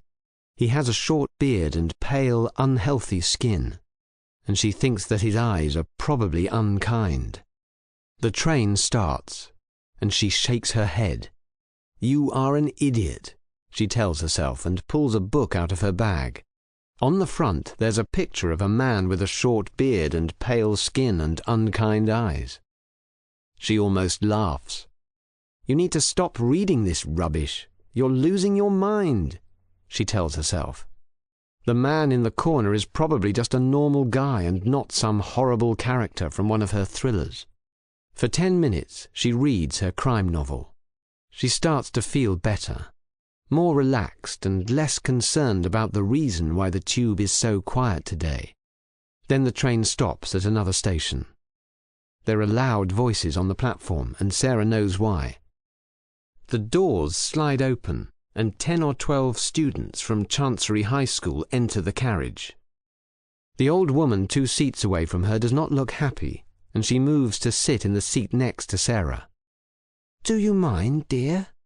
No, of course not, Sarah says and smiles. The poor old woman must not feel too comfortable next to the noisy kids. But Sarah knows that they are okay. She can spot the bad kids from a mile away. She is, after all, a teacher. No, these kids are okay, but they are loud, and it's impossible for Sarah not to hear their conversation. And when she hears the topic that they are talking about, she suddenly feels cold. Yeah, he killed another one, didn't he? Last Friday, they reckon, the tallest of the kids says. I know, sick, isn't it? I mean, how many is that now? Asks another. 6? No, man, 7. Is it? Man, you know, the sick thing is that no one knows who it is. They don't know if it's a man, a woman, some kid, you get me? No, the sick thing is the way he kills them. He uses something strange. Not a knife, but something long and thin, and he stabs them again and again, and they just bleed and bleed. Yeah, but the weird thing is none of them tried to fight, says the tall kid. How do you know that? 'Cause the newspapers said it. They said none of the victims looked like they tried to fight. They just I don't know. Let this guy stab them again and again. And now there is silence in the carriage, and Sarah sees that everyone is listening to the conversation. But she does not want to listen, and she takes her MP3 player from her bag and puts her headphones in. She does not want to think about their conversation or the horrible reason why the tube is so quiet. She does not want to think about the stories in the newspapers. She does not want to think about what the police are calling the tube murders. She closes her eyes and thinks about her sofa, her Chinese takeaway and her bed. After a few more minutes, she feels the train stop, and she is aware of the kids getting off. Just listen to the music, she tells herself. Relax and rest. But don't sleep. Don't. But she is exhausted, and her head begins to drop, and she feels herself falling asleep. And she dreams about dark tunnels and strange men watching her. Then she feels a sharp pain in her arm, and she almost screams. She looks to see what the pain is and pulls her headphones from her ears. "I'm sorry, dear," the old woman says. And Sarah sees that the woman's cloth bag is touching her arm. "Did I wake you up? It must be something in my bag. I have all my knitting things in here." The old woman looks very upset and apologetic. "It's okay," Sarah says and smiles. "I was just surprised." "Oh, you poor thing. You look exhausted. I'll move my bag so you can sleep." "It's okay. I don't want to sleep." "No, you relax," the old woman says. And Sarah thinks the old lady has a kind smile. Sarah nods and is about to put her headphones back in her ears when she feels someone watching her. And she looks at the corner of the carriage. The strange man. The man who looks like the evil character from her thriller. His eyes are open now, and they are watching her. She feels a cold shiver move over her body, and suddenly she thinks that she feels a little ill. Is he watching her? She looks again, and yes, his hood is still covering his face, but she is sure that his eyes are focused on her. She tries to stay calm. There are still several people in the carriage. The young couple is still there, and the two businessmen. And the next station is North Acton, her station. You just need to get home, she tells herself. And she feels the train slow down, and she knows she must get up. "Is this your stop, dear?" the old woman asks. Sarah nods. "Oh, good. You're nearly home. Nearly time to get some sleep." Sarah tries to smile. "Are you okay, dear? You look a little pale." "Yes, just tired." "You should put some water on your face. You'll feel better." Sarah nods. "I will, thank you." I will, she thinks, but only if the strange man stays on the train. If he follows me, I will shout and scream for help. She stands up and looks in the corner of the carriage one more time. But it looks like the man is asleep. Go now, she tells herself. The doors open, and she quickly walks through them. For a few seconds she walks and then turns back to look at the tube train. No one is there. No one gets off apart from her, she is sure. The train starts again, and she relaxes a little. The platform at North Acton is quiet, but it always is at this time of the evening. She can see the stairs to the street and she wants to walk to them, but she feels so weak. She decides to go into the station toilets. All she needs is a little water. She enters the ladies and stands in front of the mirror. Her arm hurts, so she takes her jacket off, and in the mirror she can see a small drop of blood on her skin. "It's okay, dear. You'll feel better in a moment. I gave you a little medicine to help you sleep."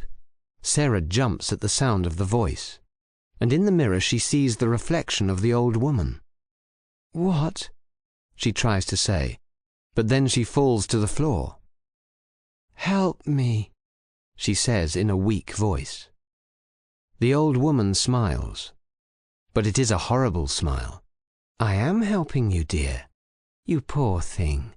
So tired. so exhausted. You can't live like that. But it's okay now. I'm here to help you." And the old woman takes a long, thin knitting needle from her bag.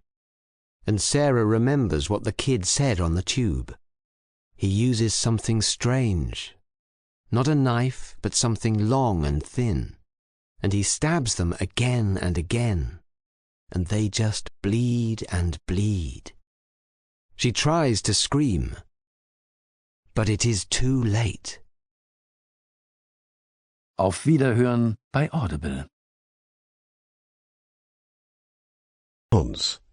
Murder in the Moonlight by Dominic Butler. 1. The Accident. It was an accident. He was dead. But it was an accident. Emily felt her legs go weak, and she felt like she could not breathe. The tunnels were hot, impossibly hot, and she wanted to take the torch and run along the passages to the entrance, and then out into the humid night of the jungle. But she did not. Instead, she sat down, with her back against the side of the ancient Mayan burial stone, and began to cry, the noise echoing around the small room. Finally the tears stopped, and she dried her eyes with the sleeve of her khaki shirt, and pushed her brown hair away from her face. She was not the type of person to cry for no reason, but she knew that what she had done was going to change her life forever. Yes, it had been an accident, but even if anyone believed her, her career was over, her 6 years of study a waste of time. And it was all because of him. She stared for a moment at his body in the dim light from the torch. Professor Mounier. He looked extremely peaceful. He was not an ugly man, but neither was he handsome. Maybe he had been 20 years ago, but now he was in his 50s, his stomach was large, and his tanned face was covered by his beard. No, he was not attractive. He was repellent, a serpent, not a man, with hands that never stopped moving, touching, searching, and reaching for her. But not now. No, now he was still, his hands unmoving. And next to his left eye, there was a bloody hole, where she had hit him with the small excavation hammer. For a moment she felt like crying again, but she did not let herself. She had to get to the British Embassy before the body was found, explain what had happened, explain that it had not been her fault. Not her fault. No, it had been his. For 3 months she had worked here with him in Belize, excavating a new sequence of tunnels found near to the Kana. It was every young archaeologist's dream, to work with a famous professor like Mounier, to be present at the opening of a new excavation. But the reality had been different.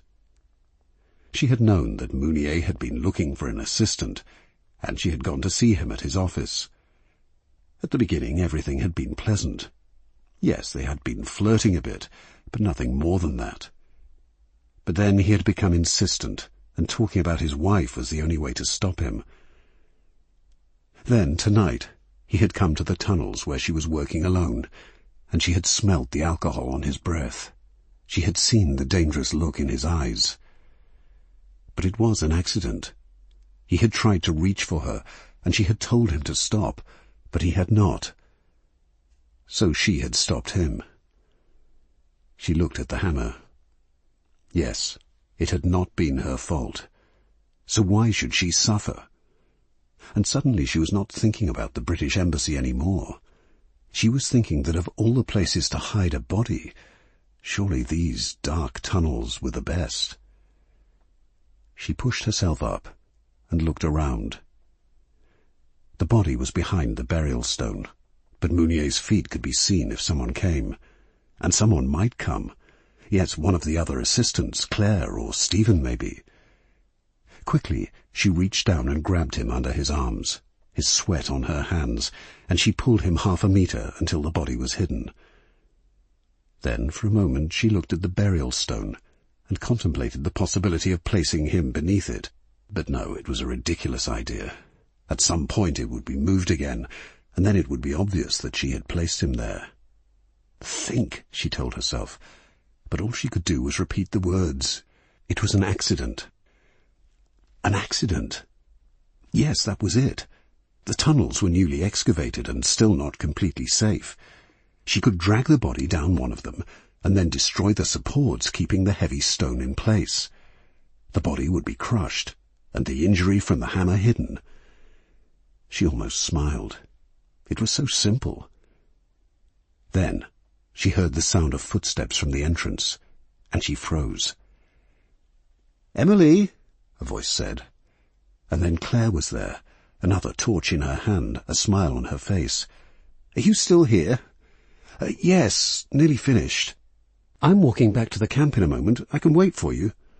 "Oh, no, you should go. Mounier said he wanted to inspect something." Claire shook her head. "Yeah, right, he just wants to get you in here alone. I hate that man." Emily saw the hammer on the floor. She tried to smile. "Look, you go, honestly. I want to speak to him too." Claire stopped smiling. "Wait, you're not... you and him?"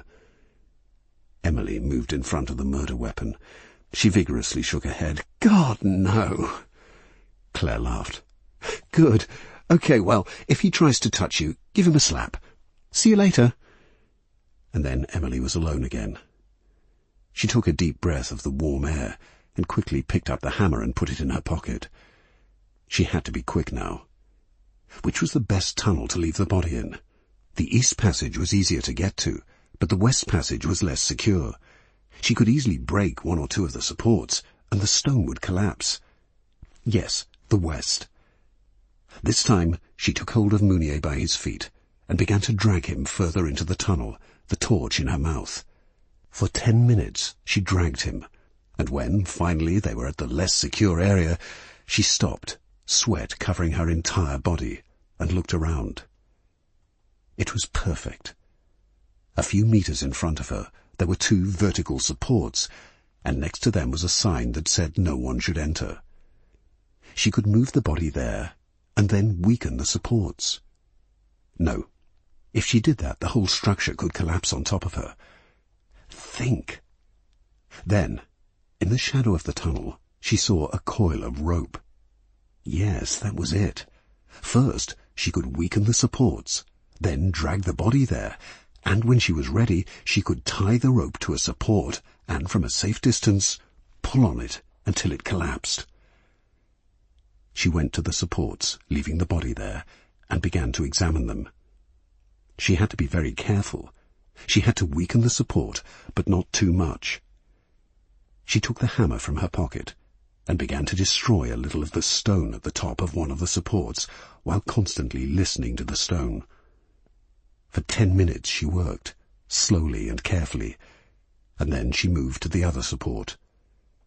She thought this one already looked weaker, and after just 2 minutes she heard the stones about her move. She froze. Above her she could imagine the ancient pyramid and the hundreds of thousands of blocks of stone. Suddenly, she felt like she should leave the tunnels and Belize, return to Oxford, and never enter this horrible place again. But no, she could not. She had to finish this now. She ran back to the rope and picked up one end, leaving the other by the body. For a second in the shadows, she thought she saw Mounier's eye move. She stopped and stared.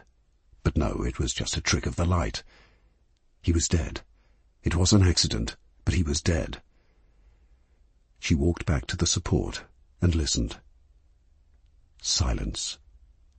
But that did not mean she was safe. She began to tie the rope to the support, and had only just finished when she heard it. At first, she thought that it was the stone moving above her, and she believed she was in danger. But then she realized that it was not the stone at all. It was a weak cry of help from Mounier. He was alive. For a second she did not believe it, but then she saw his hands move, and his cry for help was repeated. She felt dizzy, and she had no idea what to do. He was alive. She could still tell the embassy everything. She could tell them that he had attacked her, and that it had been an accident, and that she had only been trying to defend herself. Yes, that is what she would do. But then she saw his hands moving. They were reaching out, searching for something to help him sit. And then his hand found the rope. "No! Don't!" she shouted. But it was too late. The sound of moving stone filled her ears, and dust filled her mouth and eyes. Then everything went black. Mounier never remembered how he had got so far into the tunnel, or exactly what had happened to his assistant. But he knew what to say to the police and the reporters, and to her parents. And no one could disagree, because it had been, obviously, exactly how he described it. An accident. 2. Cold Heart. "They say the weather is going to change," John said, looking out of the window of the car as it moved slowly along the quiet road. Next to him, his wife, Jill, continued to drive in silence, and he knew she was still not happy. For a while he said nothing, and enjoyed looking at the snow-covered Lancashire countryside. They had left Manchester half an hour ago, and the grey of the city had slowly changed to white. "It's nearly March.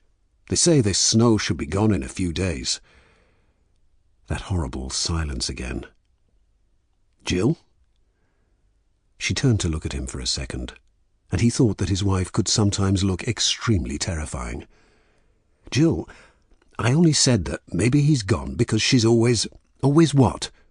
Jill snapped, and John knew this was a dangerous conversation.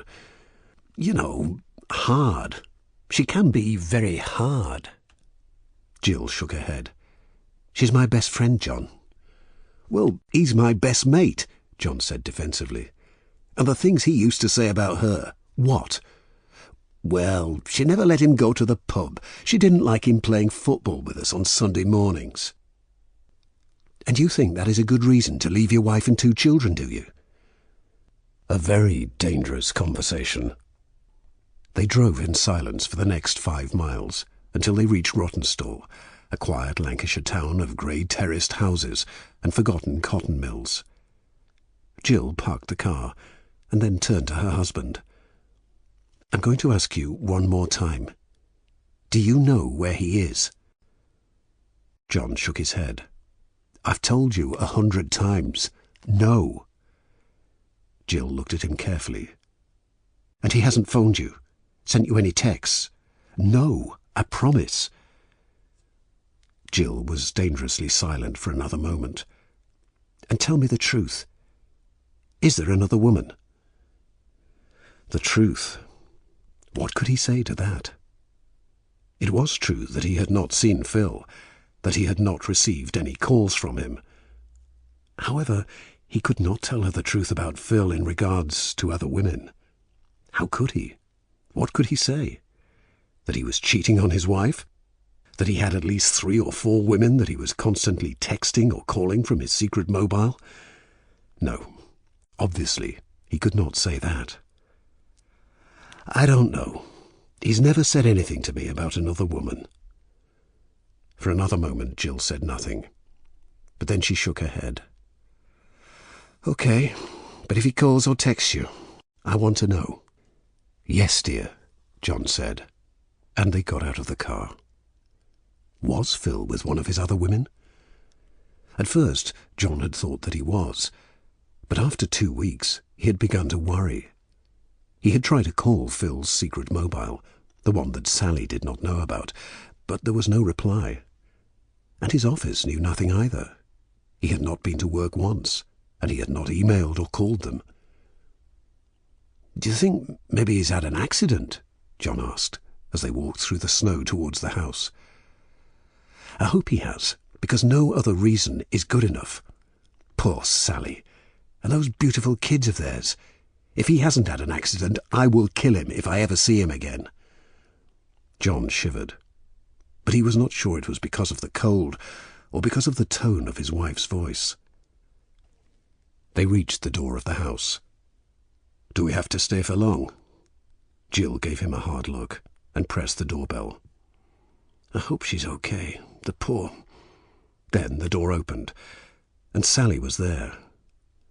John had always found Sally extremely beautiful, with her warm smile, her friendly eyes, and those eyebrows which accompanied every word she said, at least normally. However, she did not look like this today. No, today Sally looked completely different. Her hair was untidy and unwashed. Her eyes were dull and tired, and had large purple circles under them, and her face looked like it could not smile, and that it never had smiled. "Sally," said Jill. "Oh, Sally, how are you?" For a moment, Sally did not seem to hear, and continued to look at them with a strange expression on her face. "Oh, Jill, John, you're here." "Yes, we said we were coming today. Don't you remember?" Sally nodded. Of course. Come in," she said, and walked back into the house. For a moment they hesitated. "Jesus, she looks," John began. "Shh! Come on." They had been to Sally and Phil's place hundreds of times, but the house had never looked like this. Normally, the small but attractive terraced house was perfectly organized and immaculately clean. However, today there were children's toys lying on every inch of the floor, baskets of dirty clothes blocking the hallway, and a smell of rubbish and old food from the kitchen. They found Sally in the lounge, sitting on the sofa, and watched as she poured herself a glass of wine. "Drink," she said, but John and Jill both shook their heads. "Oh, Sally, you poor thing. Do you still know nothing?" Sally looked confused for a moment, and then unexpectedly she laughed. "No, Jill, I know everything. Everything." "What? You know where Phil is?" She laughed again. "Oh, yes, but I know a lot more than that. I know about the other women. I found his phone. I read all his dirty messages." "Other women?" Jill said, and she gave John a quick, terrifying look. "Lots. I don't know how many." "Oh, my God, how could he? The monster! I always thought he had a cold heart, but I never thought—" "What?" Sally said, a strange expression growing on her face. "What did you say?" Just that Phil had a cold heart." And for a moment it seemed like Sally might cry. But she began to laugh instead, and she laughed so hard that her hand shook and the wine splashed from the glass onto the coffee table. Jill looked at John in confusion, but he shook his head. "What, Sally? What is it?" Jill asked, and she went to sit next to her friend and took the glass of wine from her. "A cold heart. Oh, yes, that's good, that's very good," Sally said, and she laughed for another minute before she finally stopped. "But do you know where he is now?" Jill asked. "Oh, yes, of course." "You do? Where?" "He's here." "Here?" John asked, surprised. "Won't you have a drink?" Sally said to Jill. "But where is he?" John asked again. "Oh, he's outside in the garden with the kids." "But the other women?" Jill asked.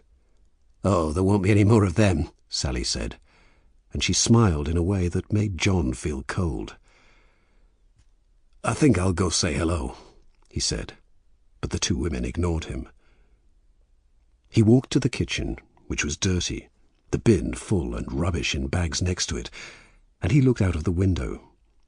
The garden was white, the snow 1/2 metre high, and he could see the kids, little Sammy and Sarah, playing in the snow. But he could not see Phil. He went to the door and opened it. "Hey, kids!" he shouted, and they waved at him and smiled. "Where's your dad, then?"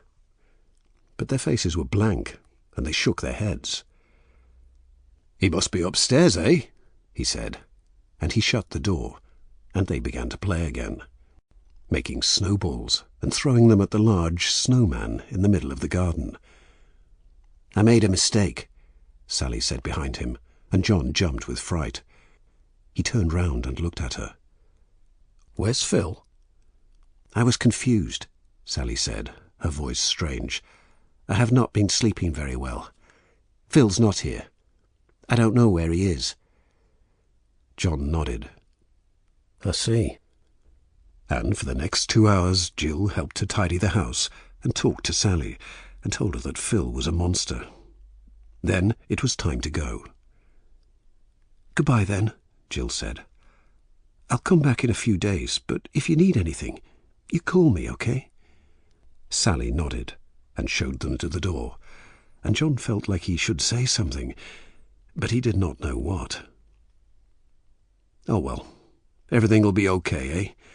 And at least the weather is improving. All this snow should be gone in a few days." "What?" Sally said, and she grabbed his arm. "What did you say?" And her fingers pressed into his skin so hard that he almost shouted for her to stop. "The weather is improving," he said. "The snow. You said the snow." And then something horrible occurred to John. No, it could not possibly be true. "Sally, Phil, you didn't—" Sally smiled. Then she began to laugh again, and in between the laughter she repeated 2 words. 2 words. John took his phone from his pocket and pushed past Sally. He went into the kitchen and opened the back door. "What are you doing, John?" Jill shouted. 2 words. He pressed call on the number of Phil's secret phone and walked out into the snow and stood before the snowman. It was true. From somewhere deep inside the snow, he heard the sound of a ringing phone. Behind him, he heard Sally laughing and Jill shouting. But he could only think about those 2 words. Cold heart. 3. The locked room. Victoria looked out of the glass elevator and watched the city of Houston in front of her. The city was a sea of lights, and the lift continued to rise until she was higher than all of the other skyscrapers. She turned to the handsome Japanese man who stood silently next to her and shook her head. "I still don't understand what I'm doing here," she said as they continued to rise. Mr. Ichiro nodded. "I know, and I'm sorry to wake you at this time of the night, but when you agreed to write for the Taikoku Company, you signed a contract, and in this contract you agreed to be available for Mr. Kenta at any time." "You always say that, but I don't remember any agreement. And what type of assistance can he need from me? I'm a writer, a novelist." Ichiro nodded. "I know. You met Mr. Kenta when you started to work at the company. He was very pleased to meet you. He's a nice man, and he seems to like my writing, but I still don't understand why he needs to see me." No, he doesn't. You don't understand. You can't see Mr. Kenta, but he wants you to help me with a problem. He was always very impressed with your stories and your beautifully complex plots." Victoria looked at Ichiro. The man's English was almost perfect, but for a moment she thought he had made a mistake. "You said he was always impressed?" And then she saw the emotion that Ichiro was trying to hide. "Yes, Mr. Kenta is dead. He was killed this evening. Murdered." It took Victoria a moment to understand. "He's dead? But you said that he wanted me to help you." "That's correct. Mr. Kenta left a very detailed will. In his will he stated that if he died in mysterious circumstances, he wanted you to assist me in identifying his killer." "What? That's crazy. You don't need me. You need the police." "The police are here, but the Taikoku Company is very powerful, and the Houston police have agreed to you seeing the murder scene." The lift stopped, and Ichiro looked at her. The metal doors opened, and outside 2 paramedics and a Houston cop were waiting. Between them, a gurney, which was carrying a black body bag. Mr. Ichiro bowed and looked at the bag with an expression of sadness. "Please wait in the car park for me. I wish to travel to the hospital with the body." The cop nodded, and Victoria stepped from the lift so they could enter. Ichiro passed her a pair of latex gloves. "I know you are familiar with crime scenes because of your research, but remember to touch nothing without these." Victoria watched the elevator door close. "Okay, but if this is real, if you want my help, shouldn't I see the body?" "You can if you wish, but I examined it," Ichiro said, "and I can tell you he was killed by a knife or dagger to his heart. It looks professional. He died without pain." Victoria nodded. "That, however, is not the problem. The problem is how the murderer escaped. Follow me." They walked along a luxurious corridor to a large golden door where 2 policemen and 2 private security guards were waiting. Ichiro nodded, and a security guard opened the door. The room inside was more spectacular than any other room Victoria had ever seen. It was like a Japanese palace in the sky, with elaborate decorations, modern and classical art, expensive furniture, and every type of electronic device possible. "Yes. When you met Mr. Kenta, you saw his private offices. This is his personal apartment within the Taikoku Company. It was his place to connect to his origins in Japan. Mr. Kenta needed this." There were bloodstains on the white carpets and the black leather sofas. "Did he die here?" "Yes." "Did you find him?" "I did.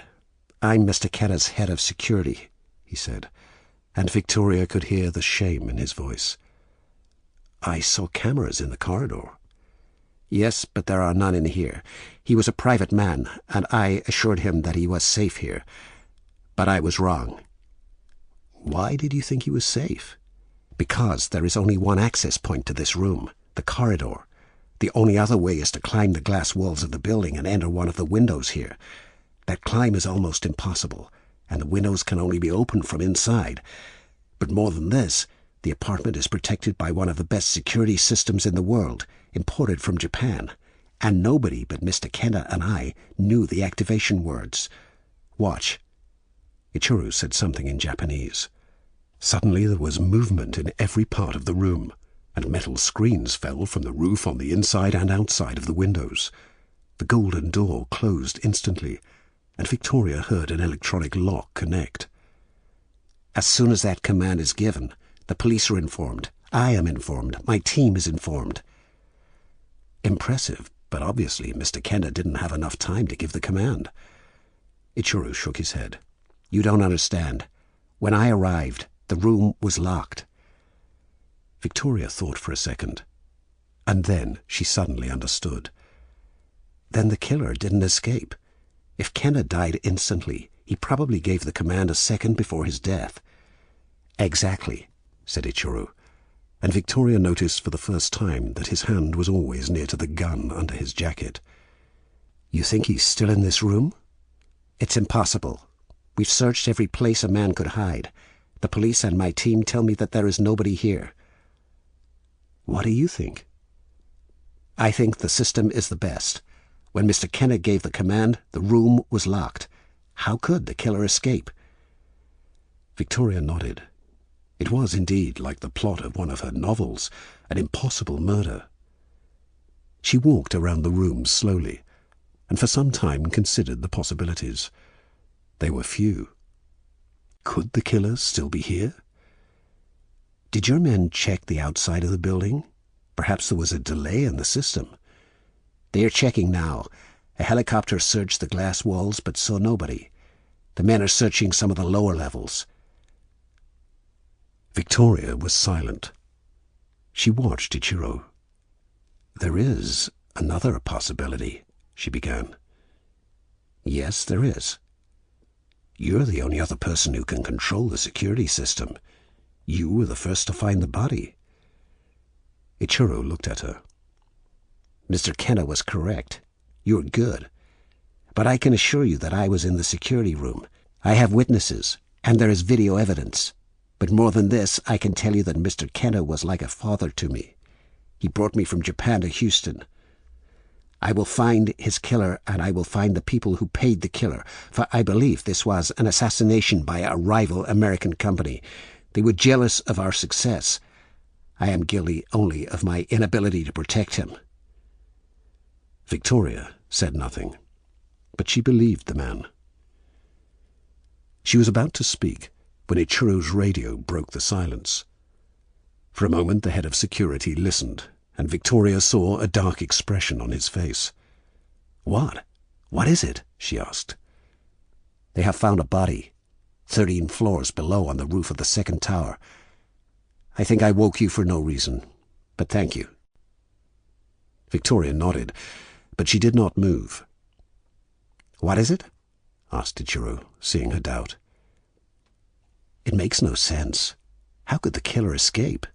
Mr. Kenner gave the command the second before his death, and the room locked. There was no time for the killer to go back to the window." Ichiro nodded. "Perhaps there was a fault in the system." "And now there is no fault?" "I don't think so."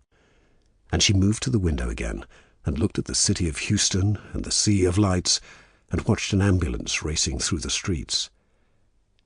And suddenly she understood. "Ichiro, the body, can they identify it?" "No, the fall was too high. It's impossible to recognize." "And after the murder, was there always someone here in the room?" "No, but there were always guards at the door, and the helicopter was also there." "No one climbed down, Ichiro. They fell. I'm sorry, but the body they have found is Mr. Kenner." "What?" "I think that for a few moments after the paramedics arrived, after they placed Mr. Kenner's body in the bag, the room was empty, but the killer was still here." "We searched the room." "Yes, but before or after the paramedics arrived?" "Before and after." "But there are many places to hide, and I think that when you first looked, you didn't find him, but he was here. Then later, after the paramedics arrived, you looked in every possible place, but he was gone." "How? He didn't walk out the door." "No, he didn't. He was pushed on a gurney." And for a second, Ichiro did not understand. But then his expression changed, and he ran through the golden door to the lift, his hand on his gun. But Victoria knew that it was too late. He would find only 2 dead paramedics, a dead cop, and an empty body bag. 4. The Honey Trap. Charles loved New York in the summertime. It was an absolute paradise for a man of his profession, and this evening he was feeling extremely happy about his recent work. He sat back in his chair at the small coffee shop table and watched the hundreds of people stroll past him. Occasionally he saw something that made him laugh, things that maybe you or I would not find funny, such as a visible wallet in the back pocket of a man's jeans, or an open bag on the shoulder of a woman. To you or me, these things would not be amusing. In fact, we would not even notice them. To Charles, however, they were a constant source of pleasure. Charles was a perfectly normal man. There was absolutely nothing unusual about his appearance. He was of average height and weight, with ordinary brown hair and an unremarkable face. He was the type of man that nobody ever remembered. And this is what made Charles very good at his job. He saw the waitress and politely signaled to her. "The bill, please." "Oh my gosh, are you English? What an awesome accent you have." She placed the bill for his drink on the table. Charles smiled and put down $5. "Thank you very much. Please keep the change." "Thank you." She smiled and began to walk away. "Oh, excuse me. I don't suppose you can change a 20. I need some dollar bills for the subway." "Sure. Here you go, 10 ones and a 10. "Excellent," Charles said, taking the notes. "Oh, look, actually, I have some change here. Now I think I have too much. Could I change the ones back for a 10? "Of course," said the waitress with another smile. "Here's your 10. He took it, and seemed to put it in his wallet. "And here are your dollars," he said with an apologetic smile. "Is that right?" "I'm sure it is. Oh, no, that's only $9, she said, and put the dollars on the table for him to see. "Oh, dear, this American money, it all looks the same to me. Well, because I have change, I can take my 20 back. There's 9 there, so I can give you a 1 and a 10, right?" The waitress smiled again, but looked a little confused now. "Oh, of course. And here's your 20? "Excellent, thank you," he said, and the waitress watched him walk away. Charles shook his head and looked at the $10 that he had just made, but he did not feel any sympathy for the poor waitress. His motto was that if a person could be conned, they should be conned. A little further along the road he saw another cafe, and outside 2 women were sitting and talking. One of their purses was on their table. He smiled and took his map of New York from his pocket. "G'day, I don't suppose you can help me," he said in a strong Australian accent. The 2 women looked at him with interest. "Sure, what's the problem?" "I'm looking for this street," he said, and put the map over the table so they could see. "Oh, that's easy. Just turn left here." "Really? Well, that's great, ladies. Thanks a lot." And they watched him go, with smiles on their faces too, and neither noticed that the purse was no longer on the table. Charles was happy as he entered the park, but these small tricks were only for his amusement. Shortly he would meet his assistant, and the real work would start. He approached the bench where they had arranged to meet, but she was not there. He looked at his watch. There were still a few minutes left. Nearby, a violinist was playing music, and 7 or 8 people had stopped to listen. One man had his jacket over his shoulder, and Charles could see his wallet. Not easy, he thought, but not impossible. The violinist's song finished, and Charles stepped forward to place some money in the case at the musician's feet. Nobody seemed to notice that instead of giving $1, he took 3. Then he turned, took his newspaper from under his arm, and started to open it. Unfortunately, it seemed that he had not seen the man with the jacket over his shoulder. He apologized for accidentally bumping into him. He then continued to walk, with the man's wallet safely hidden in his newspaper. He sat on the bench and hid his new items in the many pockets in his brown suit. And then he saw her, his new assistant, Honey. "Hey, Charles," she said. "Good evening, Honey. You're late." "Relax. He won't be here for another 5 minutes." "Yes, but we need to make sure you understand the plan." "Of course I do. It's exactly the same as with the other guys," she said in her strong New York accent. Charles nodded. She was right. The plan was the same, but she did not seem to realize that this time it was for real. The other 2 guys they had trapped were just for practice. Sure, they had made a little money, but tonight they could make a lot. "And are you sure he's going to kiss you out here? I mean, he needs to be careful." "Oh, I'm sure. I told him I don't want to meet him in some horrible hotel room, that if he likes me, he can meet me outside. So I guess he might do something with his hair or wear a hat, like a disguise." "True. But if he does, you have to make sure that when you kiss him, I can see his face." "No problem." "Are you sure you saw his account properly? Are you sure he can withdraw $5,000? "I watched him do it the other day. He has a $5,000 limit. I mean, the guy is rich, really rich." "Okay. So after we trap him, I take him to the ATM, and then we meet back here. Remember, if anything goes wrong, you don't know me." "Sure, I don't know you." "I'm serious, Honey. If the police find out that we're working together, we're in trouble." "Okay." Charles nodded, looked at her golden dress and beautiful hair, and almost felt sorry for the guy. Then he moved into the trees near the bench and took the camera from around his neck. For a few minutes he watched his assistant sitting alone on the bench. Then he noticed a well-dressed, good-looking man walking in her direction. The man was wearing sunglasses and kept his face down to the ground. He sat down next to Honey, and they began to talk. Then, after a while, the man took her hand and moved closer to her. Charles saw Honey remove his sunglasses. Yes, it was him, Mr. Harris, the CEO of Harris Enterprises. Honey smiled and put her arm around him. For a second, Harris did nothing.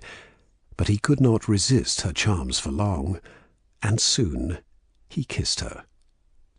Charles took the photo, and then came out from his hiding position. "What the hell?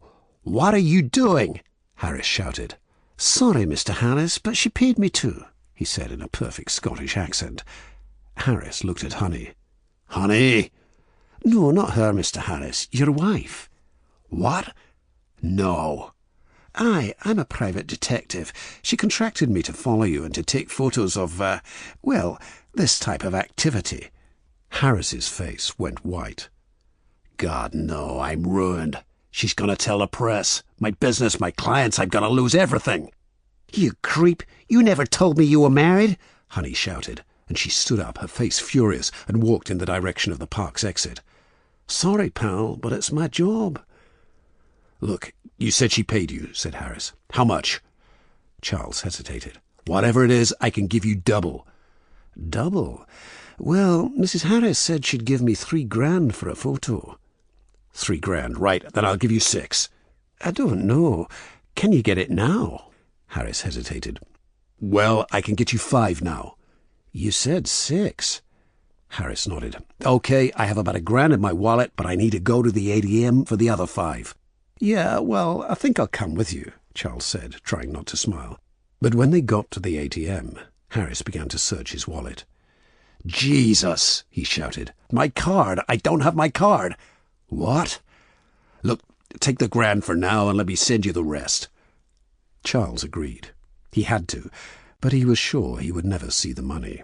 All Harris had to do was say something to his wife, and he would realize it was all a con. Alone and unhappy, Charles walked back to the park to find Honey. A perfect evening ruined because the idiot had lost his card. Lost his card. He remembered the way Honey had put her arm around him. He remembered how Honey had said she had seen his account. Did she know his PIN, too? A suspicion began to form in Charles' mind. In that moment, he saw Honey 100 meters in front of him near to the bench. And he saw the cop that was holding her by the arm. Then Honey saw him, and Charles saw her point in his direction, and the cop looked too. And that is when Charles decided to run. "Is that him, miss? Why's he running?" the cop asked Honey. "Yeah, that's the man who helped me when I fell over. Thank you, my leg feels better now," she said in a perfect English accent. "But I don't know why he's running. He seemed like such a nice man," she added. She thought about the $5,000 she had just withdrawn from the ATM, and she smiled. But she almost felt sorry to lose such a good assistant as Charles. 5. The Murder Mystery. Detective Harp lifted an old newspaper above his head and ran from his car to the entrance of Hartfeld Manor. The night was dark and wet. The storm was still over the mountains of the Lake District, and by the time he had reached the door, his dark hair and beard were dripping with rainwater. In the hallway, Sergeant Sloane was waiting for him, the officer's face as white as a ghost. "Where is everyone, Sloane?" "It's just me here, sir. There was an accident on the old road, and no other officers can get here at the moment. But I'm glad you're here, sir. This is a real mess." Harp nodded and looked around. He had lived near to Hartfeld Manor for 20 years, but he had never been inside. It was even more luxurious than he had imagined, with expensive portraits and the heads of stags and other animals on the walls, and a blood-red carpet that covered the large staircase. "So, what do you know, Sloane?" "Not much, sir. The body is in the library. There are 7 people in the house. Mr. and Mrs. Gray, their 3 guests, and 2 employees, the cook and the maid. At approximately 8:30, there was a power cut, probably because of the storm, and everyone heard a scream. The maid was the first to find the body. I've asked her and the cook to stay in the kitchen for now, and the others are in the conservatory." "Show me the body," Harp said, and he followed Sloane to the library. The room was large and cold, and the fire in the corner looked like it had been extinguished earlier that evening. There were only a few weak electric lights to illuminate the scene and the hundreds of books that lined the walls. The body was at the table, a strange knife sticking out from his back, and a pool of blood around him on the floor. "It's like something from that game, isn't it, sir? You know, the library, the conservatory, a dead body, and we have to find out who did it." Harp shook his head. "This is not a game. This is a real murder," he said. But Harp knew what Sloane meant, and he remembered that he had always hated that game when he was a child. "Yes, sir. Sorry, sir," Sloane said. "It's all right," Harp said with half a smile. "Maybe the butler did it, eh?" "No, sir," said Sloane, not noticing the joke. "This is the butler, sir." Harp looked at the black suit the man was wearing and saw that Sloane was right. "What do we do, sir?" Harp looked around the room more carefully. There was a collection of letter openers next to some writing equipment on the desk, and Harp believed this is where the murder weapon had come from. By the extinguished fire, there was a half-empty jug of water next to 2 unused glasses. He walked to the fire and looked at it carefully. On top of it were the remains of some sort of papers, destroyed by the flames and water, so that they were now impossible to read. "Alibi and motive," he said. "I want to speak to Mr. Gray and his guests. I will speak to them all at the same time, and we can see if their stories match." "And the cook and the maid?" "No, not until later." And Harp followed Sloane back into the hallway. "Is it true, then?" said a woman's voice, and they turned to see a middle-aged woman in a white uniform.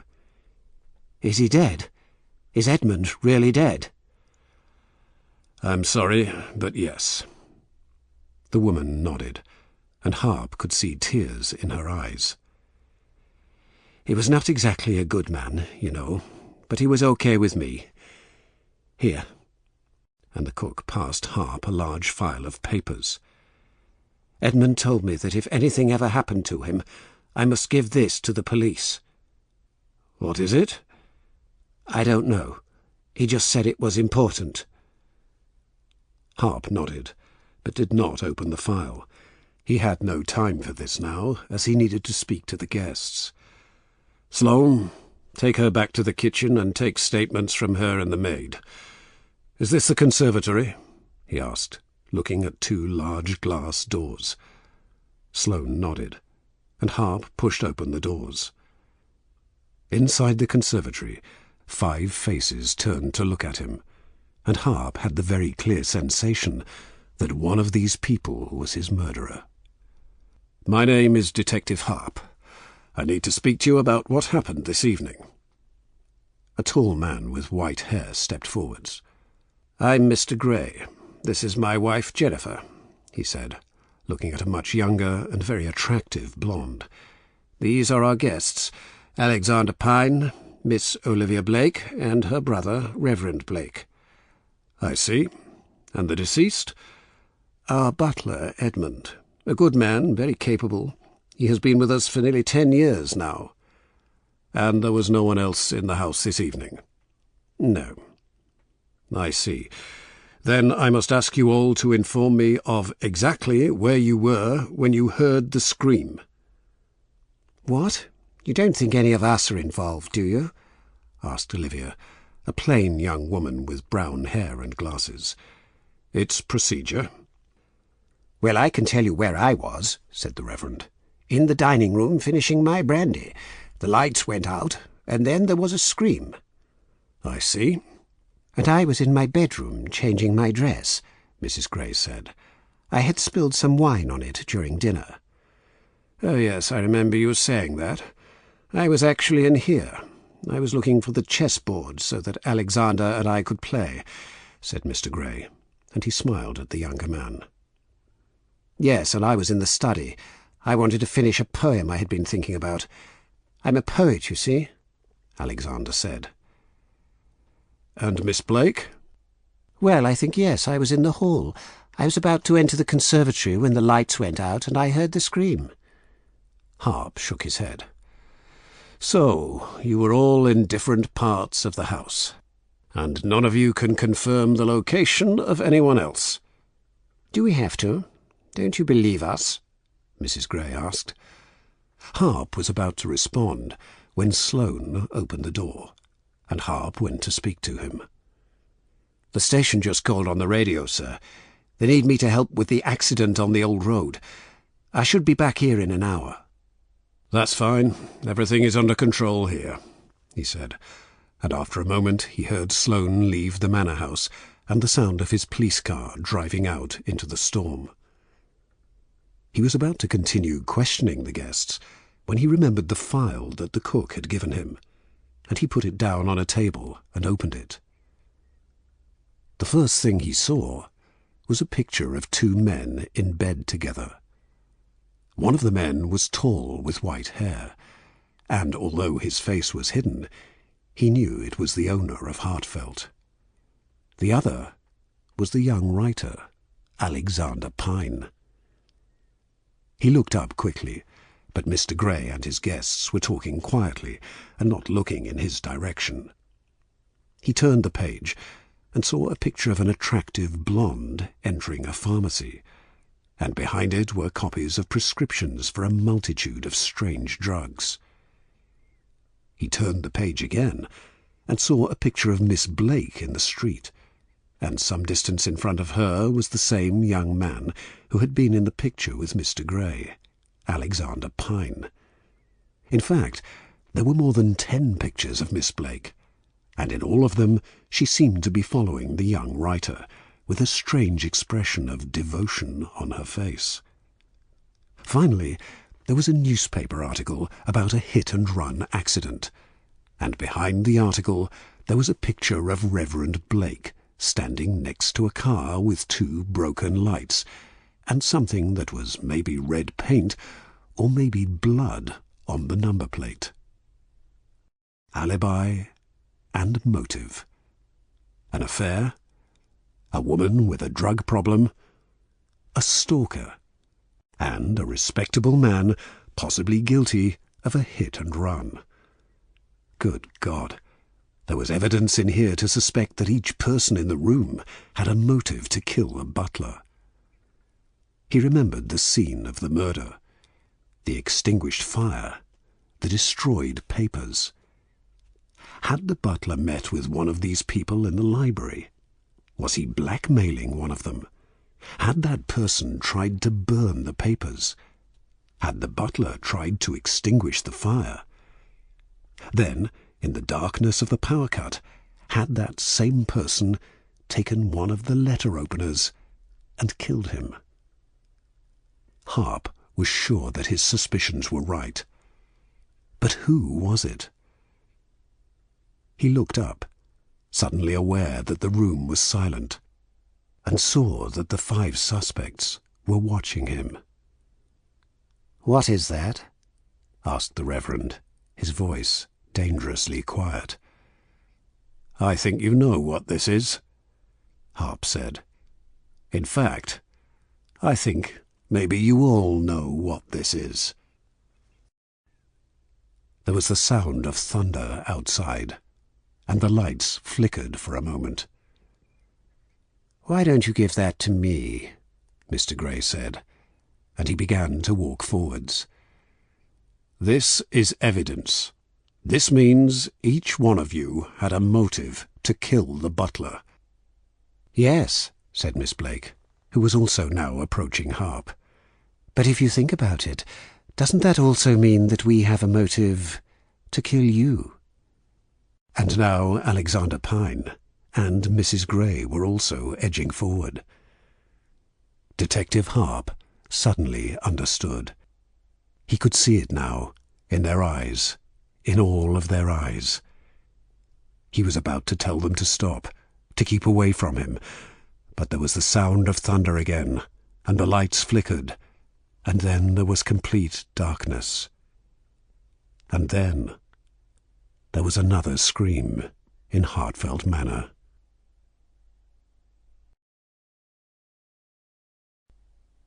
"6. See no evil." The summer shower had only just stopped, and the sandstone buildings of Edinburgh were still wet with rain. The evening was warm, however, and Cara was happy about that. Next to her, old Fraser began to move. "Time to be going. The soup kitchen at St. Mary's opens at 9, and there's going to be a queue tonight." Cara said nothing. She never did, but she shook her head, and the old man understood. "Ah, going to see the boy? Well, I won't tell you not to, but I will tell you to be careful." Cara smiled. "I know you're canny enough, but the city can be a dangerous place during the festival. Just be careful, and meet me at St. Mary's later." Cara nodded, stood up, and stretched. They had been sitting under the doorway for an hour. Now she wanted to move, to run, to feel the freedom of the city. She smiled at old Fraser, and then began to walk quickly down the street. It was almost 8 o'clock on Tuesday evening, her favourite time of the week. She looked up at the castle that sat above the city, and thought about how far her destination was. She was late. The streets were still quiet after the rain, but soon the tourists and businessmen would start to leave their shops, cafes and offices. So she began to run. And she ran like a person who knew exactly where to put each foot, like a person who knew every stone in the city, every street, every turn. Because she did. Because the streets were her home, and they were the only home she had. When she finally reached her destination, she was hot and sweaty, but she felt better. She felt more alive. She jogged across a small park that separated 2 streets, and then climbed onto an old wall. And she could hear it. She could hear the music. She smiled and lay back. When she had first found the music, she had known none of the names of the pieces, but Fraser had sometimes come to listen too, and the old man had told her about Chopin and Beethoven. Now Cara listened to them all like an expert. After 20 minutes she moved. She jumped from the wall to a tall old tree and turned to the window in the 2nd floor of the house. And she saw him. She thought he was probably about her age, 14 or 15. His teacher, an older woman, sat next to him by the piano, and for another half-hour they practiced. The boy never looked out of the window for the whole time. Then, at almost 9 o'clock, the teacher stood, moved to another part of the room, and the boy began to play. He played the same piece that he always played before the end of his lesson, the piece that Cara loved the most, Beethoven's Moonlight Sonata. And just before he finished the sonata, he looked up out of the window and smiled. He always smiled, but Cara never knew if he could see her hiding there in the trees. Normally she smiled too, had waited for him to finish. But this time she moved her lips silently, and formed the 2 words she had wanted to say to him for a long time. "Thank you." Then the music finished, and Cara climbed down from the tree and waited near the wall. After a few moments, the door opened, and she saw the boy. Cara looked at the sky. It was almost dark, and she knew she should go to meet Fraser if she wanted to eat. But she did not move. Maybe it was Fraser's warning about the city being more dangerous during the festival, but she decided that she would follow the boy for a few minutes, just to be sure he was safe. So for 10 minutes she walked and watched him, and everything was fine, and she began to think about the food and St. Mary's Church. But then She saw the 3 boys at the corner of a quiet back alley, and she suddenly felt cold. She knew one of them, the one in the middle, a tall, mean-looking boy with a shaved head called Jimmy. Jimmy was homeless like Kata, but that was where their similarities ended. Jimmy was trouble, old Fraser said, a thief, a vandal, and a mugger. The boy did not seem to notice the 3 other boys, and for a moment Kata thought they might not see him. Then one of them said something to Jimmy, and he looked up. For a second, nothing happened, but then Jimmy began to move. "Oi!" he said, but the boy did not seem to hear. "Oi! I'm talking to you! Look at me!" he said, but the boy still did not stop. Jimmy then ran over and stood in front of him. But before the boy could scream, Jimmy pushed him into the alley, and the 2 other boys followed him. Kara did not know what to do, but she knew she had to do something, and so she ran to the alley and waited silently behind a large bin. "Are you stupid?" Jimmy asked, his hand over the boy's mouth. "Nobody ignores me." And Kara could see the terror in the boy's eyes. "Get his bag!" Jimmy shouted, and one of his accomplices took the bag, and his piano books fell to the floor. "Where's your wallet? Or your phone?" he shouted, and he removed his hand from the boy's mouth. "My pocket," he said, and Jimmy took them. "What else? What else have you got?" The boy did not answer, but Jimmy saw a silver necklace around his neck. "That! Give me that!" he said, but the boy did not seem to hear. He was looking desperately at the street for help. "Oi! What's wrong with you? Are you deaf or something?" But the boy still did not seem to hear, and Jimmy laughed. "You know what, lads? I think he is." He grabbed his face and moved it so the boy looked at him. "Oi, deaf boy! Give me your necklace!" And this time he understood, but he shook his head. "No! Then I'll take it off you!" And the boy screamed as Jimmy pulled his hair back and tried to take the necklace. Kara was tall and well-built, but she knew she could not fight all 3 boys and win. She had to try, though. She had to do something. She remembered a trick old Fraser had taught her, and she picked up a handful of gravel from the ground. Then she kicked the bin loudly so that they all turned to see her. For a second, there were expressions of surprise on their faces, but then Jimmy laughed.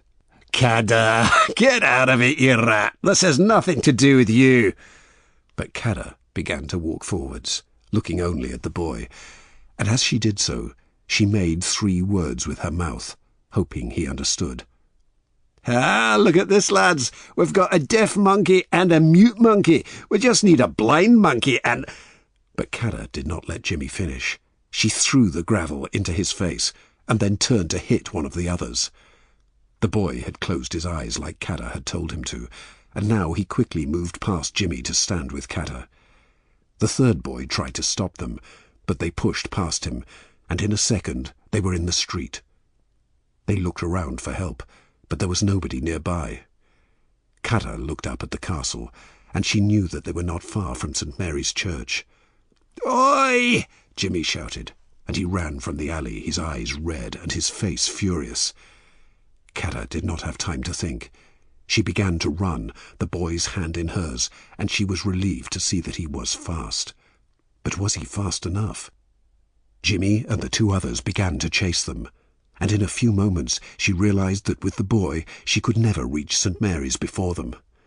She turned into another alley where she knew Jimmy could not see them.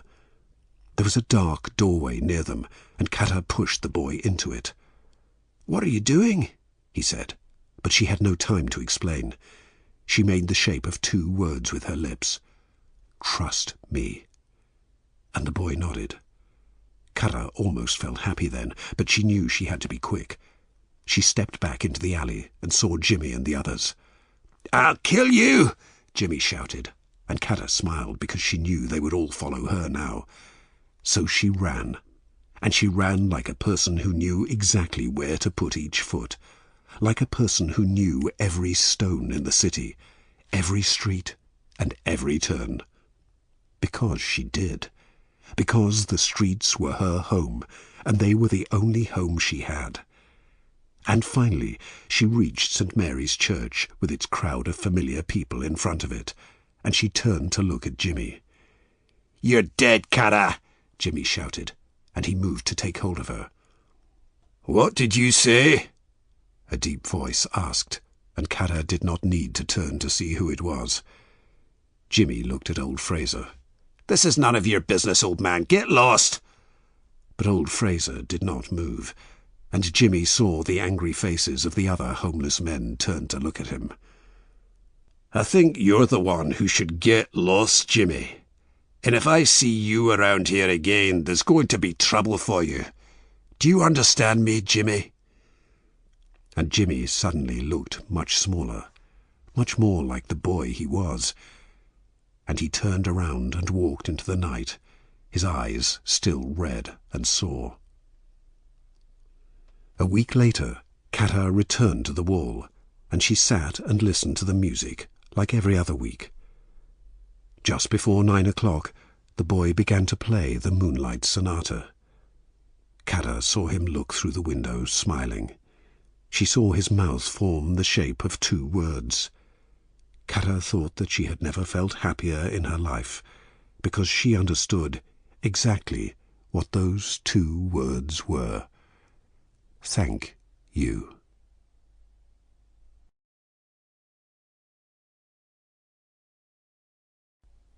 (7) Murder in the Moonlight. Tony Reeker awoke with a short scream and slapped his naked leg. There was something small and hard on it, but in the pale moonlight that came in through his open window, he could not see what. Perhaps a cockroach or some other insect found in the British Virgin Islands. He hit out again and heard the horrible thing fall to his bedroom floor. He stretched out, rubbed the skin of his leg, and was suddenly sure that there was something wrong. Outside, he could hear the gentle sounds of the Caribbean, the crickets in the grass, the occasional car on the distant roads. Yet his villa was silent, and for some reason this made Tony nervous. For nearly 11 years he had lived here in Paradise, the name he had given his villa, and at some point in the last 6 years he had begun to relax. He still had his bodyguards to keep him safe. They walked the walls at night and watched his back in the day. But he no longer slept with his gun under his pillow or worried that Don Leone and his men were coming for him. Until now. The villa was silent. Too silent. Where were the footsteps of his guards on the walls? Their whispers as they shared a joke in the night? The occasional growl of the dogs in the courtyard? No, something was not right, he thought, and he moved his hand towards the light on his bedside table. "Don't," a quiet voice said, and Tony felt his heart tighten with fear. In the darkest corner of his room, he heard the metallic click of a lighter, and suddenly there was a flame. Tony saw the face of a man lighting a cigarette, his features distorted in the shadows. Then darkness returned.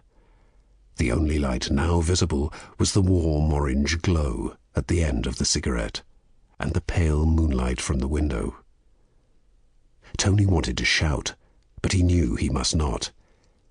He did not recognize the face of the man, but he knew that it must be one of his old acquaintances, and that waiting and talking were his only chance to see another sunrise.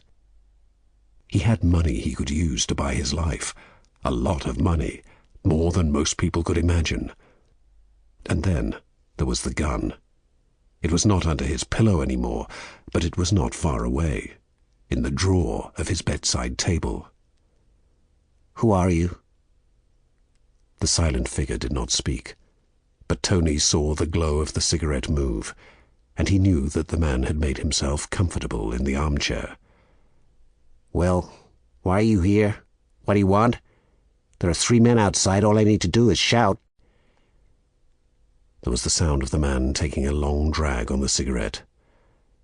No, there aren't, the figure said, and Tony knew immediately that it was true. Did you kill them or pay them? Neither.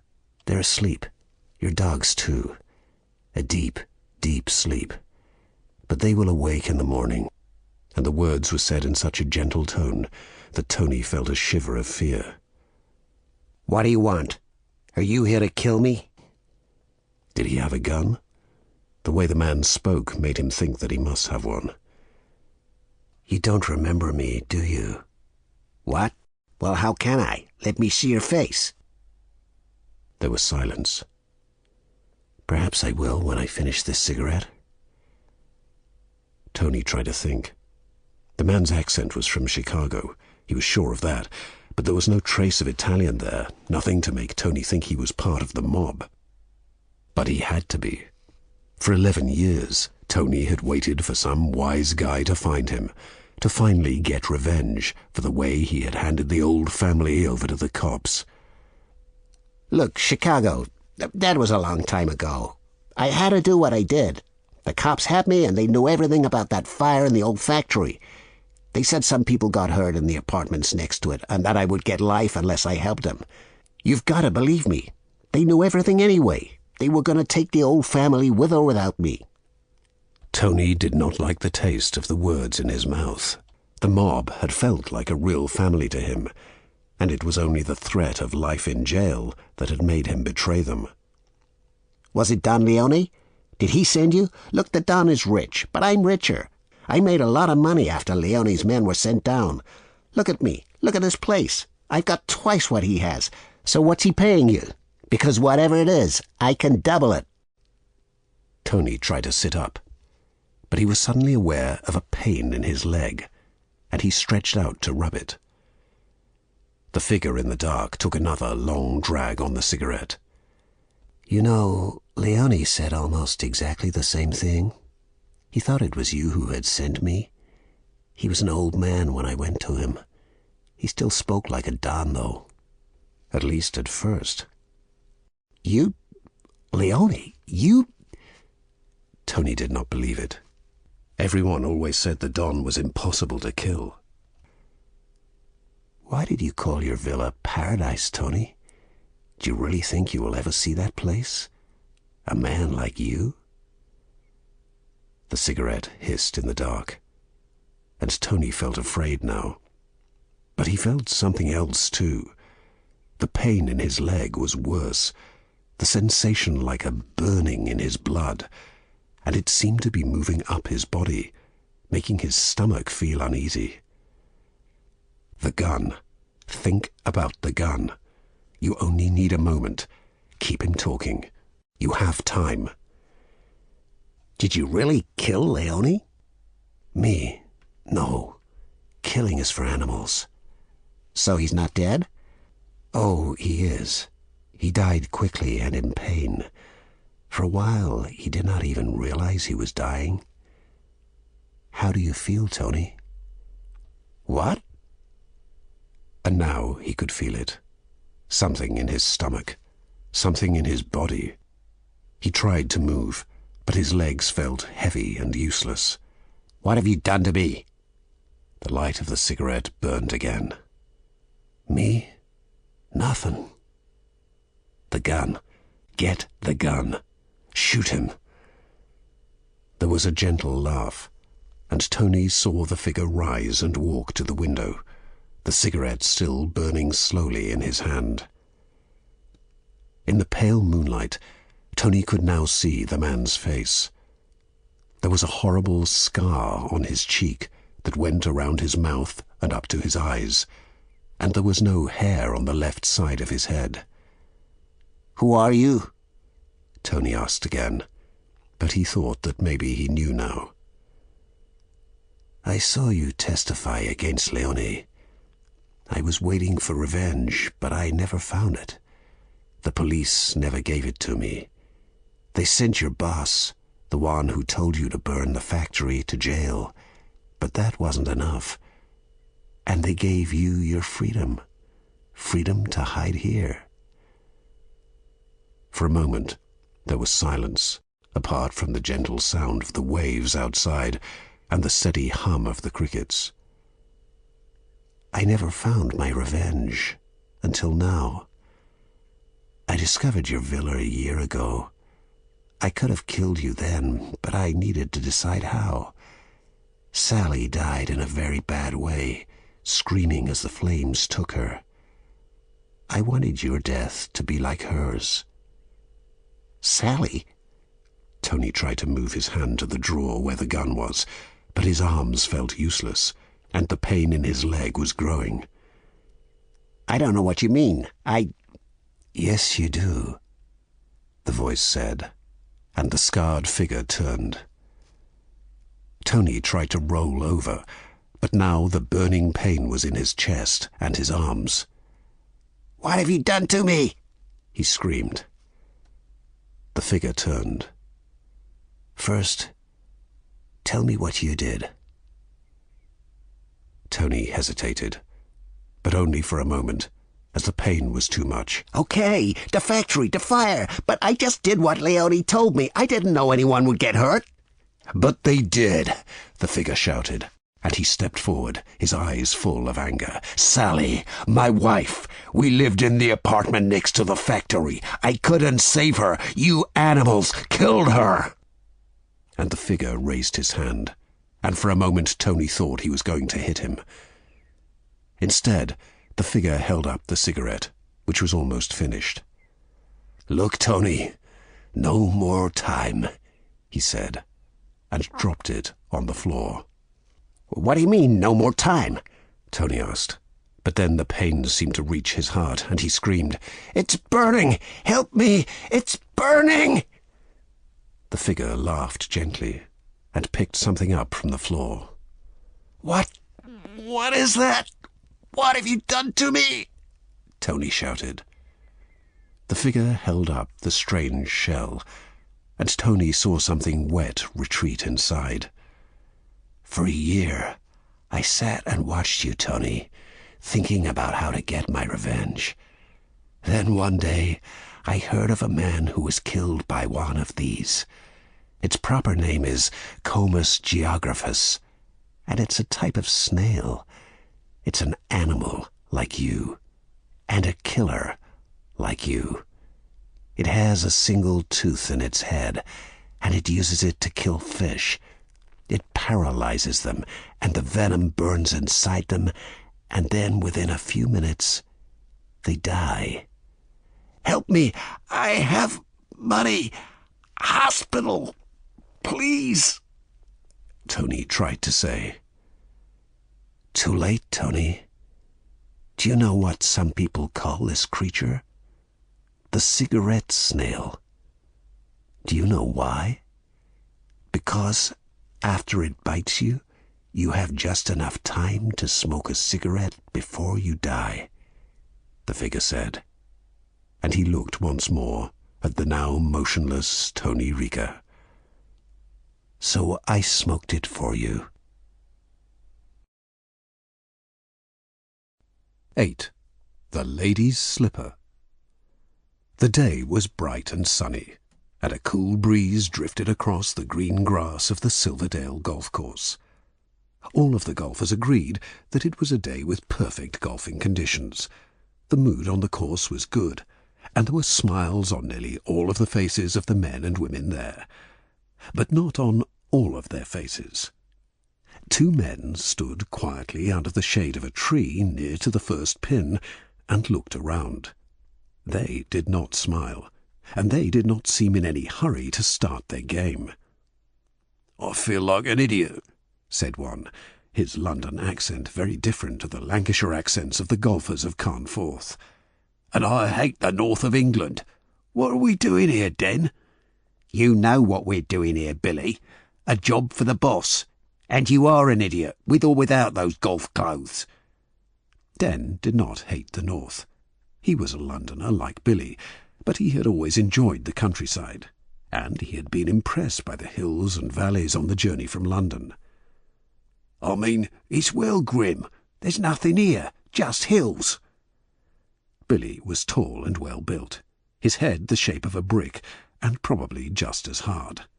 He was useful to have around normally, but not for this type of job. This one required patience, intelligence, skill, all things which Den knew that Billy did not have. Look, just keep your mouth shut and do what I say, and we can be out of here in no time. Billy looked annoyed. All right, don't get all Punch and Judy. And stop that too. What? The Cockney rhyming slang. If you have to speak, then don't do that. Why not? Because we're supposed to be golfers. We're supposed to be rich bloody golfers. That's why we're dressed like this. What? And all golfers speak like posh prats, do they? Excuse me, can we play through? A posh voice said from behind them, and they turned to see two middle-aged men waiting. What? Den said, not understanding. Can we play through? You know, cut in front of you, if you aren't ready. Yeah, Den said, and the two golfers looked at them suspiciously before quickly hitting their balls onto the course and walking away. See? You see that? The way they looked at us. The boss told us not to attract attention. Den shook his head. Come on, we should start. We look strange standing here. But for a moment they both stood there. What, me first? Asked Billy. I don't know how to do this. You're an idiot. All you have to do is hit it. Billy put a ball down, pulled a club from the golf bag, and looked at it. Stupid game. Look at that ball. It's too small. Right, give it to me, Den said, and he took the club and stood in a position similar to that of the two men. Then he swung, and he hit the floor. All right, let's go, he said, and he tried not to listen to Billy's laughter. They walked for 5 minutes, and Den tried to remember the map of the course and the location of the thing that they had to steal. It's priceless, Den. Do you understand? The boss had said. There's a collector, a German, and he has made an offer to anyone who can get it for him. So you have to get up there quickly because more people are interested. Oh, and Den, he's only going to pay if it's in one piece, so no funny business. Get it nice and quietly in one piece, or maybe you should think about staying up there. Understand? So here they were, and they were near to it now. Yes, it should be somewhere behind those trees to their left. Did you bring the tools? He asked Billy. Yeah, they're all in the golf bag. Den kept walking and opened the pocket at the side of the bag.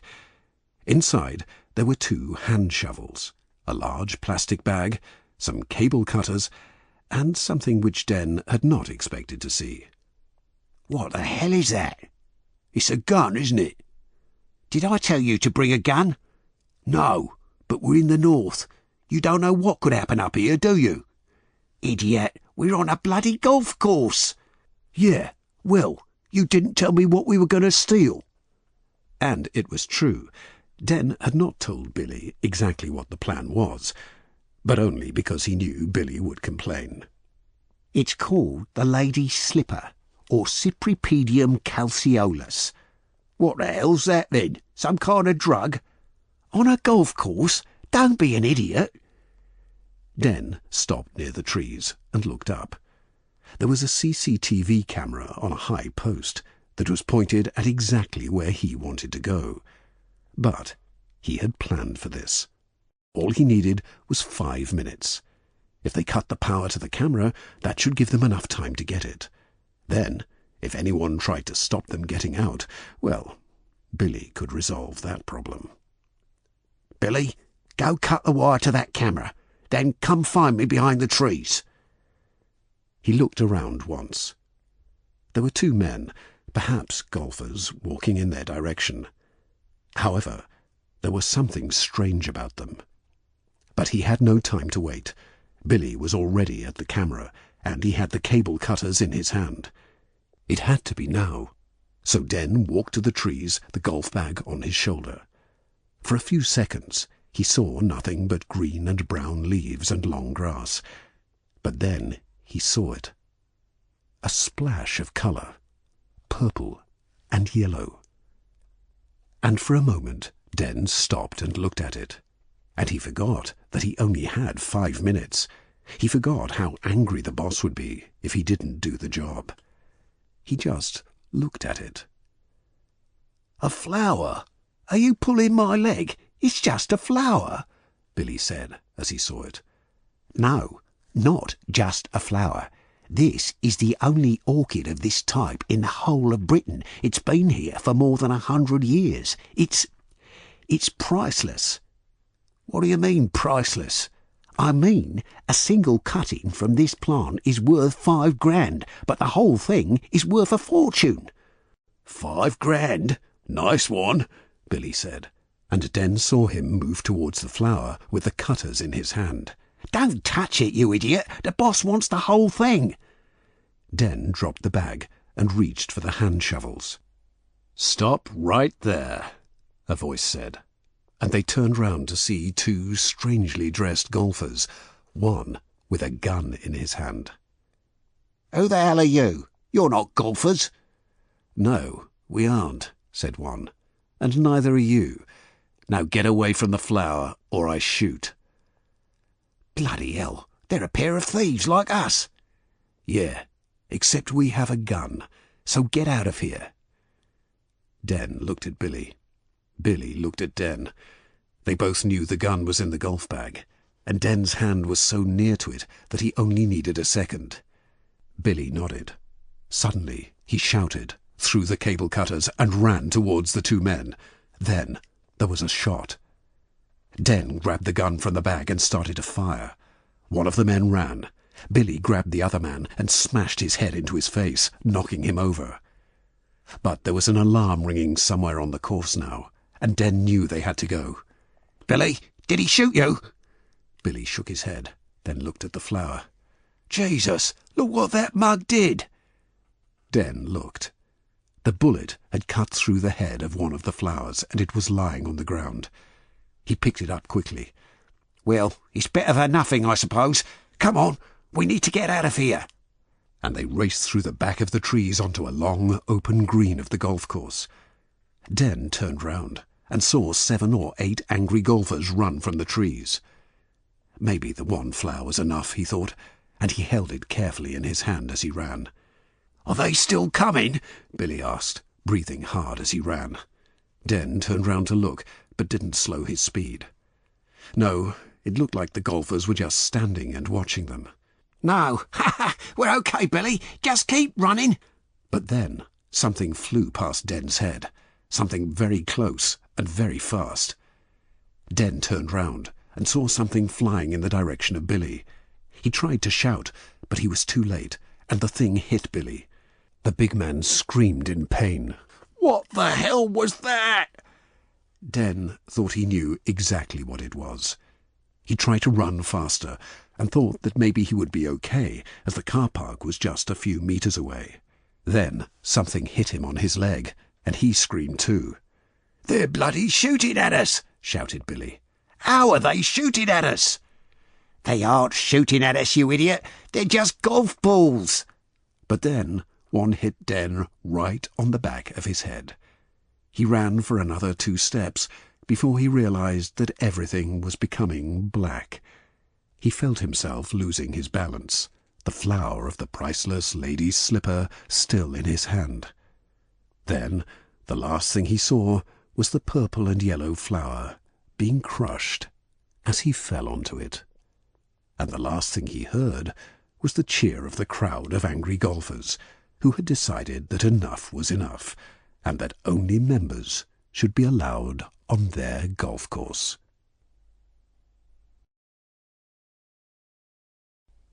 (9) The Magician. In a small neighborhood, in a quiet and almost forgotten part of South Boston, Dana Lang looked back at the huge figure of the man who was following her and her boyfriend. "Does he have to come with us?" she said, in an annoyed voice.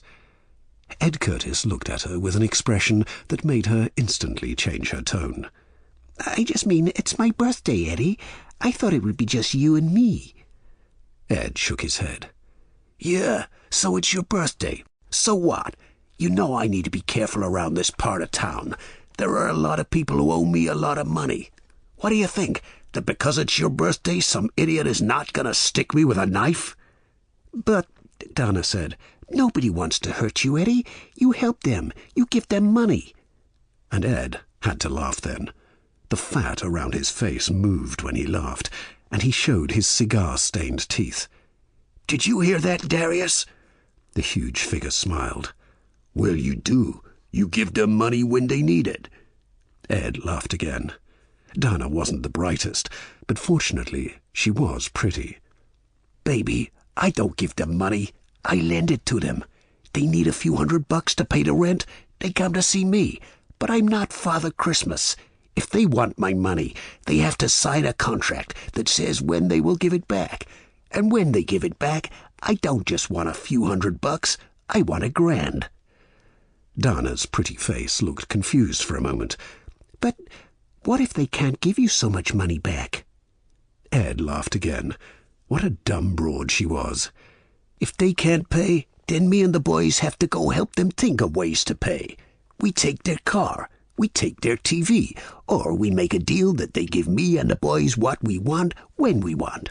Have you ever seen me pay for a drink or a meal in this part of town? No. Do you know why? Because I own this part of town. Isn't that right, Darius? Behind them, the huge figure nodded. But isn't that, I don't know, illegal? Ed stopped walking and looked at her, and he saw the fear appear in her eyes. What did you say? Illegal? Be careful saying big words like that. This is my town. These immigrants down here. This is not their town. Without me, they haven't got anything. So if I want to take something from them, I can. There was silence for a while as they continued to walk along the street. They could hear the sounds of the seabirds overhead, and the sounds from the nearby port where cargo containers were being loaded onto transatlantic ships. But aren't you afraid of the police? Baby, the police don't care about these losers, and I'm not afraid of anything. Donna was silent for a moment, and then she laughed. What? Oh, nothing, Eddie, nothing. Are you laughing at me? He said angrily. No, Eddie, it's just, well, I heard you are scared of something. Oh, yeah? What's that?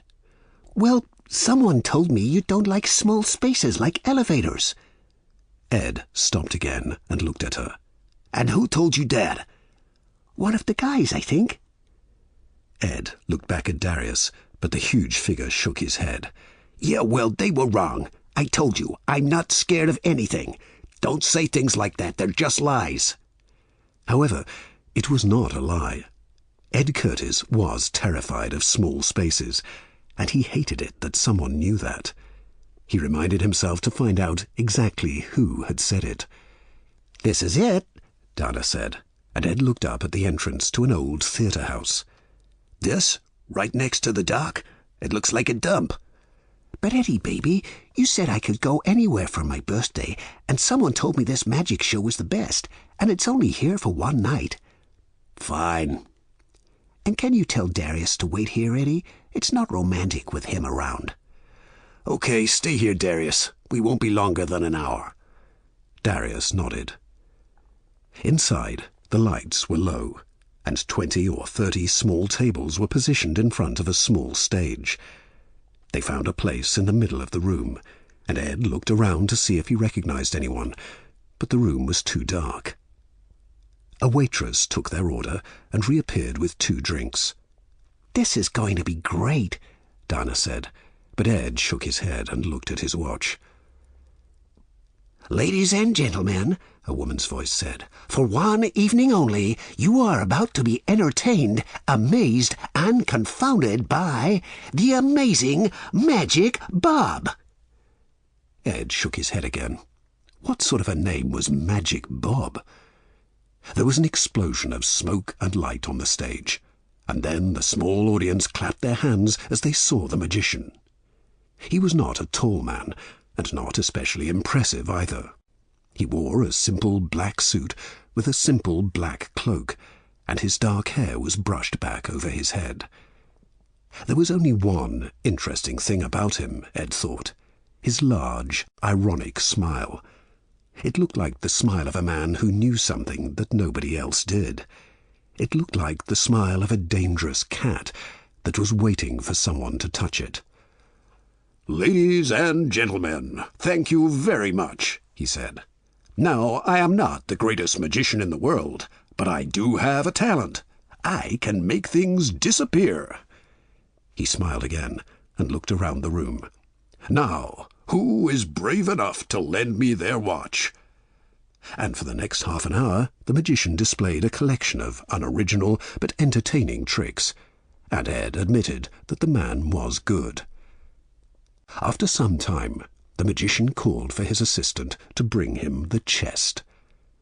There was silence as the lady pushed something large onto the stage, and the magician uncovered a wooden chest with the word tea printed on the side. The magician smiled. "Ladies and gentlemen, you see one of the many chests of tea thrown into Boston's harbor during the Boston Tea Party. The Sons of Liberty wanted freedom from their oppressors, and so they threw these chests into the sea." There was laughter in the audience. "Ah, you don't believe me? Well, I assure you that this is one of those chests, and I assure you that it contains magical properties that can help me to make any member of the audience disappear." Suddenly the lights changed, and only the chest was illuminated.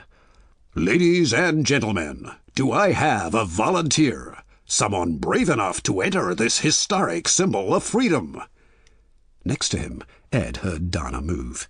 "Here, here," she said, and the lights moved to their table. "My boyfriend Eddie," he heard her say. "He's not afraid of anything."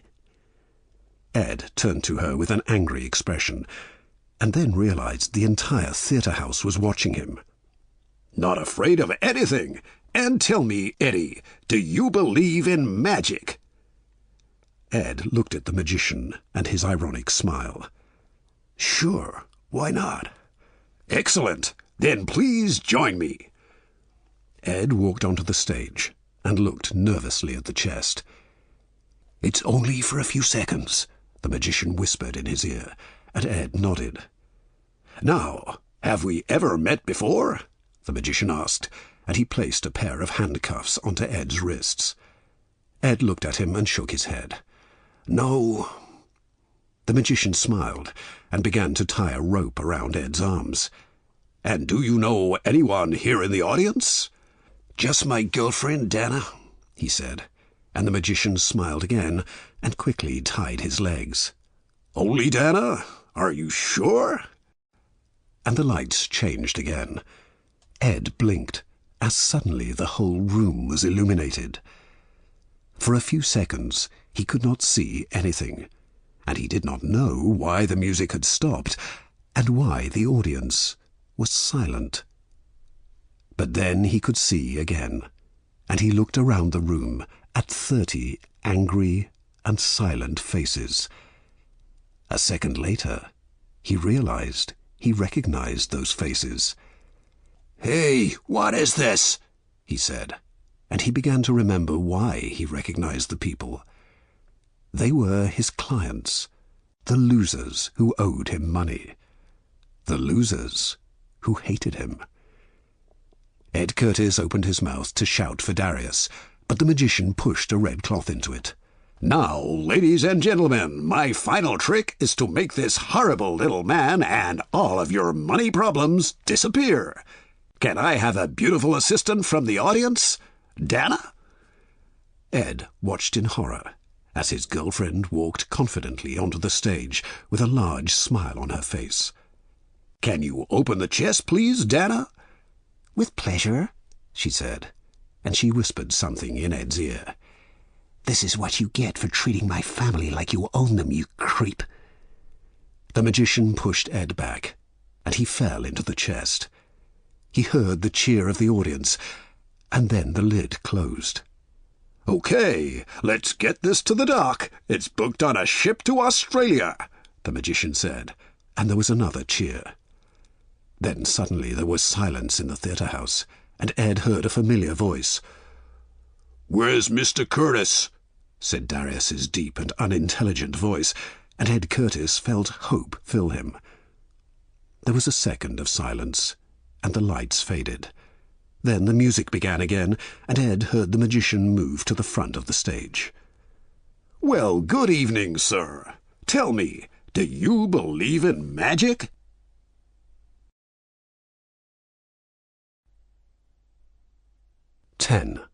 The end of the line.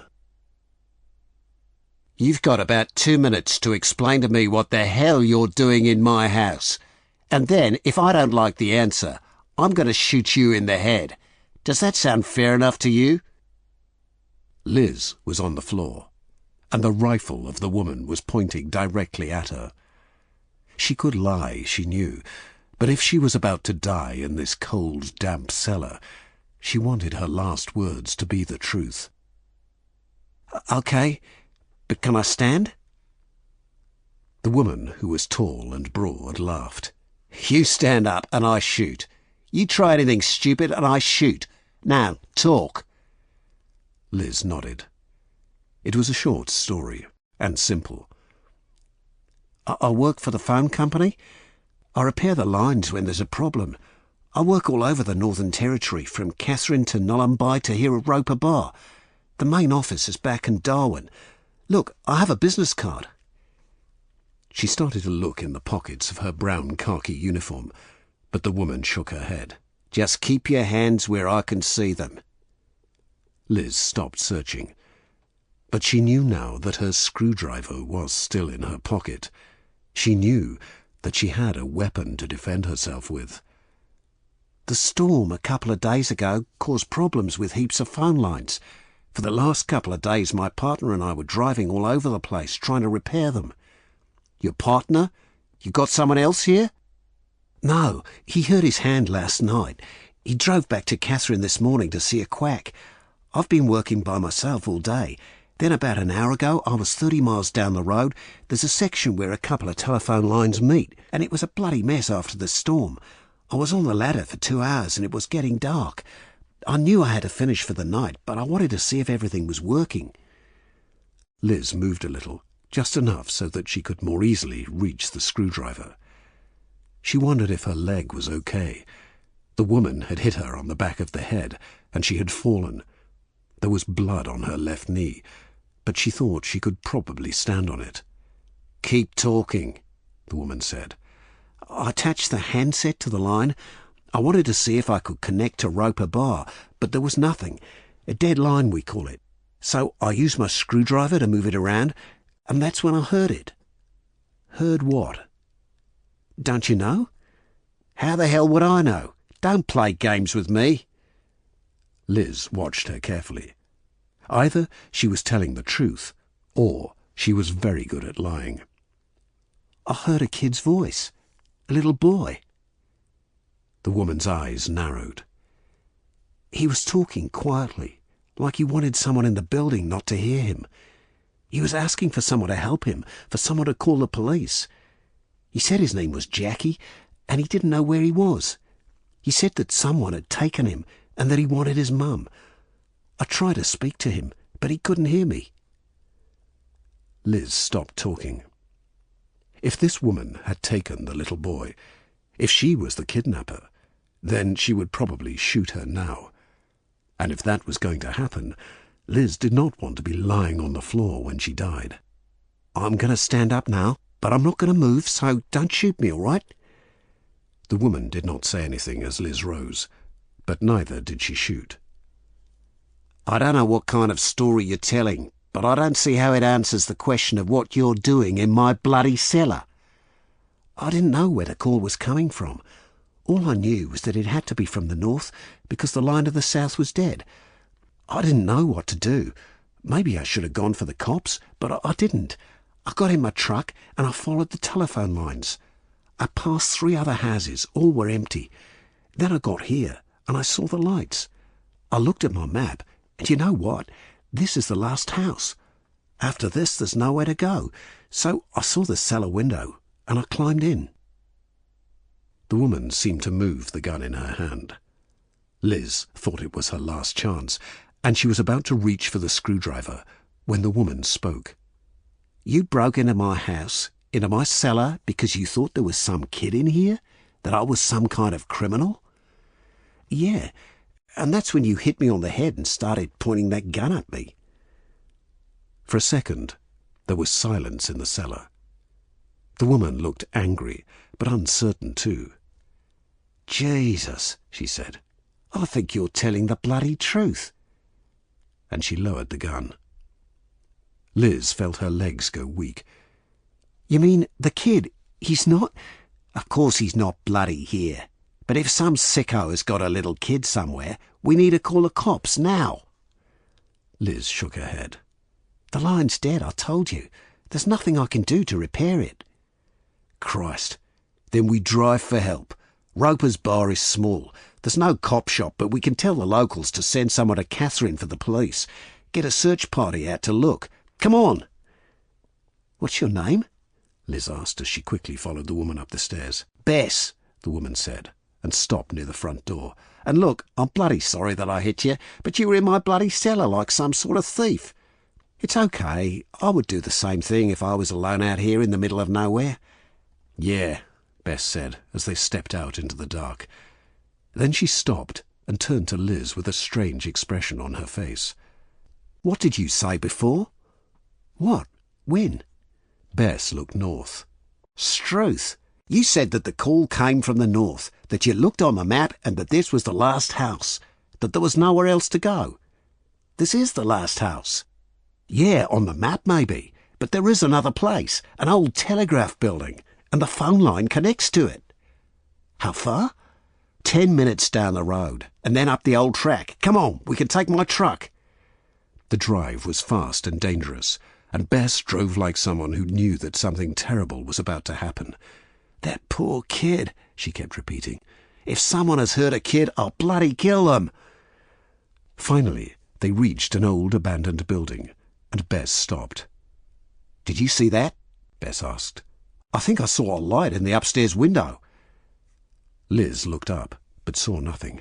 "Come on," Bess said urgently. "We need to find that kid. You go in the front, I'll go round the back." Then Bess looked at her. "Do you have anything? A weapon? I mean, the kidnapper could still be there." For some reason, Liz thought about lying for a moment. There was a strange feeling in her stomach, a doubt. But then she took the screwdriver from her pocket and showed it to Bess. "Well, it's not much, but it's something. If you see anyone, if you need help, just shout and I'll be there." They got out of the car, and without another word, Bess disappeared into the darkness. Liz was alone, the empty telegraph building in front of her, the screwdriver in her hand. Everything was happening so quickly. Was it doubt in her stomach, or just fear? She walked quietly to the door of the building and pushed it open. Inside, it was silent and dark, but she could smell matches or candles in the air. She pulled a small torch from her belt and shone it around. There was no one there, but in the corner of the room there was a broken telephone on the floor. This is the place, she knew, and she turned the torch to the stairs and slowly began to walk up them. She had reached the final step when she heard it. A slight sound, something muted and almost impossible to hear. Bess had told her to shout, but what if there was someone else in the house? Or what if Bess was the person who had taken the boy? What if everything she had said was to get her here, to this dark, empty place? She turned to her left. In the darkness, she could see a closed door, and it looked like someone had very recently been through it. She took the screwdriver in her hand and pushed open the door. The room was black, and it was almost impossible to see. But there, In the middle of the room, illuminated by the moonlight, was a small boy tied to a chair. He was kicking his feet and trying to shout, but there was a gag in his mouth. For only a second, Liz hesitated, and then she ran into the darkness. She had almost removed the gag when she heard the noise behind her, and she saw Bess standing in the doorway, the rifle in her hand. "Help me!" Liz shouted. But the other woman did not step into the room. She raised the rifle. Liz saw the crazy, angry look in the other woman's eyes. No, she thought, but she had no time to speak. The sound of the shot exploded in the darkness. For a second, Liz did not know what had happened. She could not hear, her ears filled with the sound of the explosion. But then Bess put a hand on her shoulder, and she saw the other woman point to the body of the man who had been standing in the dark behind the chair. His dead hand was still holding a sharp knife. Bess nodded her head and smiled. "Told you I'd bloody kill him," was all she said. 11. The Art of Crime. Caroline walked slowly along a wide corridor, past stone pillars and marble sculptures, and stopped at a low archway. The crowd behind her followed closely, trying to hear everything she said. This section of the National Gallery, ladies and gentlemen, is called the Sainsbury Wing. The collection of art kept here is from the Renaissance period and is one of the finest in the world. She looked at the small crowd as they walked past her. They were the typical Saturday afternoon tourists with faces from many different parts of the world. "Can I take pictures?" an American woman asked. In the permanent parts of the exhibition, photography is permitted, yes. But not in the areas you must pay to see, a quiet voice said. Yes, that's correct. In the temporary areas, photography is not allowed.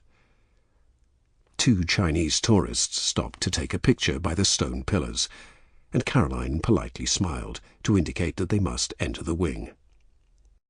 We are now going to enter the first room of the wing. The paintings here are some of the most valuable pieces from the Renaissance period, donated to the gallery during the last 100 years. She entered the small room with its low roof and nodded to the security guard Scott, who stood a little straighter and tried to look serious. Caroline smiled and shook her head at him. He had only been at the gallery for about 6 months, and he always tried to look serious when the tour groups entered. "Just don't let them speak to me," he always said, "or they will discover in 2 seconds that I have no idea about art." "You don't need to know about art. Just look after it, and I'll do the talking," she always replied. Once the crowd was in the room, Caroline got ready to speak. She knew exactly what she had to say, and she knew so much about the paintings that she could answer almost any question. She opened her mouth to begin, but there was a noise from the back of the crowd. Some people turned to look, and then a man's voice filled the small space. "Ladies and gentlemen, the tour is over. I have to ask you all to leave." "What do you mean?" the American woman asked. And then they saw him. He was a tall man with light brown hair and a short, tidy beard.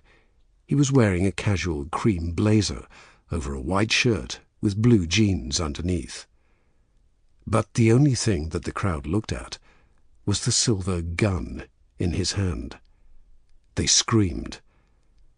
Caroline watched the crowd fight to get away from the man, and she saw him looking at her calmly, the gun not moving from his side.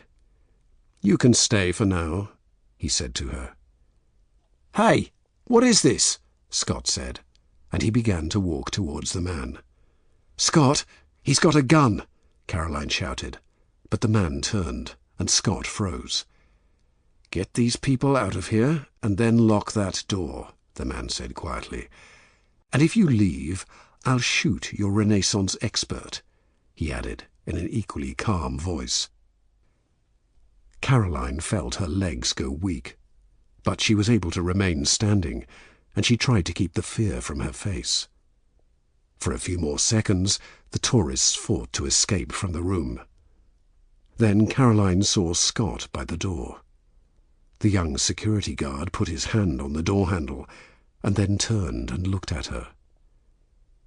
For a short moment, Caroline thought that maybe he would step out of the door and leave her alone with the gunman. But then he slowly closed the door and waited. "Good. Now come over here next to the brilliant Miss Caroline Stone." "How do you know my name?" she asked, suddenly more scared.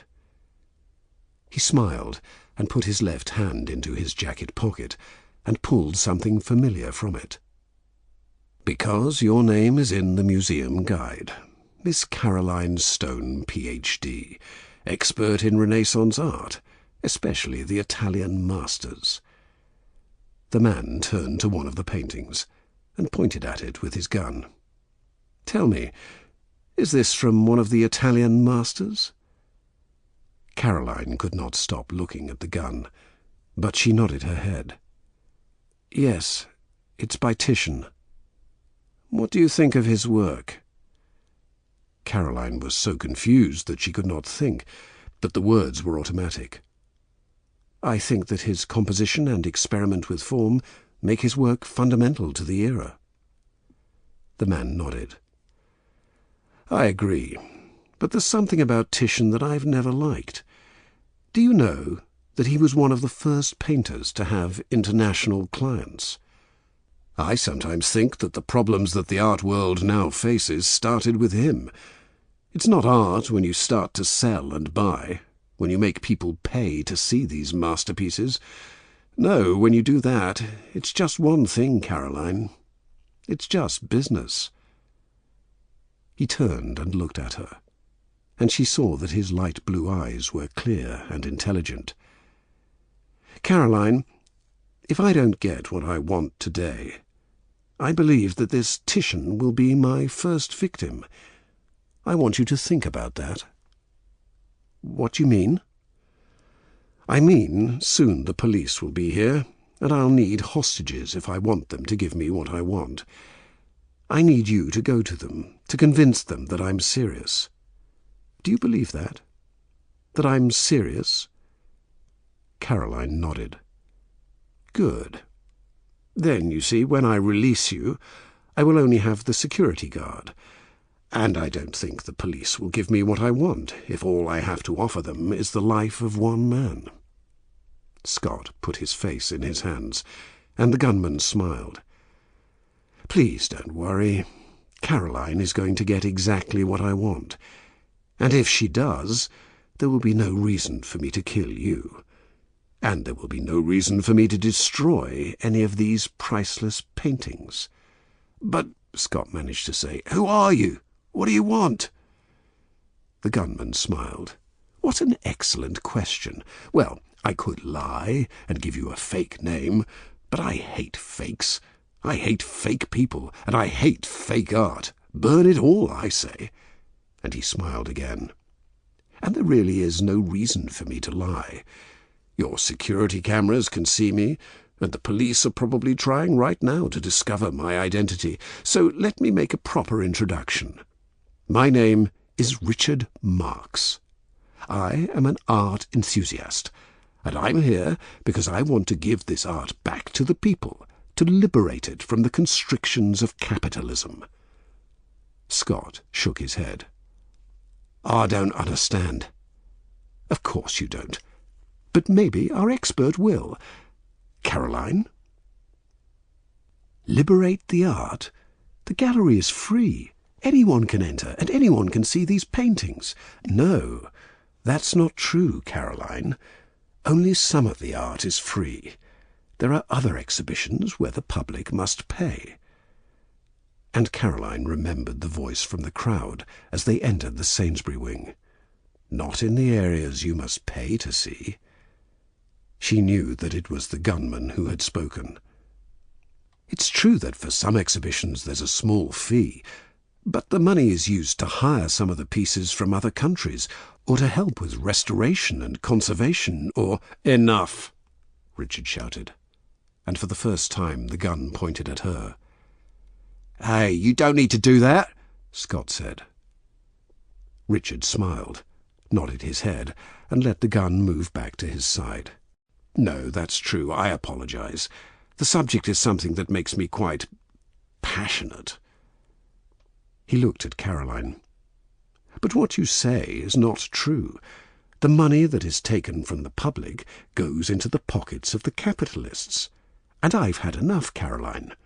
They can control the business world, they can control the political world, but they can't control the art world." He stopped and looked at the Titian painting again, and then he looked at his watch and nodded his head.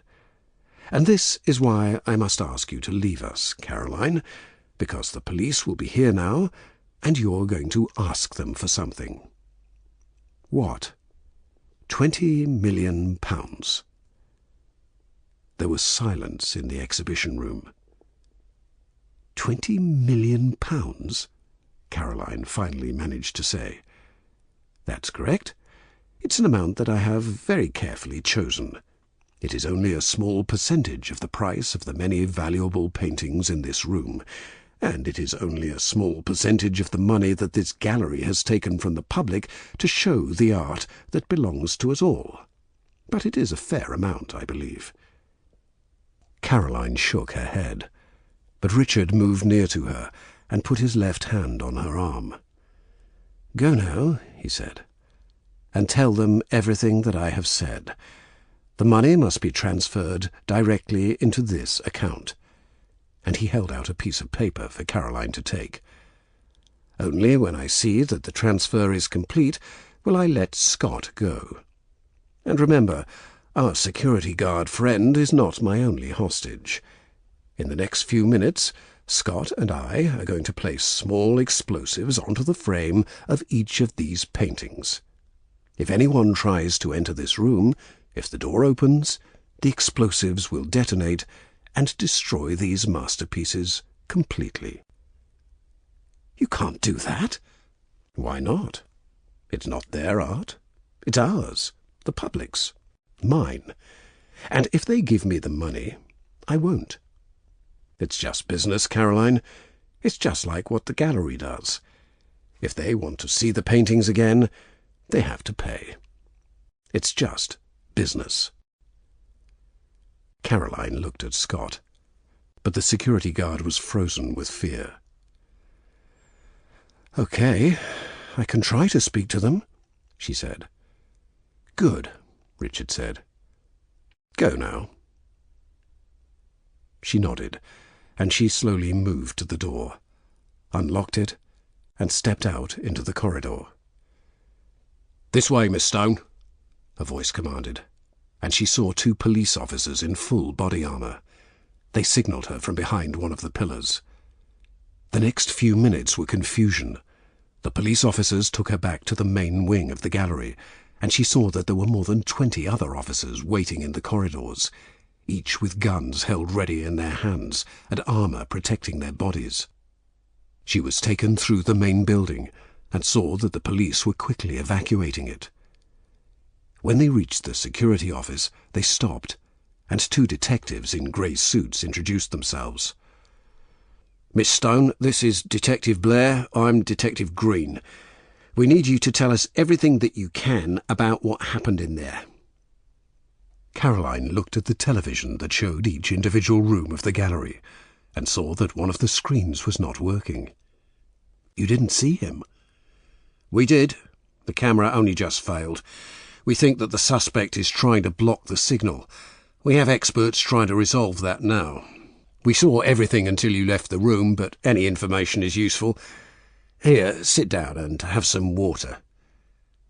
Caroline sat down on the chair and drank. There were more than 20 people in the small room, and they were all waiting for her to speak. So she told them everything that had happened. "And he says that he wants £20 million, or—" "We know. We heard that," Green said. "Are you going to give it to him?" Blair shook his head. "Only if there's no other option. At the moment, we don't know how serious he is. We don't know if the gun is real or if he has the explosives. Maybe he's just a crazy guy who wants some attention." "He's not crazy. I don't know, talking sense." "Do you think he might hurt the security guard?" I don't know." "Sir," said one of the officers at the security controls, "the camera's operational." The small screen was working again, and the black and white picture was visible for everyone to see. "Jesus, he's really doing it," Green said. On the screen, Caroline could see Richard and Scott in the room. Richard was pointing the gun at Scott, and the security guard was attaching small black boxes to the frames of the paintings. "We need to speak to him to open a line of communication." "That's impossible from here. There's no sound on this system." "Then we need to get a phone to him." "He said if the door opens, the explosives will detonate," Caroline warned. "Scott might be hurt, and the paintings. You can't—" "We have to do something. There are no windows in there. There's no way for a sniper to get a good shot." "We could cut the lights," Green suggested. Blair was going to reply, but her phone started to ring, and Caroline jumped with surprise. "Miss Stone?" The phone was in her blazer pocket, but she never carried her phone when she was working. She put her hand into the pocket and pulled out a small silver mobile. "This isn't mine. He must have put it there." Blair and Green looked at the screen. Richard had his back to the camera, but he was holding a phone to his ear. "Answer it and put it on speakerphone." There was silence in the security office now, and Caroline put the phone on the table and pressed the two buttons. "Caroline?" "Yes?" "Are you with the police?" "Yes." "Good. When do they think my money will be ready?" His voice was calm and quiet again. Blair covered the phone with his hand. "Tell him we need more time. An hour." "Maybe an hour," Caroline said to the phone. "An hour? No, that's not good enough, Caroline. Did you not tell them that I'm serious? Well, I must give them some proof that I'm very, very serious. The Titian or Scott? Which do you think, Caroline? No, you can't. They just need more time." "You're right. These paintings really are beautiful. I can give them a little more time, but just so they know that I'm serious. Have you attached them all, Scott? Yes? Good." Suddenly, they heard the sound of the gunshot. "No!" Caroline screamed. On the small screen, she saw blood where the shot had hit Scott in the back, and he fell onto his front and did not move. "Jesus," said Blair. "Do we go in, sir?" another officer shouted. "No," Green said. "Do not enter that room. We do not have the authority to enter that room and destroy those paintings." For a few moments there was chaos in the room, and Caroline began to cry as she looked at the image of Scott's body on the floor. "Caroline?" Richard's calm voice said on the phone. "Caroline?" "Shut up! All of you, shut up!" Blair shouted. "Caroline, do you think they believe me now? I hope so. Tell them to transfer the money now, or in 10 minutes this room and all these beautiful paintings will burn." Then the phone went dead. For a moment there was silence. Then Blair looked at Green. "We need to get the transfer authorized. There's no way out of that room. We transfer the money and then see what he does." For the next few minutes, everybody was moving and shouting, making phone calls or giving instructions. Only Caroline was silent and still. She sat and watched the black and white image on the screen. She watched the body of Scott lying on the floor of the exhibition room, and watched the blood spread out around him. She tried not to look, but it was impossible. How could he be dead? "Sir, we have the authorization. We can send the money now." Just an hour ago, he was standing straight, trying to look serious. She looked at the image again, and suddenly a strange thought occurred to her. "Are we sure there's no way out of there?" Blair shouted. Caroline stood up and moved closer to the screen. There was something. "We don't think so. There are some old passages under the gallery, but none of them access that room directly, and it would take him weeks to dig a hole to connect to one of them. What's he doing now?" On the screen, Richard seemed to be examining the explosives. But it was not him that Caroline stared at. There was something wrong. "Send the money," Green said to one of the officers. "Wait," Caroline said, but she was too quiet. "OK, that's it. Transfer complete." "No, wait," she said more loudly, and Blair and Green looked at her. "What?" "There's something wrong with the paintings." "Caroline, we need you to phone him. Tell him the transfer is complete," Blair said. She stared at the screen and at Scott's body, the Titian, and the painting next to it. "Oh, my God, I don't understand." "Caroline, call him." But then the phone rang, and Blair pressed the answer button. "Caroline, or is it the police? Well, that was very quick. I can see that the money is in my account now, and I can only say thank you very much." "OK. Now what do you want to do?" Green asked. "Fake," Caroline suddenly said, and the room looked at her.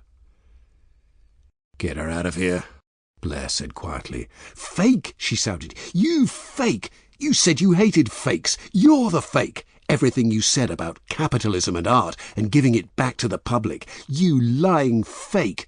You just wanted the money," she shouted, and ran to the phone.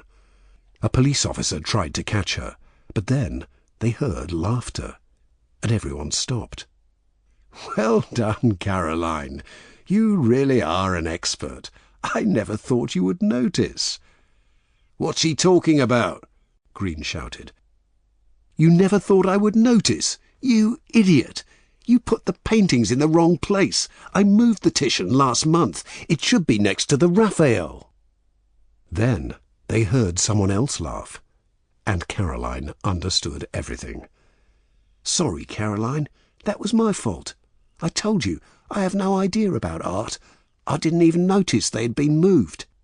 "You bastard!" she shouted. And then she turned to the detectives. "You need to stop them now. Open the room." "But the explosives?" "There are no explosives. Look at the screen." On the screen, Richard was standing and looking at one of the paintings. There was no phone in his hand, and he was not speaking. "Jesus, it's just a video!" Blair shouted. "All teams, go, go, go!" he shouted. And the police pushed past her, and in seconds the room was almost empty. "Caroline," Richard's voice said from the phone. "Caroline, I do hope you're not too cross. I mean, no one got hurt, did they?" Caroline said nothing. "And I really do hate fakes, even the ones I make myself. Are you still watching? Any second now. Watch." She looked at the screen and saw Richard move away from the paintings, and after a few more seconds, it happened. First, the Titian exploded, followed by the Raphael and all of the priceless paintings. Flames spread onto the walls, and soon the whole room filled with smoke. Meanwhile, on the floor of the room, Scott's body was still motionless. "Not too hot for you in there, Scott?" she asked. The other voice on the phone began to laugh. "That's better. You have to laugh, Caroline. No, I'm okay now. We're in the fresh air. The tunnel from the room to the passage that I have been digging for the last few months was a bit hot, but I guess that's the price of crime. It's behind the air vent where I was standing every time you and your tour groups came into the room. Nothing personal, Caroline. You were just in the wrong place at the wrong time." "Yes, nothing personal, Caroline," Richard said, and she heard the engine of a car start, and she knew that the police would never catch them now. It's just business.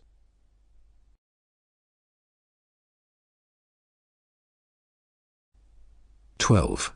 The Big Five." The campfire was high, the night was warm, and the men sitting around the fire beneath the starry sky of the South African plains were drunk. "We did it," Danny said again, holding his bottle of beer up. "We bloody did it." Pete stopped playing the guitar and raised his own beer, but Jan only smiled. "What's with you, Jan? This is a celebration, man. We did it." Jan shook his head. "Yeah, we did it." "What's wrong with you then?" "Where are Johan and David? They should be here by now," asked Jan. "Man, they probably stopped for a drink to celebrate," said Danny. "And good for them if they did. Here, have another beer. It's good stuff." "I don't want any more," Jan said, and he looked into the darkness of the night. He knew Danny was wrong. David might be stupid enough to stop for a beer, but not Johan. Johan knew what the plan was, and he knew that any delay could mean they missed the plane that was waiting for them 100 kilometers away. Pete started playing the guitar again, an old song about a lion following a group of hungry hyenas, slowly waiting for each to move before it attacked. Jan had heard his old friend play it 100 times, but tonight he realized for the first time that he did not like it. "Give it a rest, Pete," he said, and the other two looked at him. "Seriously, relax, Jan. What's the problem?" Danny said, laughing. "Relax? Don't tell me to relax, you idiot. We still need to get to the plane, to get to Cape Town and get out of the country. And the police are out there, somewhere, looking for us. So don't tell me to relax." Danny shook his head. "We've got the bloody diamonds, man. This was your plan. Enjoy it." Jan stood up. He wanted to relax, to think that everything was okay, but he couldn't, not yet. He moved to the jeep and opened the box on the seat. The diamonds inside sparkled in the light of the fire. "There are more here than we thought. Enough to make us all very rich men, but not if we get caught, Danny. Not if the police find us." "And how are they going to do that, Jan? We're in the middle of bloody nowhere. There's nobody for 100 kilometers. He laughed, and he picked up another beer and was about to open it when they heard the voice. "Hello, the camp," someone said from the dark, and the three men froze. For a moment, there was only the sound of the crickets in the grass. "Jesus, who's that?" Pete asked. Jan took the gun from his belt and shook his head. "It's not Johan or David." "The police?" Danny said, his smile gone. "I don't know." "Hello, the camp. I'm coming in." Jan shook his head. The police would not announce themselves. They would come in with the sirens on and guns firing. "Who are you?" Jan shouted into the dark. "A hunter," the man said, and all three turned in surprise. The figure was only a few meters from the fire now, and it seemed like he had moved in a circle around them. He was a big man, taller than all of them, with large shoulders and a wide chest. He was dressed in dark khaki shorts and shirt, and on his head he wore an old brown hat with a green feather on it. But Jan focused on his head. Jan knew you could learn a lot about a man from his face. It was the color of leather, and the large nose was broken and bent. But it was the ice-cold blue eyes and the large scar from ear to neck that Jan found really interesting. There was a rifle over his shoulder and a large knife at his side, but the man's hands were raised, and Jan saw him look at each of their guns. "No, you don't need those for me, boys. I just saw the fire and thought I'd see what was happening. A celebration, is it?" Jan put his gun back in his belt, but watched the man carefully. "What are you doing out here?" "Hunting." "You?" Jan was silent, and it was Danny who spoke. Nah, just a celebration, like you said. We're waiting for a couple of friends." "Is that right? Well, can I share your fire for a bit? I've got my own drink, a bottle of gin, enough for everyone." Danny smiled. "Sounds good to me. Take a seat, man." "Is that all right with all of you?" the man asked, and he looked directly at Jan. "Sure, why not?" The man sat down on the wooden log next to Danny, and Jan took a seat near to the fire. "What's your name?" Danny asked. "Hearn. And you boys?" "I'm Danny, this is Jan, and the man with the guitar is Pete." "Good to meet you all." "You got a camp near here?" Jan asked. "Well, I just make my bed where I lie, you know." "What you hunting? The big five?" Hearn smiled. "The big five? Well, maybe I am." "What's the big five?" Pete asked, moving his hand away from his gun and picking the guitar back up. "Ha! He's a city boy, Hearn," Danny laughed. "The big five, you idiot. The animals the real hunters go after. The lion, the elephant, the leopard. I don't remember the others," he said, and took the bottle of gin that the hunter offered him. "The buffalo and the rhino. You can't forget those two. It was a black rhino that gave me this," Hearn said, and he lifted a finger to his scar. "Jesus, man. But you killed it, eh?"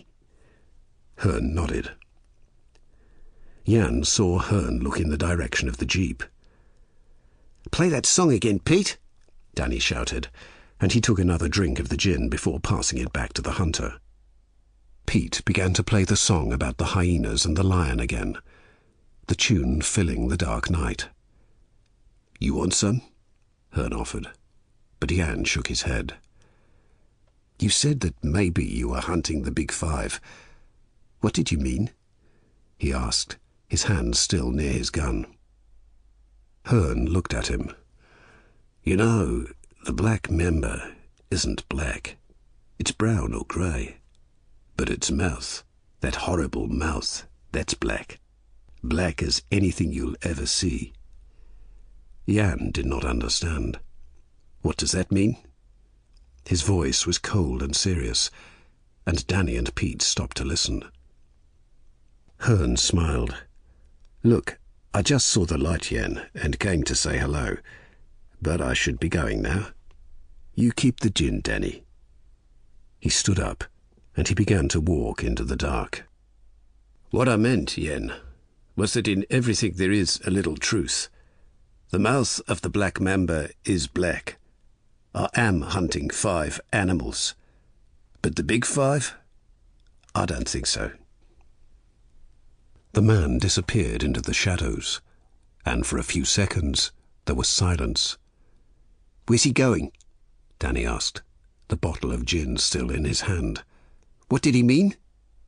His question was immediately answered by the sound of rifle fire and the smashing of bone, and Jan felt the blood from Danny's lifeless body splash onto his face before his corpse fell to the ground.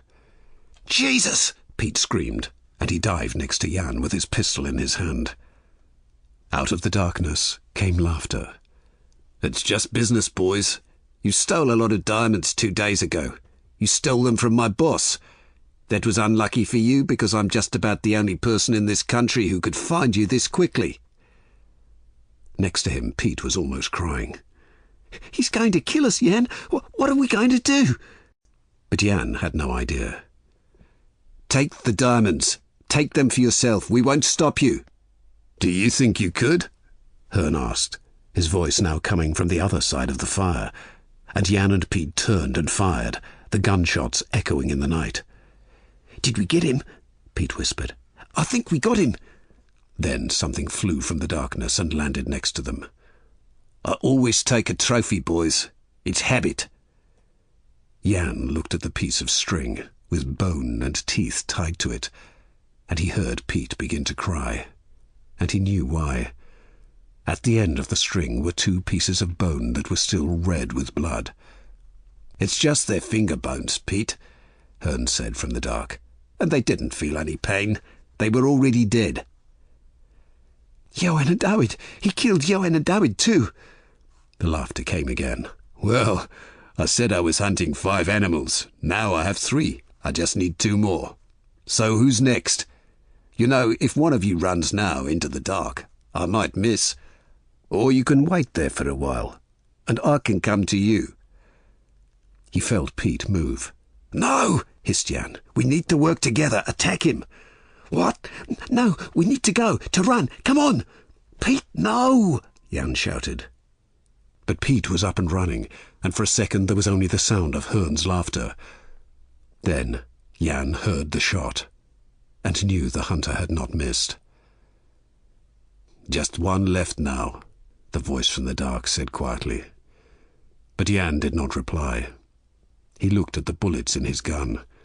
He had 4 left, and he decided that if the hunter wanted him, he would try to give him another scar, just like the black rhino had done. So he waited, and as he waited he began to sing the song Pete had been playing, the song about the lion and the hungry hyenas. And somewhere in the darkness, a now familiar voice began to sing too, and the lion waited for the final hyena to move.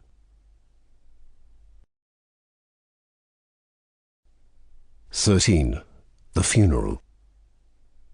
"Thanks for coming with me," Mark said, as they left the city of Sunnyvale. They were following the other cars along the quiet roads that led to the countryside. "That's okay," Holly said. "I know he meant a lot to you." Mark nodded. "Yeah, he was a good man." The car was hot, and she opened the window, but the warm Californian breeze did not cool her much. "How far is it?" Mark pointed to a sign. "About 15 miles. There was silence for a moment, as Holly enjoyed the feeling of the wind in her short black hair. "I like your family. They seem nice," she said, thinking about the different people she had met at the funeral. Mark's mother and father had died when he was young, but he had many aunts and uncles, and many, many more cousins. "Yeah, they are. Most of them." Holly heard the tone in his voice, and she knew that he wanted to say more. They had worked together at the newspaper for almost 6 years now. He was a good photographer, and she was a good journalist. Now they were good friends, as well as colleagues. "What is it?" Mark looked at her, and she could see that he was troubled. "Listen, I know this sounds crazy, but I don't know. Something about the way he died feels strange. He was always so fit, so healthy." "He was old, Mark. You said that in the last year he'd been weak and tired all the time. I just think that's what happens. It was just old age." "But he wasn't that old, only 78. A couple of years ago he was fine and healthy. He used to take long walks near the farm and still cycled into town sometimes." "What did the doctors say?" "He refused to go to the local hospital, but Aunt Mary made him let the local doctor see him. He visited him maybe 6 or 7 times. And? He said what you say, old age. He said Uncle Emmett's respiratory system was weak, but there was no cancer, nothing like that." Holly considered it for a while. She trusted Mark's instincts almost as much as she trusted her own. However, he was upset about the death of his favorite uncle. Probably that was affecting his thoughts. They drove the rest of the way in friendly silence, and after a while they moved from the main road to a small track. "Here we are," Mark said, and Holly looked up and saw a beautiful white farmhouse on a small hill. "It's lovely." "Apricot Farm. It's been in my family for generations. Some of my happiest memories are the summers I spent here." They parked the car next to the many other cars in the driveway and got out. Holly stopped for a moment and looked up at the 3 trees near to the garden. "Are these the apricot trees?" Yeah, years ago there were hundreds, but my ancestors started to grow wheat instead, and now those are the only 3. Holly nodded. Where are the apricots? Mark shrugged. Maybe it was a bad year. Come on, let's go in. The house was crowded and hot. The family and friends were all talking quietly in their black suits and dresses. Holly recognized many of the faces, but remembered few of the names. An elderly woman with grey hair was offering drinks to the guests, and Holly knew this was Mark's aunt, Mary. Standing next to the buffet were 2 cousins who Holly had spoken to earlier. Other people smiled sadly at Mark, and Holly nodded politely. For a few minutes they talked to different people, and she was happy to see that Mark was less troubled. Then a deep voice from behind them spoke, and she saw her friend's face lose its colour. "Mark." "Uncle Pete," he said, and they turned to see a tall, elderly man with a white and black beard. "I didn't know you were coming." "He was my brother." "Really? And when did you last see him? Did you even know that he was ill?" His uncle nodded. "You're angry. You're just like him, you know." Then he paused again. "Emmett and I hadn't spoken for many years, Mark. But that was only because he didn't want to speak to me. We had a stupid argument, and he never accepted my apology. But he was my brother." And the older man moved away to speak to someone else. Holly looked at Mark and saw the anger on his face. Mark, what is it? "Uncle Pete. Emmett didn't like him. They had a business together, but something happened and they split the company." He stopped and thought for a moment. "You know, now Emmett is dead, Pete can take control of the entire company. He can double his profits." Holly shook her head. "Pete, you're not thinking—" "I need some air. Are you okay here?" Holly nodded and watched Mark leave the room. For a while she talked to some other guests, but then she walked to the back of the house and out onto the porch. She wanted to go look for Mark when she saw his Aunt Mary arguing with a man with a large stomach at the bottom of the garden.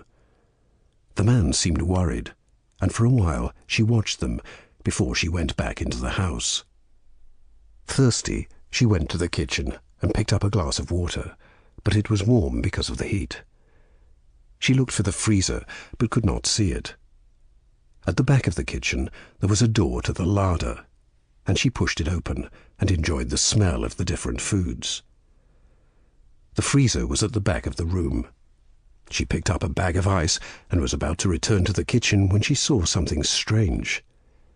It was a large bag of something brown and flaky. It almost looked like hard tobacco or crushed nuts. Next to the bag there was a hammer and piece of wood that looked like it had been hit many times. Curious, she put some of the brown flakes to her mouth, but discovered that it had a bitter and horrible taste. She was about to take a picture of the strange stuff when she heard Mark shouting in the other room, and she ran back through the kitchen. "Did you do something to him? Did you? In January he was improving, everyone could see that, but then suddenly this summer he gets worse and no one knows why? Just tell me, Pete, tell me what you did." Mark was shouting at his uncle, and the other guests were standing in shock. "Mark," another voice said, and Holly saw the man that Mary had been arguing with. "You have to believe me, it was a respiratory failure. Your Uncle Pete did nothing." He must be the doctor, Holly thought. "Mark, you're upset, but you can't say this sort of thing," Aunt Mary said, and she moved him away from the older man. Holly followed Mark and his aunt back into the kitchen. "Are you okay, Mark?" He smiled, but he looked pale and troubled. "He'll be okay, dear. He just needs a cup of tea. Can I help? You sit with him. I'll put the kettle on." For a while she tried to talk to him about something else, but her friend could not forget about his strange ideas. "Aunt Mary, who gets the farm now that Emmett is—" Mary frowned. "Why, dear?" He shook his head. "Because I need to know that Pete isn't going to live here." Mary laughed. Then don't worry. No, Emmett changed his will a few months ago. He didn't like our brother, and he would never leave Apricot Farm to him. No, actually, he has left the farm to me, to thank me for helping him this last year. Mark and Mary continued to speak, but Holly was not listening, because she was thinking about an old news story that she had written. A terrible accident where a child had been poisoned. She turned and looked at the elderly lady making the tea. She watched her take a silver ball with a delicate metal chain attached to it from the cupboard. "What's that?" she asked quietly. Mary smiled at her. "A tea infuser, dear. We only like the best tea in this house. Emmett liked his tea." Holly was silent for a second. "Have you lived here for the past year?" "Yes. Someone had to take care of Emmett. He was very weak at the end. But Mark said he got better last winter." "A little better," Mary agreed, and Holly watched her push the brown tea leaves into the infuser. Holly turned to Mark and shook her head. "I'm so sorry, Mark," she said, and she saw he was surprised at the emotion on her face. "It's okay?" "No, it's not. You're right. Emmett's death was strange." There was silence in the kitchen. "What do you mean?" Mark asked. "Do you want to tell him, Mary?" But the old woman was silent and looked down at the hot water and the silver infuser. "Mark, your uncle was improving last winter, but only because Mary had no more apricot kernels to crush and put into his tea. Then in spring, when the trees were heavy with fruit again, she continued her work. I don't know how she got the local doctor to lie. I suppose she paid him. But I think he knows exactly what it was that caused Emmett's slow death." Mark looked at her with an expression of horror. "What? What was it?" "Cyanide, Mark. Apricot kernels contain cyanide."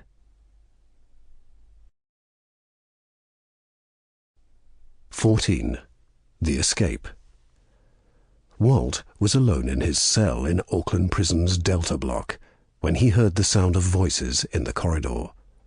He was no longer a young man, and his dark hair had turned to grey during the past 6 years in this small space. But his hearing was still good, and so were his instincts. He could sense danger before he saw it, so he moved his hand to his right boot and to the short piece of sharp wood that he kept there. "Walt!" a voice called, and the old prisoner recognized the deep, mocking tone. "In here," he said, and he put his hand back on his leg. The voice belonged to a man who could not be stopped by such a small weapon. Taine stepped into the cell, and Walt took a moment to look at the man. The Maori was massive, almost too tall to stand in the cell. His shoulders were twice as wide as Walt's, and were more heavily muscled than any other man's in Delta Block. But it was the black tattoos on the man's face, head and body that gave him the menacing appearance. That, and his dark, psychotic eyes.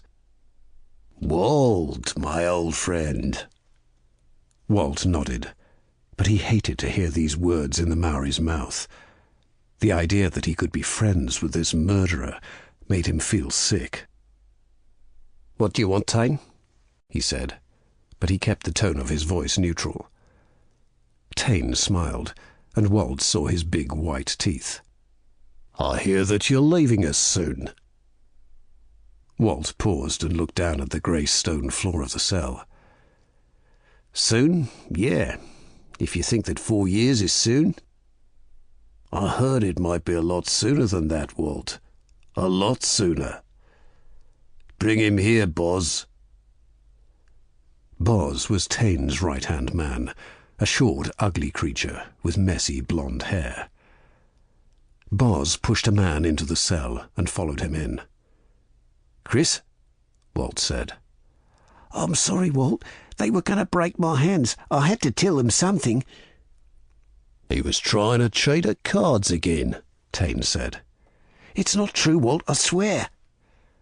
Walt ignored the young man and looked up at Tane. So he cheated. Why are you telling me? Because the idiot asked us not to break his hands. He said he had some information for us instead. Walt looked at Chris. He was a tall, thin young man with the face of a boy. People said he was a good thief, but that he had met the wrong people and had got involved in a bank robbery where a cop had been shot. For 2 years he had been in Delta Block, and for 2 years Tane had made his life hell. I'm sorry, Walt. They hurt me. My hands. Shut it, Tane snapped. Buzz, watch the door, and whistle if you see a guard. Boz nodded and went to stand in the corridor, and Tane sat down on the chair by the table. Now, Walt, you know me. I'm not a bad bloke, but I'm a little bit angry with you. I told you that if you ever discovered a way out of this place, you should tell me, and we would go together. What did you say, Chris? Tane smiled. So it's true. You told me there was no way out of here. Walt shook his head. There is no way out, Tane. This is maximum security. But that won't stop you, Walt. How many prisons have you escaped from? 6? 7, but they were all medium security. Yeah, but I reckon that if anyone could get out of here, it's you. And your stupid cellmate tells me you're going to try. Walt looked into Tane's eyes. The man was a psychopath, but he was not stupid. If he wanted this to work, he had to be very careful. Okay, Tane, there is a way. Tane grinned. I knew it. Walt shook his head. Look, Tane. No, you look, Walt. I don't know what the plan is, but I know this. Boz and I are coming with you, and that's final.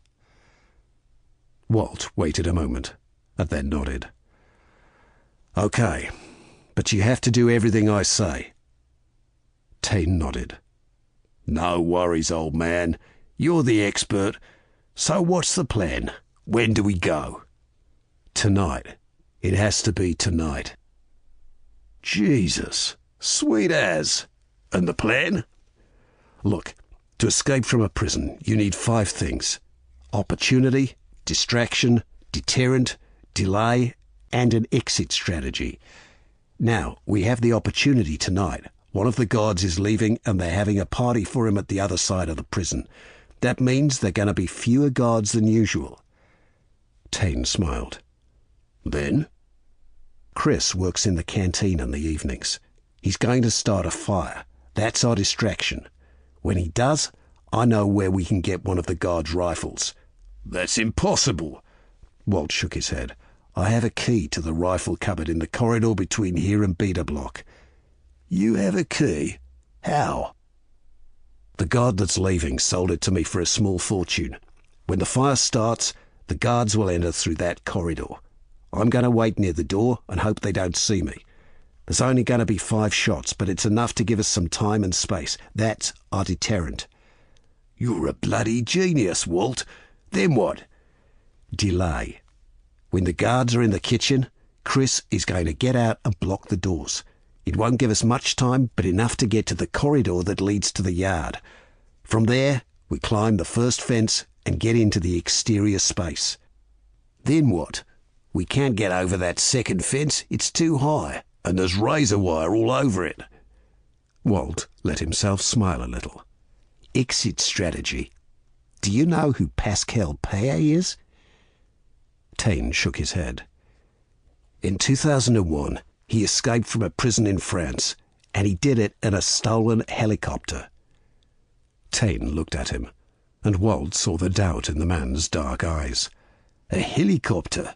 Are you telling me someone is going to land a helicopter in the exterior yard? Walt nodded his head. An old friend of mine from the army. At 8. Tane looked at Walt, and then at Chris, who was standing silently in the corner with his hands held together. Then the Maori grinned, his white teeth looking big and dangerous. "Right then. Boz and I are coming with you, so what do you want us to do?" Walt shook his head. "Everything is planned. If you want to come, meet us at the corridor to the yard at 5 to 8. Chris can start the fire and block the guards in the canteen, and I can get the gun." Tane slapped his leg and laughed. "You're a genius, Walt, my old friend. You get that gun and give it to me, and I will give us time to get to the helicopter." Walt nodded. Outside the door they heard Boz whistle, and they knew the guards were coming. "Chris," Walt said, "you need to get to the canteen." Chris moved to the door and tried to smile. "You're not too angry, are you, Walt? I had to tell them." "No, Chris, it's okay," he said, and the young man left the cell. Tane stood up and was about to leave too. "Tane, there's a problem.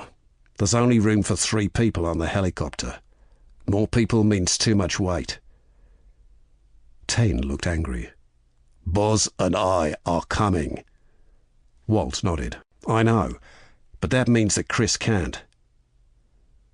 Tane smiled. "Fine. We don't need that idiot. So see you at the corridor. And Walt, I don't want any problems, understand?" Walt smiled too this time.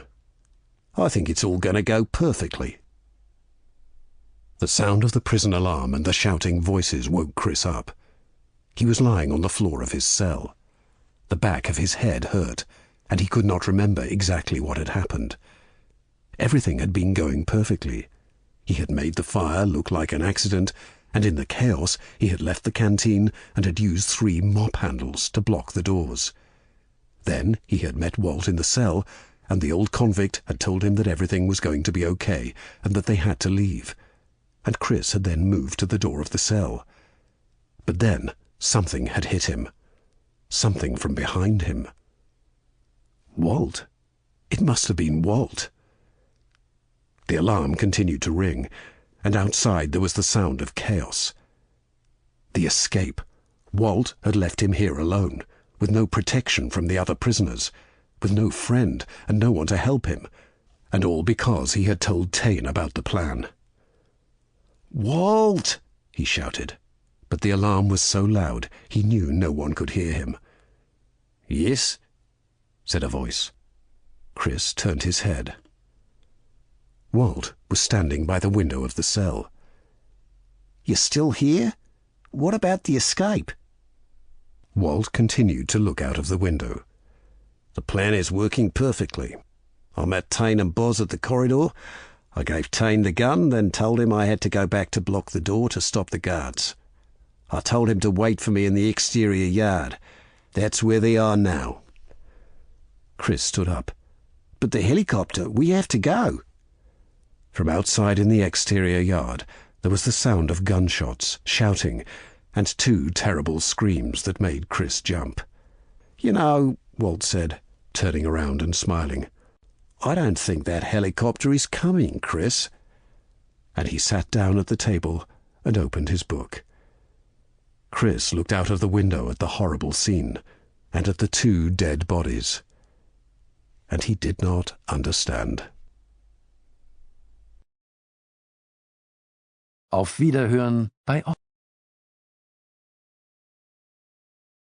To Die For by Dominic Butler. 6 Feet Under. The angel was in her dream again. However, this time her steel face was that of an old and angry man. The eyes were filled with hate, and the voice with the sound of vengeance. But it was just a dream. Except this dream seemed to be so much more real than any other. This dream felt cold. This dream was dark. This dream was hard against her back and head. No, she did not like this dream, so she forced her eyes open. Normally, her room was light, even at night, because for many years now she had hated being in places where she could not see. Yet tonight the room was filled with an impenetrable darkness, and she felt a sudden stab of fear. She quickly tried to move her arm to reach the lamp on the bedside cabinet, but instead her elbow banged against something hard, and she cried out. Confused, she tried to sit up, but this time her head struck something. Panic spread over her. The type of panic you feel when you wake in the middle of the night, sweat covering your body, your heart beating, your mind still half convinced that the monster of the nightmare is a reality. She kicked her legs, but they too seemed to be trapped. Only then did she begin to form an image in her mind of where she was. An image of a small space, enclosed on all sides, virtually no bigger than the length and width of a person. The image of a coffin. The sound that escaped from her lips was horrendous to hear. It did not sound like a woman at all. It sounded like a wounded animal. It sounded like fear itself. "Help me!" she screamed, her voice muted by the small space. "For God's sake, somebody help me! Help me! There's been a mistake! Get me out of here! Get me the hell out of here!" After several minutes of screaming and kicking and trying to hit her hands against the wood, she stopped. Slowly she managed to regain some control of herself, to stop the tears that were falling down her face, to slow her breathing, and to start thinking. The first thing she did was check her clothes. They seemed to be the same suit and blouse that she had been wearing when she left the restaurant. The restaurant. Was that the last thing she could remember? No, she could remember walking home through the city of Newcastle. So what had happened? An accident? Despite her fear, she was still an intelligent woman. No, there had been no accident, at least not of the physical kind. The cut on her head was the only part of her that hurt right now. Right now? What time was it right now? Her watch. It had luminous hands. If she could... But before she moved her arm, she knew that the watch was not there. For more than 10 years she had worn that watch. Now, its very absence made her begin sobbing again. "Damn it, Jean," she told herself. "Pull yourself together. You can get out of this. Think." Her watch was gone. That could only mean one thing. That someone had placed her in this coffin in spite of the fact they knew she was still alive. Her heart began to race again. But this time it was anger that drove it. "You cowards!" she screamed. Her phone. No, if they had taken her watch, they would have certainly taken that. So she was alone. Her family would never know what had happened to her, though they would be full of the suspicions that had tormented them for years. It was the fear of every judge's family, the fear that one day a criminal would take revenge upon the person who had delivered their justice. In the dark, she began to cry again, and this time she made no attempt to stop herself. "Judge Grey," a quiet voice whispered. "Can you hear me?" Judge Jean Grey jumped in shock, her head banging against the wood once more. The voice was quiet and muted, but it seemed to be very near to her. "Who is that? Where are you?" she shouted. "Judge Grey, if you can hear me, you have to find the walkie-talkie. Can you do that? Can you reach down and find it? Somewhere near to your right leg." The judge's right hand quickly searched in the dark and found something. It was a thick plastic square, and she could feel large buttons on it. "Press the first button if you want to speak." For a moment, the judge waited. She tried to compose herself, to remove the fear and tears from her voice. When she finally pushed the button, it was the voice of the famous Crown Court judge that spoke. The judge who had brought to justice more criminals than any other in the north of England. The judge who was famous for her tough sentences and iron rulings. listen to me. Listen very carefully. I don't know who you are. I don't know why you are doing this. I only know that you are making a very big mistake. Do you really believe that you will not be found? I'm a Crown Court judge. Someone will have seen you take me. Someone will be looking for you even now. Let the authorities know where I am, and I'll call for them to be lenient. Fail to alert them, and I'll make sure you suffer for this." There was a long silence. Then the quiet voice spoke again. "You don't like the dark, do you? You don't like small, dark places?" It was horrible to hear her phobia on the lips of this man, but she was determined to be strong. "What do you want? Money? I have money, but the only way you can get it is to get me out of here now. You may have my wallet, but I'll never tell you the PIN code." 9784, the voice said quietly. "I know all your secrets, Judge Grey. I know it all. I know where you hide the cigarettes that you tell your husband you don't smoke. I even know why you're scared of the dark.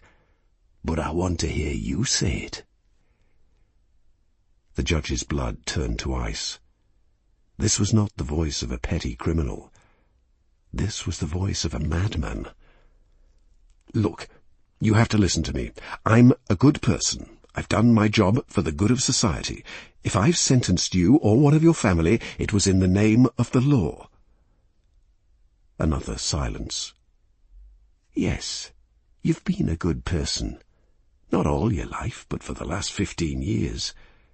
Before that, though." "So why are you doing this to me?" she shouted.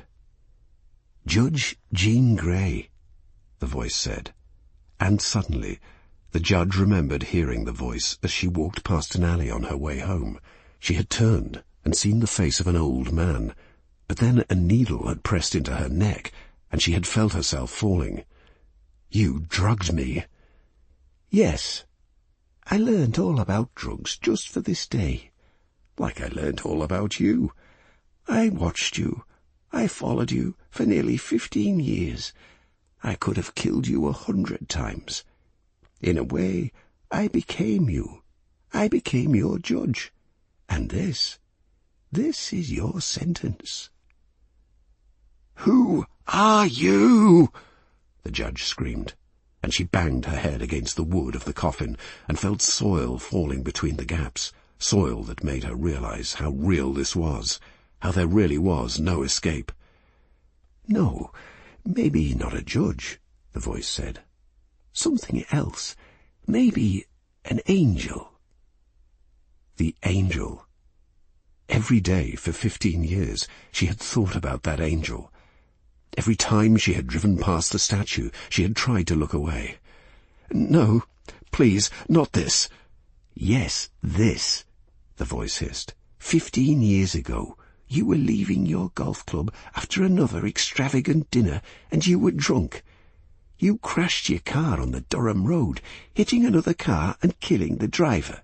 You were trapped in your car in the dark, alone. I don't know if you could see it, the Angel of the North, the statue, looking down on you as it cried and begged for mercy. I only know that when the family of the dead driver asked for justice from the courts, they found none. You used your power and influence to cover it all up. You never confessed that it was your fault. The other driver, a young woman, was dead, but you were never punished. Now, this is your punishment, Judge Grey." The judge screamed and shouted and hit her fists against the wood. "I'm sorry. It's true. It's all true. It was my fault. That poor girl. I killed her. God forgive me. But please don't leave me here. I've tried to make things better. I've tried to be a good person." When she stopped speaking, there was a quiet sigh, and then the voice spoke for the final time. "That's all I ever wanted to hear you say, ever since the day you killed my daughter." For a moment, there were no other sounds than the judge's sobbing, but then there was a strange noise above her, and the wood seemed to creak. Tentatively, She raised her hands and pushed the lid of the coffin, soil and dirt falling into the gaps and covering her. She screamed in fear that the soil would suffocate her. Then she pushed harder, and this time the lid fell back, and the early morning sky was revealed. Slowly she tried to stand, her legs weak, and her eyes unbelieving. Her coffin was buried in no more than 1/2 foot of soil. The large stone that had been lying on top of it was lying on the grass. And the giant statue of the Angel of the North was standing above her, justice and vengeance on her steel face.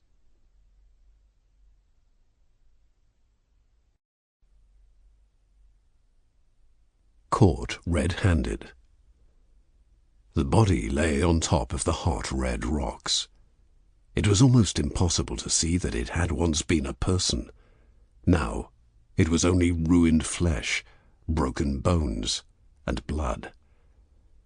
The park ranger, kneeling in the sand and rock some meters from the mess, removed her hat and used it as a fan in front of her face in an attempt to stay cool. It was no good. It was nearly 2 o'clock in the afternoon, and the sun was high above the Grand Canyon, its blistering rays shining down on the scene. She looked up at the clear blue sky above the cliffs and shook her head. The fall that had killed the person must have been at least from 10,000 feet, she thought. "Not a nice way to go," she said quietly, watching the fly that had noticed the body and thinking about what she should do next. Suddenly, behind her, she heard a footstep. She turned, her hand moving to the pistol on her belt. "Sorry," the man said, his face shocked. He was tall, dark-haired, and disquieting. Something about the way he stood there made her think that he had been there for some time, that maybe he had wanted to let her know he was there by placing his booted foot heavily on the floor. He was wearing a pair of khaki pants, a red and black lumberjack shirt, and a rucksack that was fastened over his shoulders.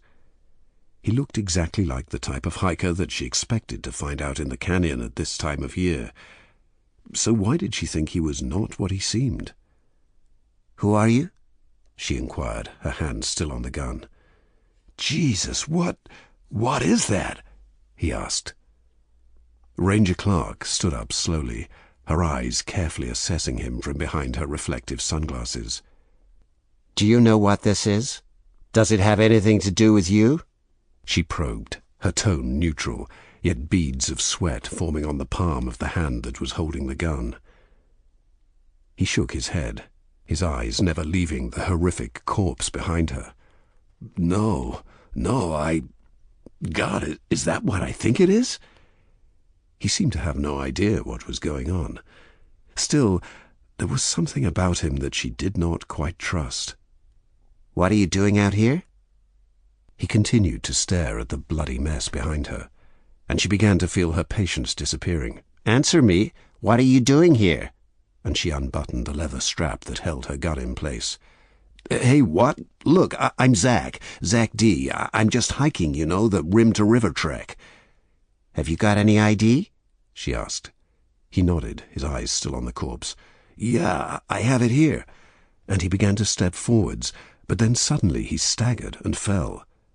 Despite her mistrust, she quickly moved to catch him, putting her shoulder under his arm and helping him sit down and remove his rucksack.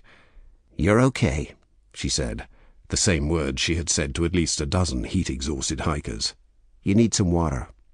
He shook his head. "It's not that, it's... God, how can you look at that thing?" She smiled in spite of the situation. "Not a big fan of blood?" He shook his head and took the bottle of water from his belt. "I hate it. We should call the police." She nodded. "I already did. They should be here in a while. They told me to just wait, so that's what I'm doing." "Did you see, what happened?" "Nope." "It looks like he's fallen right out of the sky." She looked around. This part of the canyon was wide, the Colorado River 2 or 3 miles to the east. It was not a location that hikers normally came to, as they preferred to follow the water. People don't just fall from the sky, she said, wondering again if he was who he said. He looked up. Sure they do. Parachutes fail to open, people fall out of those little tourist planes. They have those around here, don't they? Maybe there was an accident in one, or maybe a husband and wife had an argument and the wife pushed him, or... Okay, enough, she said, taking her own water and drinking deeply. He nodded. Sorry, I get talkative when I'm nervous. She thought for a second. No worries. Look, if you're feeling okay now, maybe you should keep moving. I can wait here for the police. There's nothing you can do to help. He hesitated, and her feeling of mistrust returned. The man claimed that he hated the sight of blood, yet he seemed in no rush to get away from the body. Who was he, really? I can't just go. I'd feel bad about leaving you. I mean, what if this wasn't an accident? What if there's someone out here watching us right now? Watching us right now? Yes, she almost felt like there was. Did he have a friend hidden in the shadows of the rocks? A pair of binoculars aimed at her face? She had to think quickly. Don't worry about me, she said, tapping the gun at her waist. If you want to help, head down to the river and follow it south. You'll probably see the police. Send them in my direction. He nodded. Well, if you're sure, he said, standing up and picking up his rucksack. She looked around the canyon, her eyes searching for a reflection that meant someone was watching. There was none. As he turned back to her, she hesitated for a second. I'm sure, she said.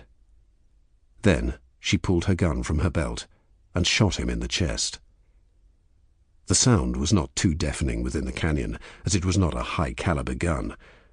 Still, she had shot him directly in the heart, and he fell back into the dirt without another word. Shame, she thought, as she put the gun back. The idiot was just in the wrong place at the wrong time. She turned back to the corpse. She knew what she had to do, although the idea made her stomach heave. She took a handkerchief from her pocket and tied it around her face. Then, moving quickly, she walked to the bloody mess, then leant down and plunged her hands into the flesh and guts. Jesus Christ, she protested, her stomach retching at the ghastliness of the deed. Where is it? Where the hell is it? Finally, her fingers touched something, and she pulled her hands free, blood dripping from them like paint. But it didn't matter, because she had it. A black plastic tube, no bigger than her two largest fingers. It seemed ridiculous that such a small thing could be so expensive, but the Mexican cartel said that it was the prototype of a new drug that would change the world. Stronger than cocaine, purer than opium. Not that she cared about all that. All that mattered to her was the $10 million she would receive for taking it to her contact in New York. She wiped the blood from it with the sleeve of her ranger's uniform, looking with distaste at the stupid green jacket that she had worn for the last 8 years. Had she ever liked the job? Maybe, but not any more. She wanted a better life than all this. She wanted a house by the ocean, a yacht to relax on, and servants to look after her. She would go back to the jeep, bring the canister of petrol, and burn the 2 bodies. Then she would go, leave the stupid canyon, and never look back. "Put your hands up, Clark," a voice said from behind her. She tensed, her hand hovering over the gun at her belt. "Don't even think about it. I don't intend on being shot twice in one day. Turn around." She raised her hands and turned. He was standing in front of her just like he had been when she first saw him, except now his rucksack was by his feet, and a gun was in his hand. There was blood on his head from where he had fallen, but none on his chest where she had shot him. "Yeah," he said with a cold smile.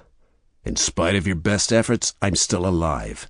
And now, Caroline Clark, you're under arrest for receiving drugs with the intention to transport. Also, for attempted murder." "I knew you weren't who you said you were," she shouted. "I'm exactly who I said I was, Zach D. I just didn't mention that I'm also an FBI agent. We've been watching you for some time, Clark. We knew the cartel was looking for someone reliable in the States. Looks like they made the wrong choice. I wanted to speak to you, to see if you would work with us to help close down the cartel. But that was before I saw the body, and before you attempted to murder me." In the distance, the sound of a helicopter racing across the canyon could be heard, and somewhere near the river was the sound of a police siren. The loose-fitting lumberjack shirt had nicely covered Agent D's bulletproof vest. Now it was the wire under the same shirt that had done its job.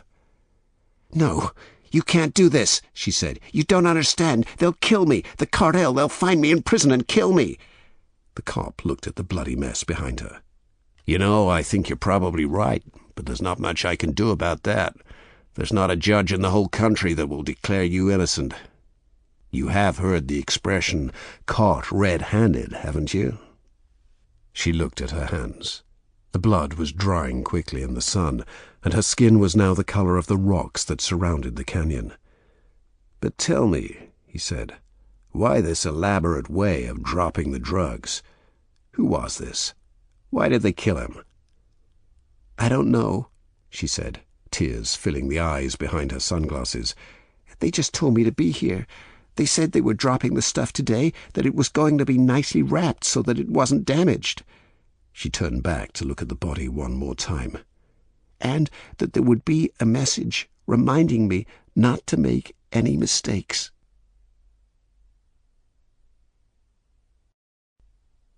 Like father, like son. "Is he dangerous?" she asked, watching as a guard with a grim face emptied her bag onto the table. For a moment he did not reply, but then he looked up at her with an expression of distaste in his eyes. "This is Folsom Prison, lady. Of course he's dangerous." She felt a knot of anxiety twisting in her stomach, but she tried not to show it. "Don't listen to him," a younger guard standing by the door to the interview room said. "Old Owen's a teddy bear compared to some of them. He's never any trouble. He does what he's told. You'll be fine." The first guard turned and looked at the second, his dark eyes angry. "What do you know about him?" The other shrugged. "He seems okay to me." "Okay." The first guard shook his head. "Yeah, well, that's because you don't have a clue what that sick maniac did." He turned back to her. "But you do, don't you? And now you want to write more stories about him. Did you ever think that the reason these psychopaths do what they do is because of the attention that the newspapers give them?" "Leave her alone," said the other guard. "It's her job." "Well, do you know what he did to those children?" She swallowed and nodded her head. "Yes, but—" "Yeah, that's what I thought." He put her things back in the bag and passed it to her. "You do not go past the blue line. You do not give anything to the prisoner or take anything from the prisoner. You do not take photographs of the prisoner, and any recordings will be copied and given to us. Do you understand?" "Yes." He turned to the other guard. "She's all yours," he said, then walked away without a second look. "Ignore him. He's always like that," he said as he opened the door. "There's nothing to worry about. If you want to get out, just shout. I'm right here." As she stepped into the small white room, she did not know exactly what she was expecting, but the man sitting at the table, his legs chained to the floor and his wrists to the table, was not it. He must have been about 50 years old. His hair was as white as snow, his face lined with worry and regret, his eyes soft and blue like a summer sky. Was this really the man she had read about? "Mr. Owen, my name's Julie Cliff. I'm from the Californian Star. Do you know our newspaper?" The man looked at her for a moment, then shook his head. "I don't read the newspapers, Miss Cliff. There's nothing but misery in them." She looked at the chair that had been prepared for her, positioned at the table, and behind the blue line that the guard had mentioned. For a moment she hesitated. "Please sit down if you like. I don't know what you want from me, but I don't get to see many new faces, so you are welcome." His voice was gentle and polite. She nodded, walked to the chair, and sat down. "Thank you, and thank you for allowing me to speak to you." He smiled a little. "The warden was quite insistent. He said he wanted the world to see how his prison could reform a convict. Even," he said, letting his eyes look down at his hands, even a convict like me." The small white room was warm, yet his words sent a cold shiver down her back. "I see. Well, maybe the warden has not entirely understood the significance of my visit." His eyes narrowed a little, and he shook his head. "I won't talk to you about things from the past. I've been in this prison for 11 years. I've been atoning for those things. You can't ask me about that again," he said, his voice rising a little. "It's okay, Mr. Owen. I don't want to talk to you about that. Not exactly. I would like your help with something." He stared at her in silence for a moment, then nodded. "If I can help, I will." She took a file from her bag and placed it on the table.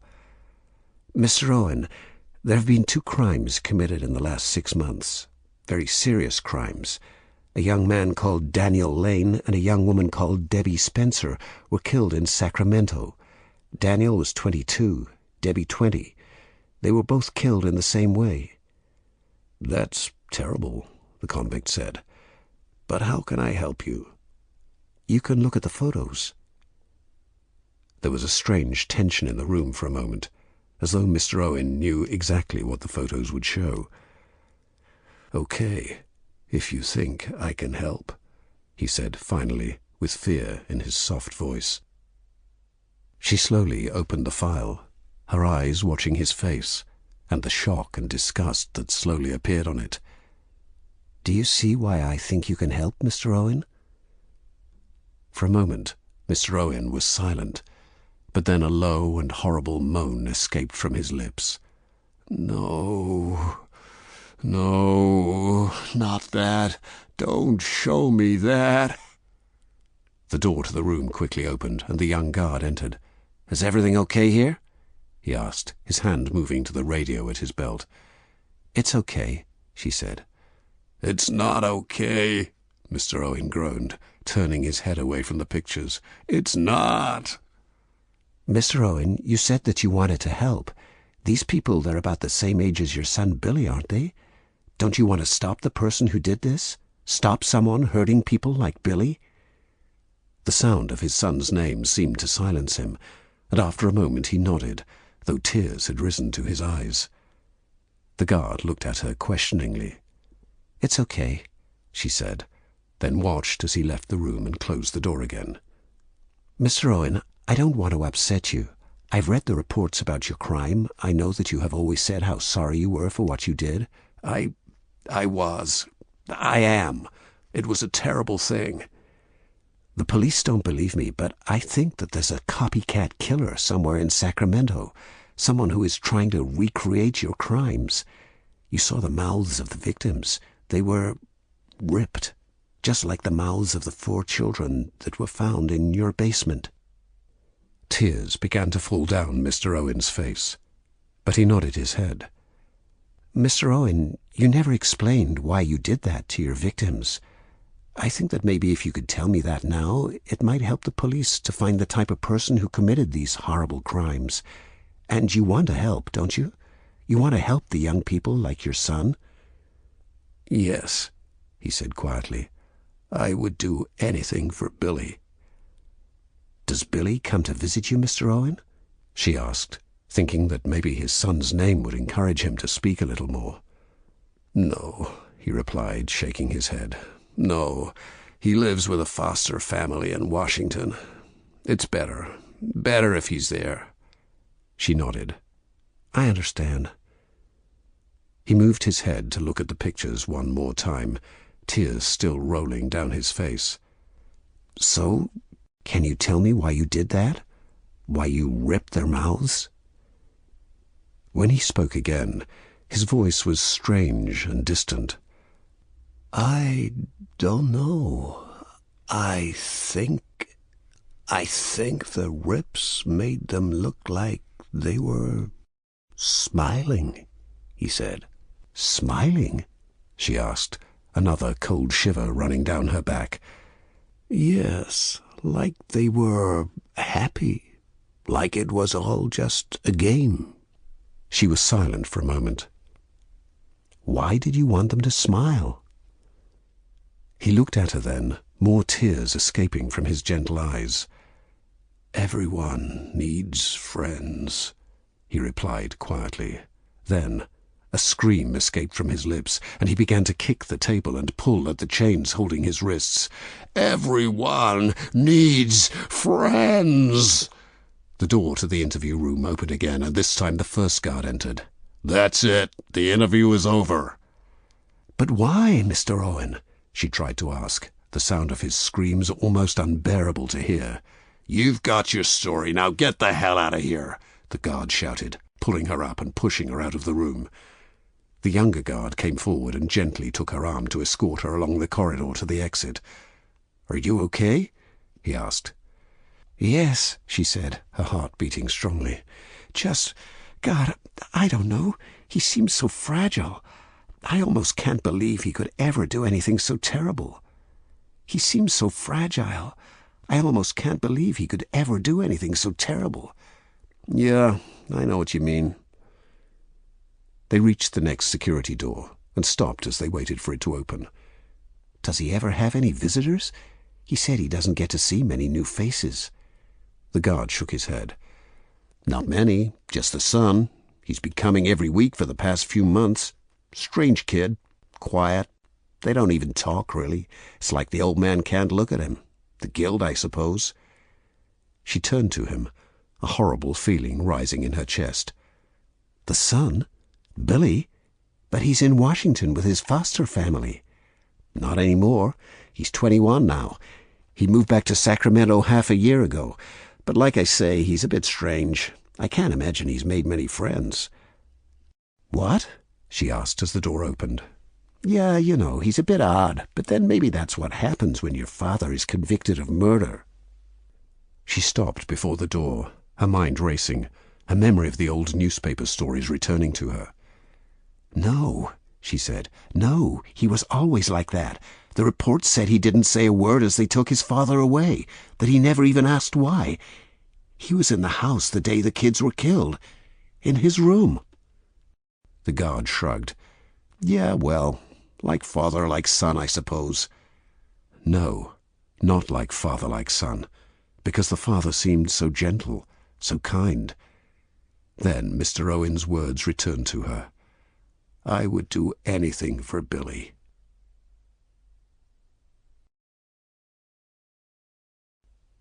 The Green-Eyed Monster. As she stood at the bar waiting for the drinks, she caught her reflection in the mirror behind the bottles of spirits. Her short red hair was striking, her deep brown eyes undoubtedly attractive.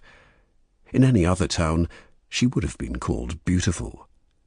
This, however, was not any other town. This was the only town that mattered, the only place on the planet that mattered. This was Hollywood. In this town, there were two types of beautiful. There was the type that sold movies, and there was the type that did not. Zoe had been here for 8 years now. 8 years of slowly realizing that she was that second type of beautiful. Sure, her girlfriend said she was a goddess, but what did her opinion matter? In the reflection behind her, she saw Heather waiting patiently at their table, a script in her hands, and her eyes occasionally glancing around the bar, an unconscious action allowing her to see how much attention her raven black curls and to-die-for figure were attracting. And she was attracting a lot of attention. "Is that your friend?" the barman asked as he put the drinks down. "Is she in something? I recognize her. That medical series." Zoe shook her head, put $20 down, and gave him a look that said, "Shut up." The barman seemed to understand, but even as he walked away, he continued to look at Heather. Moths. They were all moths, and Heather was the light. She looked at herself in the mirror again. There had been a seed of doubt in her mind for a moment, but the barman's question had washed it away. Quickly, making sure that no one could see, she dropped the 5 crushed pills into one of the drinks and shook it, watching with curiosity as they dissolved. Then, fixing her smile into place, she turned and walked back to the table. "Here you are," she said, placing the drinks on the table. Okay, but this is the last one. I want to be fresh for tomorrow. It's only soda water. Zoe laughed, watching as her friend put the glass to her full red lips and drank. Yeah, but what? Are you still not feeling well? Heather shook her head. I don't know. It comes and goes. These last few weeks have been awful. I keep getting these moments of... Well, anyway, I feel great now. Good. I'm glad, Zoe said, raising her own glass. I know how much you want this part. Heather shook her head. I feel awful even trying for it. You're the one who found it first. Don't be silly. To be honest, I don't think I'll even go. Lucy wants to take me for lunch at some expensive restaurant. It's one of our anniversaries. The lie came easily to her lips. She had practiced saying it over and over as she had driven to the bar. Lucy was away all weekend visiting her brother. This meant she could complete her plan in peace. Oh, great. You know how bad I'd feel if I took another part from you. The words were said innocently enough, yet Zoe felt a knot of anger twist in her stomach. No, really, she said, hoping the resentment was hidden from her face. You'd be much better for it than I would. She looked at her friend. Yes, she did not look as amazing as she usually did. The dark makeup could not truly hide the dark rings beneath Heather's eyes. The relaxed smile could not completely hide the nervousness that the pills had slowly encouraged. This was the 5th time that Zoe had spiked her friend's drink in the last 3 weeks. Each time she had increased the amount. Each time she had carefully watched to see the effects. She did not want to hurt her friend, of course, only make her a little anxious, a little ill, perhaps. Was it even a crime? Zoe doubted it. Despite the drugs, however, Heather still seemed determined to go to the audition. To Zoe's audition. Had she been angry the first time that Heather had taken a role meant for her? A little. The second time, though, had really hurt. Sure, it was only a small part in a second-rate movie, but it had been Zoe's part. And this time, well, this time was different. This time the part was fantastic. She had read the script and fallen in love with it straight away. This role was hers, and no one was going to stop her from getting it. After 20 minutes of talking about the usual Hollywood gossip, Heather began to seem a little quiet. Is everything okay? You look a little pale, asked Zoe. No, it's fine. It's just a little hot in here. I think I might go home. They walked to their cars together, and Zoe watched the way her friend seemed to sway in her black heels. For a moment that seed of doubt touched her again. Could she really let her drive home like this? Her house was in the Hollywood Hills, and the roads were infamously dangerous. Are you sure you're okay? She asked. I'll be fine. I just need a good night's sleep. I'll be okay for the audition. My audition, Zoe thought, the anger returning. Well, you take care. And Heather, good luck for tomorrow, she said, with a cold smile. She got into her own car and watched as Heather slowly drove away. Then, making sure she was not too near, she began to follow her. The Hollywood sign was high above the town, the white letters like a beacon in the hot and humid night. She knew that her friend was right about being fine by the morning. The pills would be out of her system by then, her composure would have been regained, and her beautiful movie-selling looks once more intact. Beside Zoe, on the passenger seat, were the items that she had purchased the day before. She had hoped that she would not have to use them, but now that it looked like Heather would still go to the audition, she knew that they were her only choice. In front of her, she saw Heather's car swerve around another sharp bend, and an oncoming car flashed its lights. For a second, Zoe's heart stopped, as she thought there would be a collision. That would be too terrible. Heather did not deserve that. Did she?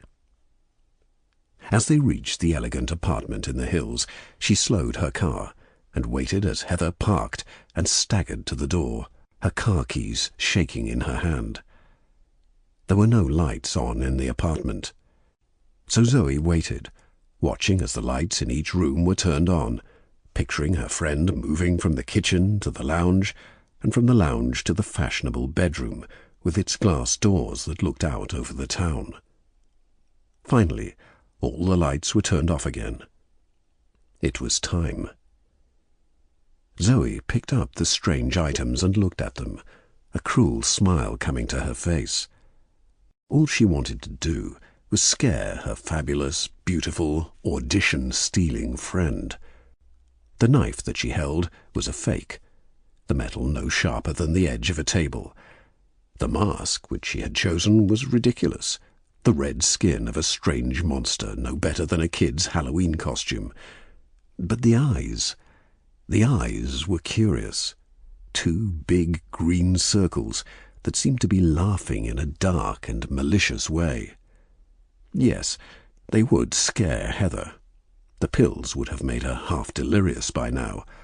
All she had to do was push her a little further, and she would either not sleep at all or face a night full of terrible nightmares, and her audition would be ruined.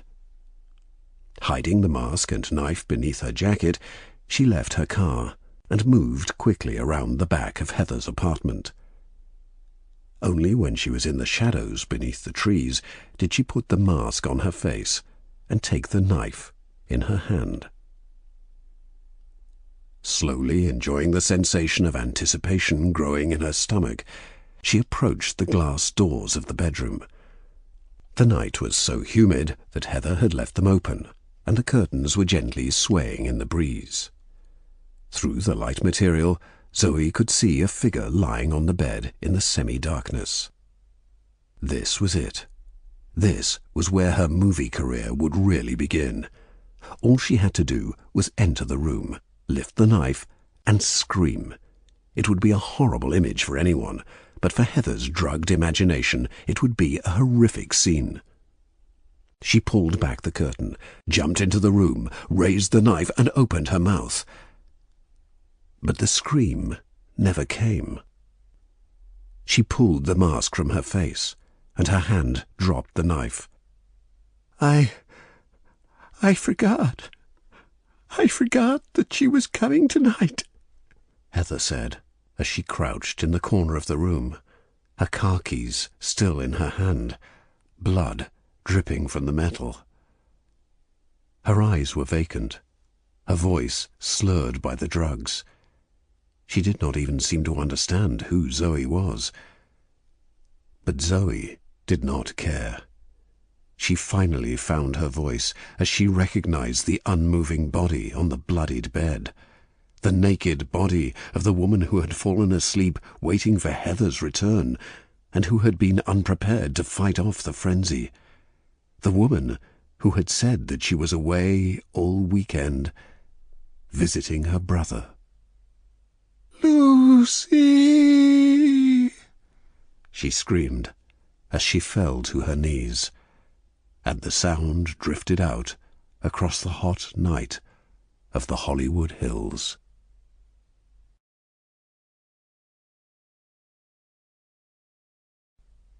Murder will out. Above the granite-grey mountains of the Scottish Highlands, storm clouds were slowly moving across the dark skies of another cold winter night. In the deep valleys and quiet towns below, the clouds' approach seemed to bring with it a growing sense of danger. Yet in an old hunting lodge, on a quiet road between two silent hills, this sense of impending doom was muted by drunken voices, laughter, and the sound of wine glasses being brought together. "To us, and to another year of good business," a man of about 60 years with a dark beard and large smiling eyes said. Around the table, the other dinner guests raised their glasses. It was an elegant room. The table was dressed in white cloth, and the light was provided by more than 20 candles, placed in delicate silver holders. "How about another bottle of wine, Hamish?" the man with the dark beard and smiling eyes asked. At the head of the table, a younger man with a pale face shook his head.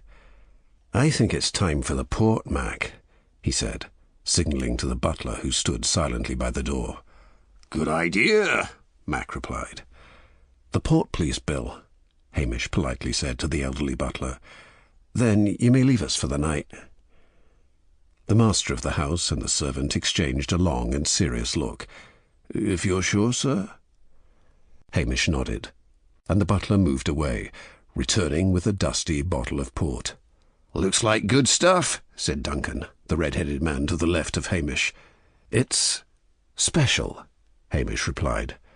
Then he watched carefully as the butler took the cork from the bottle and filled the 12 small glasses around the table. "Not yet, Anne," he said, as he saw an attractive middle-aged woman lift the glass to her lips. "I would like to make a toast first." Hamish watched the butler leave the room and close the large oak door. Then he stood, his glass of port in his hand, and he looked around the table. Duncan, Col, Sandra, Anne, Kevin, Beth, Mac, Pete, Chris, Mike, and Sally. 11 people that he had known for more than 10 years. Some of them, like Mac and Kevin, he had known since he was a child. Many of them he had considered part of his family, and all he had considered friends. But what were they now? "I would like to make a final toast tonight.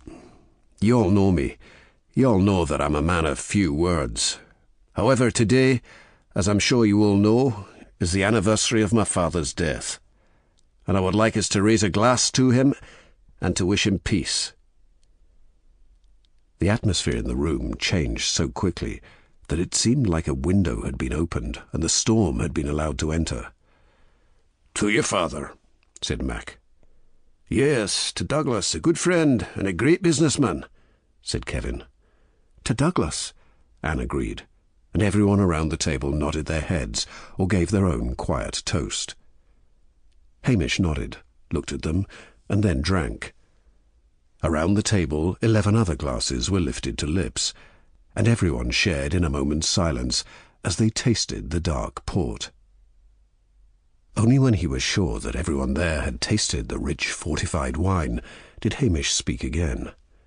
And when he spoke, his voice was deeper, louder, more filled with some dark and terrible meaning. "Murder! Will! Out!" The 3 words hung in the air around the table. "What?" Kevin finally asked, his normally relaxed expression replaced by uncertainty. "Why would you say that, Hamish?" Outside, the rain began to fall more heavily, and the wind screamed around the lodge. But inside there was only the crackle of the candles, and silence as they waited for Hamish to reply. "Why? You all know that these were the final 3 words that my father said. You all know that in this very house he fell to the floor in his room and died. Some of us were here. Duncan, Col, Sandra, Anne, Mac, Pete. Others had left and were driving home. But only hours before, we'd all been here together. When he fell to the floor, we heard his screams, and we ran to his room. His face was already blue, his eyes red with blood, but as he lay there on the floor, we all saw him raise his hand and point to me, his only son. Then he said those 3 words, words which I have not stopped thinking about from that day to this. Murder! Will! Out!" Mac shook his head. "Yes, we were there. We saw it. But that's all over now. We all know that you had nothing to do with your father's death. We know you loved him." Hamish nodded. "Yes, you were all very supportive. We told the police what he had said, but you all agreed that it was a mistake, the dementia of a sick man. But then someone sent a letter to the police, a letter that said I was guilty, that I had planned to kill my father to inherit his money and his business. A horrible joke, or some competitor trying to ruin the business. We all know that," said Sandra. "Someone from another oil company, it's obvious," agreed Pete. "Yes, that's what we thought. So I told the police that I would help them in any way that I could, that they could interview me, search my office, search my home. But there was nothing to be found because you were innocent," said Sally. Hamish moved from the table to stand at the window. For a moment he watched the rain, before turning back to the 11 people. "It's true. There was nothing there when the police searched my home. But that is only because my butler, Bill, found the poison that killed my father before the police arrived." There was a stunned silence. "What do you mean? Your father died of a heart attack," said Anne. "Yes, Anne, a heart attack caused by a poison." Kevin stood up and shook his head. "What are you saying? This makes no sense. The doctors found nothing in Douglas's blood." "That's true, Kevin. However, I believe that was only because the person who killed my father did not know about all of the medication he was taking. One of the prescribed drugs hid the poison."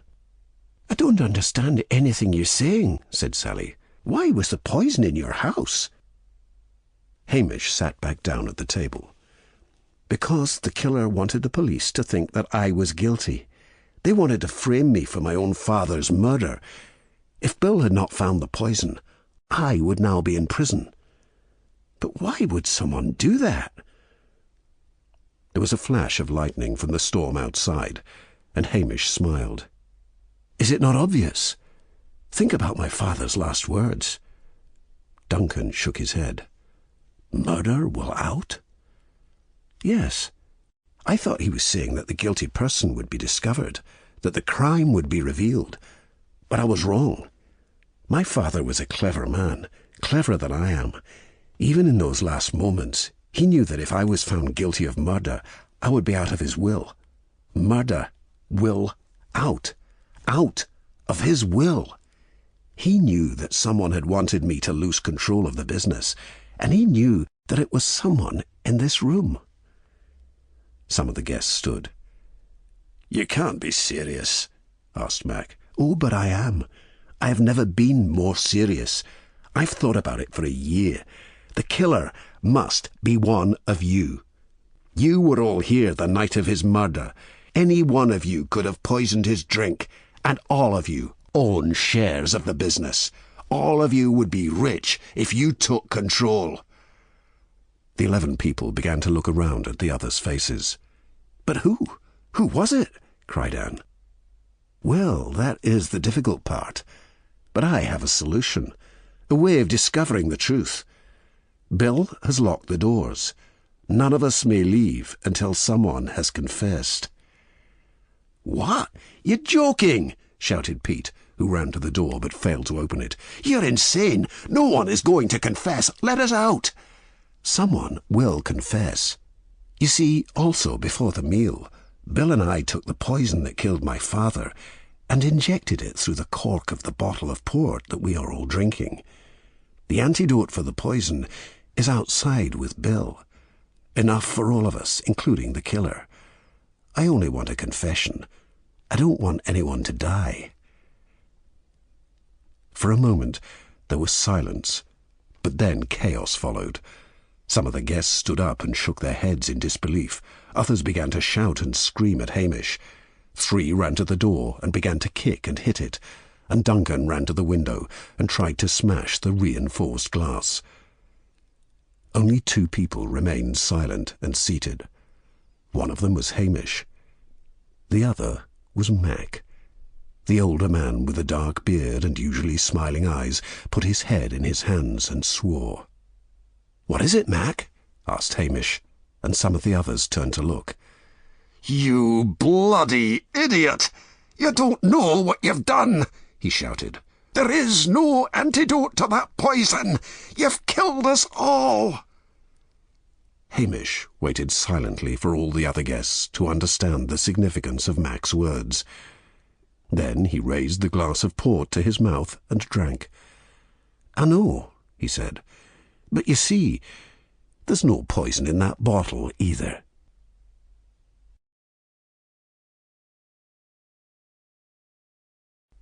Murder in the Ice. The celebration, if that is what it should be called, was slowly coming to an end now.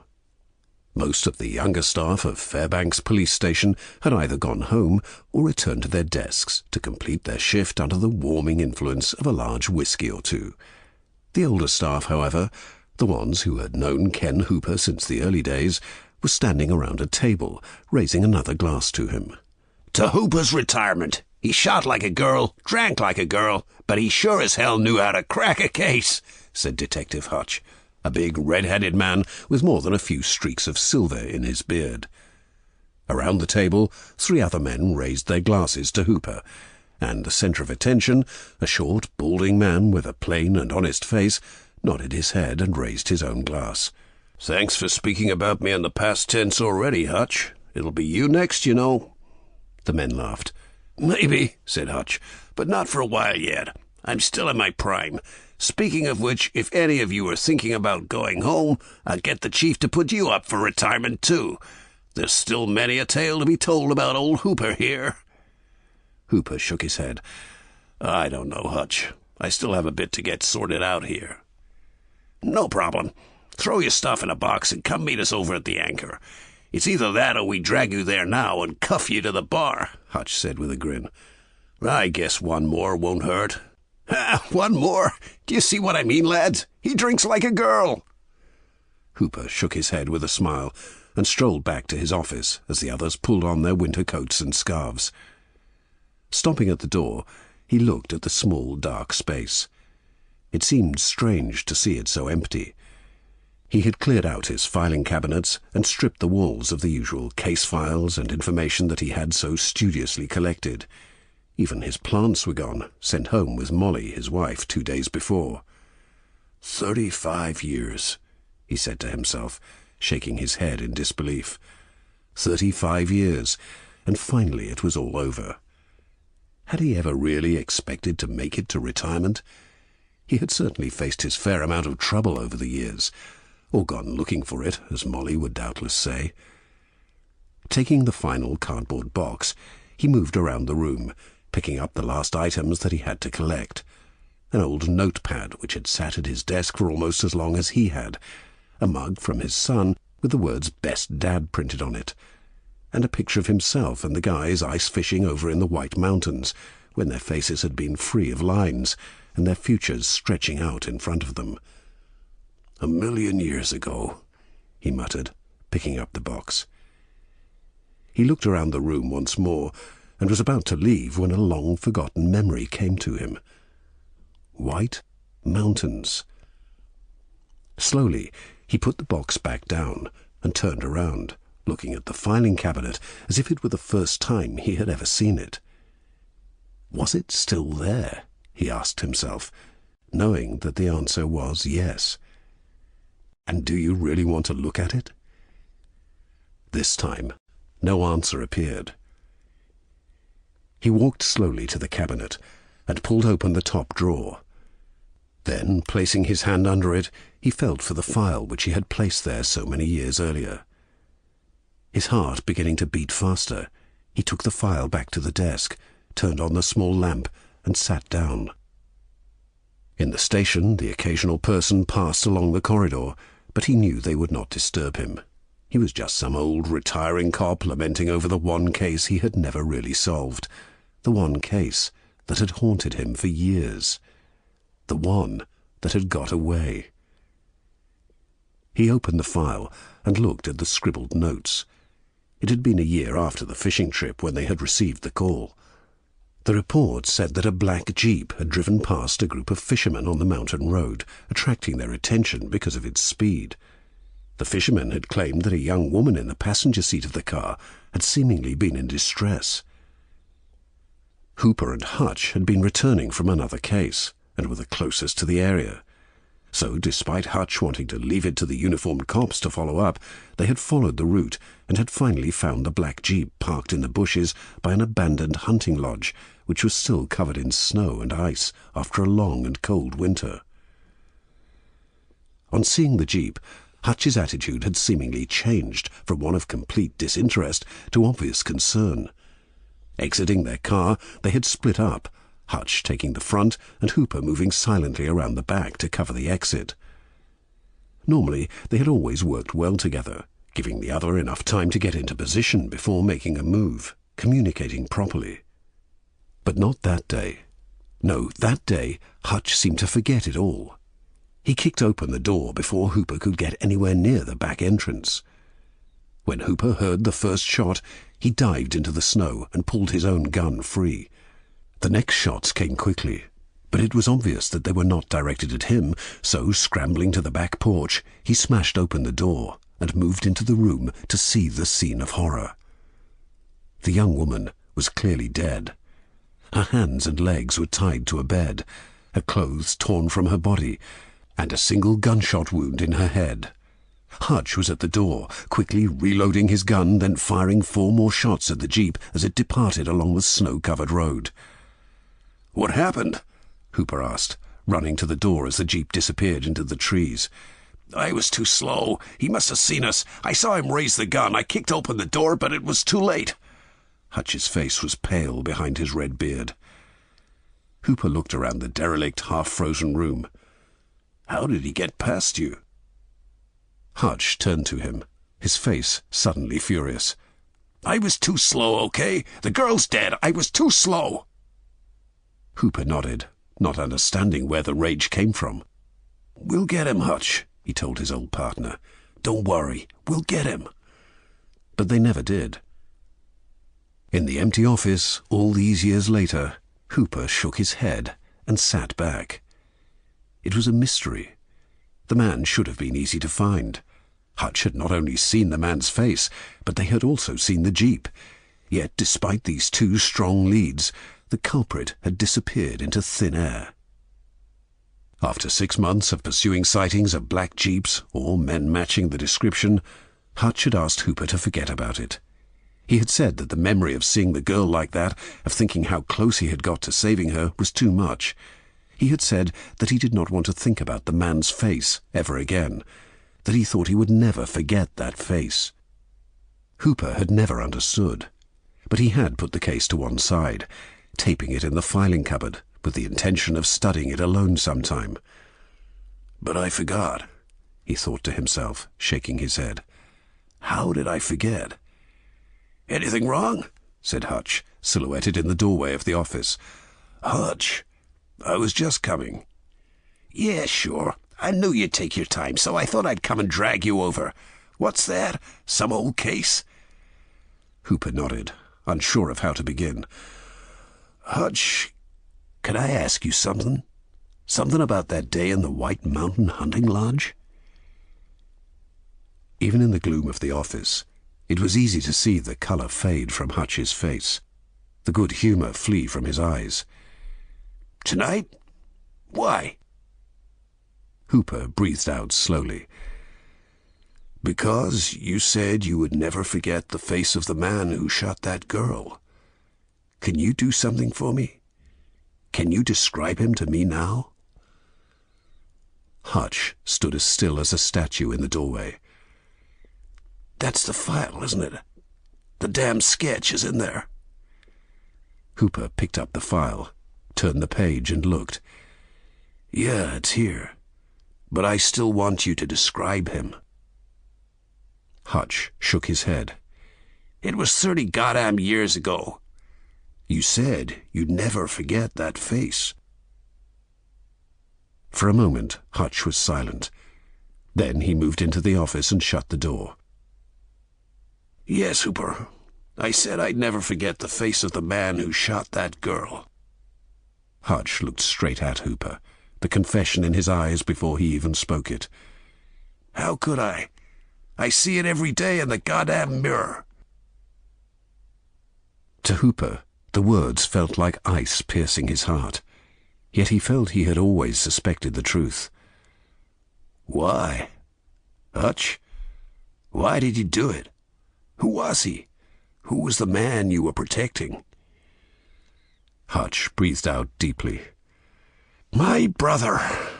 My youngest brother. He was always a piece of rubbish, but when I saw him there, what could I do? I had to help him. If he had been caught, I would have been disgraced and he would have rotted in jail. She could have identified us both. I shot her. I had to. I told him to go, to get out of town and never come back. No one could identify him. Nothing could lead back to me." Hooper shook his head. "The identification was fake, and you didn't really shoot at the jeep as it drove away. You should have told me, Hutch. Why? What would you have done?" Hooper sighed. "Arrested you, old friend." "I know," Hutch said, removing his pistol from his belt. "You always were the better cop. The better man, too." For a moment, Hooper watched the gun in Hutch's hand and saw the conflict in the other man's face. "You're a better man than you know, Hutch," Hooper said quietly, his eyes in Hutch's eyes. For a second more, Hutch stood there. But then he sighed, placing the gun on Hooper's desk. "I don't suppose you want a last drink with an old friend, do you?" Hutch asked. But Hooper shook his head and took his handcuffs from his belt.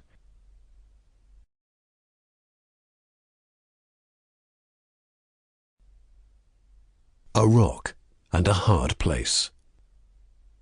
All my life, for as long as I remember, there was one thing I never wanted to be: a gangster. Sure, my dad was one, and my uncle was one, and they both told me that it was the only life for a McNevin to have. But look what happened to those two. And anyway, when they were part of the Limerick mob, things were different. There were rules back then. There were codes. If you were in the mob, then those guys were part of your family. You trusted them, and they trusted you, and that was that.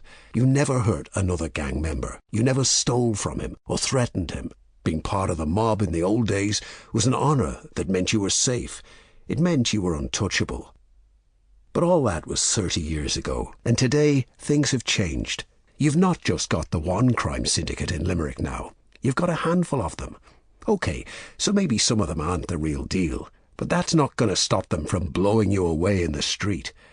Besides that, everything else is all messed up too. The gang leaders used to be men to respect, but now they're all idiots, paranoid that their own men are going to steal their money or put a bullet in the back of their head. And there's no honor anymore. You're as likely to have your throat cut by one of your own gang as by some fella on the street. Yeah, I never wanted to be a gangster, that's for sure. So why, I ask myself, am I standing inside a bank vault the size of a bathroom, a diamond as big as a rock in my hand, and 3 psychopaths with guns staring at me? "Jesus," Stevie growls. "What the hell are we gonna do?" "Open the bloody door, boy," the boss, Grath, shouts. From inside, that's bloody impossible, I say, stepping back as Stevie tries to grab me. "What do you mean, impossible?" he shouts, his face as red as his hair and his eyes panicked. Look, I didn't close the bloody thing, did I? It must have been your man Danny. Grath looks towards the door, his manic green eyes furious. "Danny, you worm, open this bloody door so I can rip out your guts." I shake my head. I don't think that's going to encourage him to open it. "Let me, boss," Shane says, pointing his gun at the handle of the safe. "No!" I yell just before he can shoot. "Are you tapped in the head, man? The bullet's going to bounce back and kill one of us. The metal's too hard." Shane turns the gun on me. His face has always reminded me of one of those ugly guard dogs, and now that his teeth are visible, the similarity is striking. "Tapped?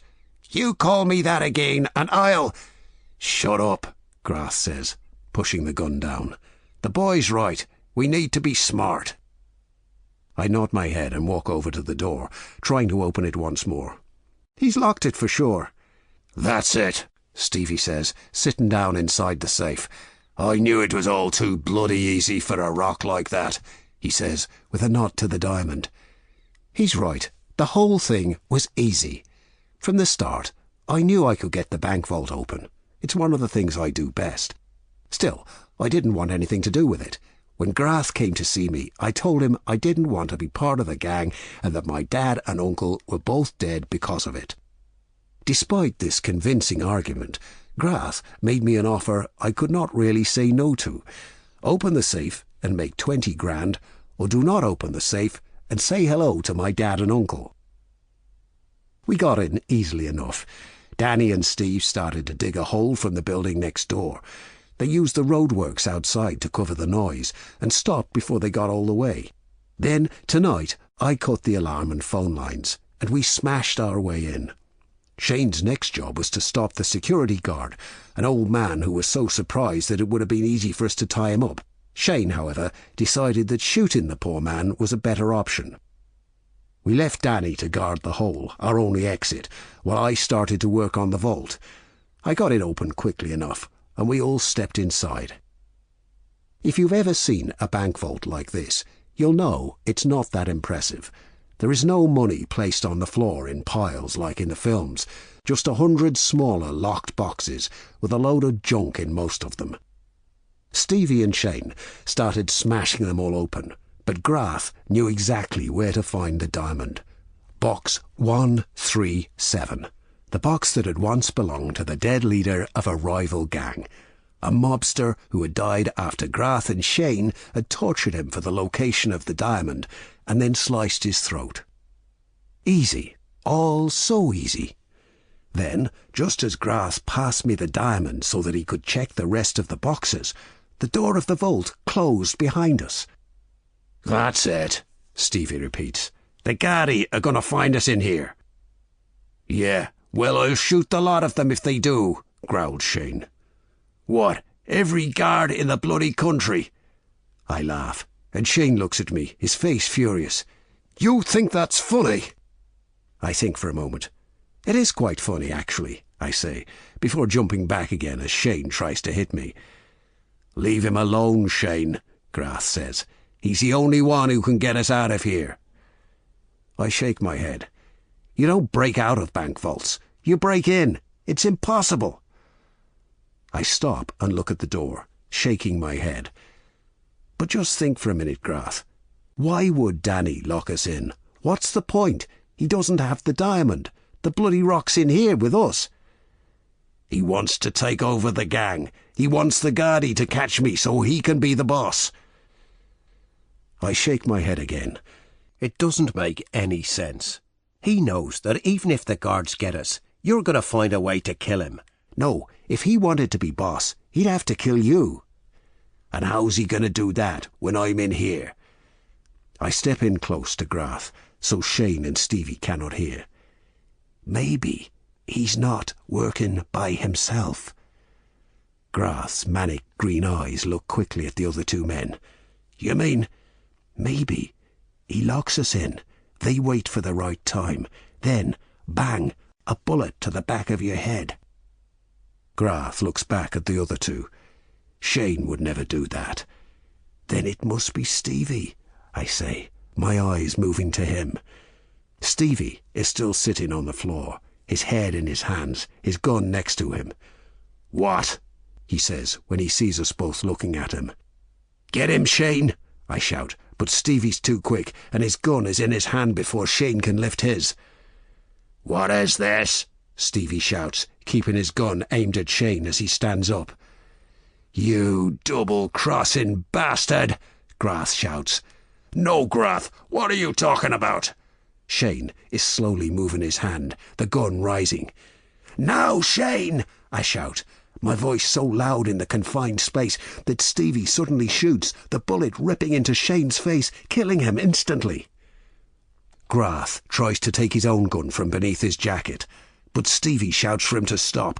"Drop the gun, Grath." "So you are double-crossing me."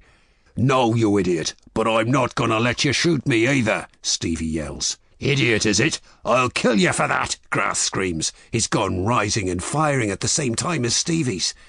The noise is like thunder, the spark from the gun's blinding. When I can see again, Stevie is on the floor, blood spilling from his throat and confusion still in his eyes. "Got the bastard," says Grath, before he falls to the floor too. "Grath? Grath, are you okay?" I ask. "I'm okay. He just got my shoulder. You've got to get this door open. Get us the hell out of here. Okay, I'll try, I say. Here, take the diamond. He puts down the pistol and reaches out for the rock, those manic green eyes crazier than ever. You were right about them, he says. You're okay, boy. I then look at him, letting the fake concern disappear from my face. I'm okay. Didn't you say the same thing to my dad, Grath? He is inspecting the crystal so carefully that he only half listens. What? What are you talking about? I told you to get that door open. Yeah, you said he was okay, but you still shot him. Grath's eyes suddenly show that he understands. He drops the rock, but his injured arm is too slow, and before he can reach the gun, I have it. You? Yes, me. Do you know what I like about bank vaults, Grath? I ask before he can speak. They're soundproof. And another deafening shot fills the space. My ears still ringing from the sound, I stand up, put the diamond in my pocket, and look around at the 3 dead bodies. I take my phone from my pocket and dial a number. After a few seconds, I hear the mechanism of the lock, and the thick metal door of the vault opens. Danny grins as he sees me. He then looks at the dead men and laughs. It worked, he says. We did it. I take a cigarette from my pocket and light it, thinking about what he has just said. This is it, boy, he says with another grin. The gang's ours now. We can run it better than Grath ever did. Do things properly, like in the old days.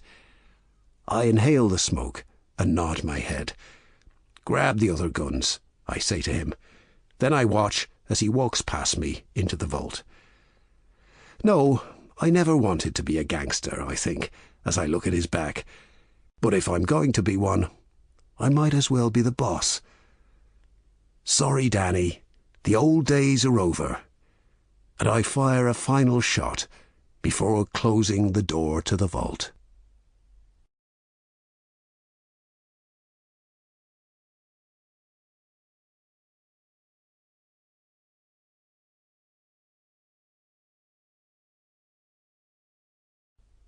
No smoke without fire. In an office on the outskirts of Ottawa, a man in dark clothes held up a glass of whiskey to a picture on the wall. "Here's to you, Gavin," he said, before downing the drink in a single swallow, the hot liquor burning in his throat. The picture was of Gavin White, CEO of White Incorporated. The picture was of the man holding the glass of whiskey. His hair was a little darker, his face a little less lined, and his eyes were full of an optimism which was no longer there. But it was certainly the same man. He filled the glass again, then stared at his own portrait. How long ago had it been since the picture was taken? 10 years? 12? Everything had been so different back then. His offices had been in the centre of the city, not on these forgotten perimeters where there were only start-up businesses and failing companies. He had been a real player back then, a name that people mentioned with admiration or envy. And he had been rich. Was it the loss of respect that hurt the most, or the loss of the millions that he had once possessed? He laughed. It was the money, of course. The rest of it could go to hell. He would trade all the respect in the world to get back half of what he used to have, to own just one of the sports cars, or one of the riverside apartments. Yes, he would do anything to have his bank account full once more, to not have his credit cards declined or his loan requests denied. "You're going to get it all back," he said. "Unless you mess this up, you're going to get it all back." He emptied the whiskey again, then looked at his hand. It was shaking. "Be a man, Gavin. Follow the plan, and nothing can go wrong." He was about to pour a third glass, but he stopped himself. "Later, when you're back at the hotel celebrating, you can drink." He nodded to himself, put the bottle back in the cabinet under the picture, and laid the glass down on his desk. His plan was simple, yet brilliant. 7 years ago, when things had started to look bad for the company, he had slowly begun to increase his insurance. He had made sure that no one had known he was losing money for as long as he could. Then he had downsized to this smaller office block and waited. For 3 years now, he had been almost bankrupt, his assets gone, his stocks failed. A less intelligent man might have thought of pulling an insurance job as soon as things got bad, but Gavin knew that he had to be careful. He had waited until people had stopped thinking about Gavin White and White Incorporated. He had waited until his now pitiful business seemed to be doing okay. He had waited until tonight. Now he was ready. Did he care that 20 people would lose their jobs, their salaries? Did he hell? This was his ticket out of here, a ticket to a condo in the States where he could drink away the rest of his life. But he still had to be clever. He still had to be careful. He picked up the whiskey glass and walked through the dark offices. Outside, the stars hung above a cold night in the city, the lights of the capital almost pleasant to look at in the darkness. He took the glass to the kitchen, washed it, then placed it back into the cupboard. He could leave no trace to let the police know he had been here. When they checked, they would see that he was staying at a hotel in Quebec City. 2 friends would say that he was with them drinking in their hotel room all night. 2 friends who would receive a small percentage of the money he would make. He had left the hotel at midnight and driven back in a rental car, then waited in the shadows of the office block. There had been no one in the area, with only 1 or 2 lights on in the apartment block opposite. In his dark clothes, he had entered the building, the alarm of which he had reported damaged 2 days before. So there would be no record of his entrance, no witnesses, and a strong alibi to protect him. "See, Gavin," he said to himself, "you've got this. You can do it." He walked back to the main office where his employees worked. 15 computers were sleeping in the darkness. One, however, blinked a red light every few seconds. Everything was in place. He was not using matches or petrol or anything which could be detected. He was being smart. He had cut the electric wires in the plug of the computer, placed the waste paper bin next to it, then, above the bin, a stack of old boxes containing ink cartridges. It would be the perfect accident. He looked at his watch. It was time. He walked over to the wire, knelt down, and took his lighter out. As long as he only burnt the wire, it would look like that was where it started. He lit the lighter, a delicate yellow flame appearing above it. Then, slowly and carefully, he held it to the wire. After a second, there was a pop and a bang as the wire tore. It was on fire, the flame small but steady, licking at the waste paper basket, then quickly growing.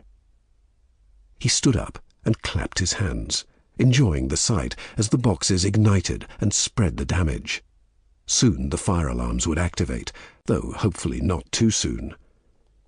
There was one problem, though: smoke. The fire had not yet spread enough to do much damage, but there was already a lot of smoke. The window. If he opened the window, the smoke would disappear, and the fire would still spread before the alarm went off. He ran to the window, pushed it open, and coughed as the smoke was sucked into the night. "Yes," he said quietly, "it's working." That, however, was when he saw him. Standing at a window in the block of flats opposite was an old man. For a moment Gavin froze as the old man looked directly at his face. For a moment the old man froze too.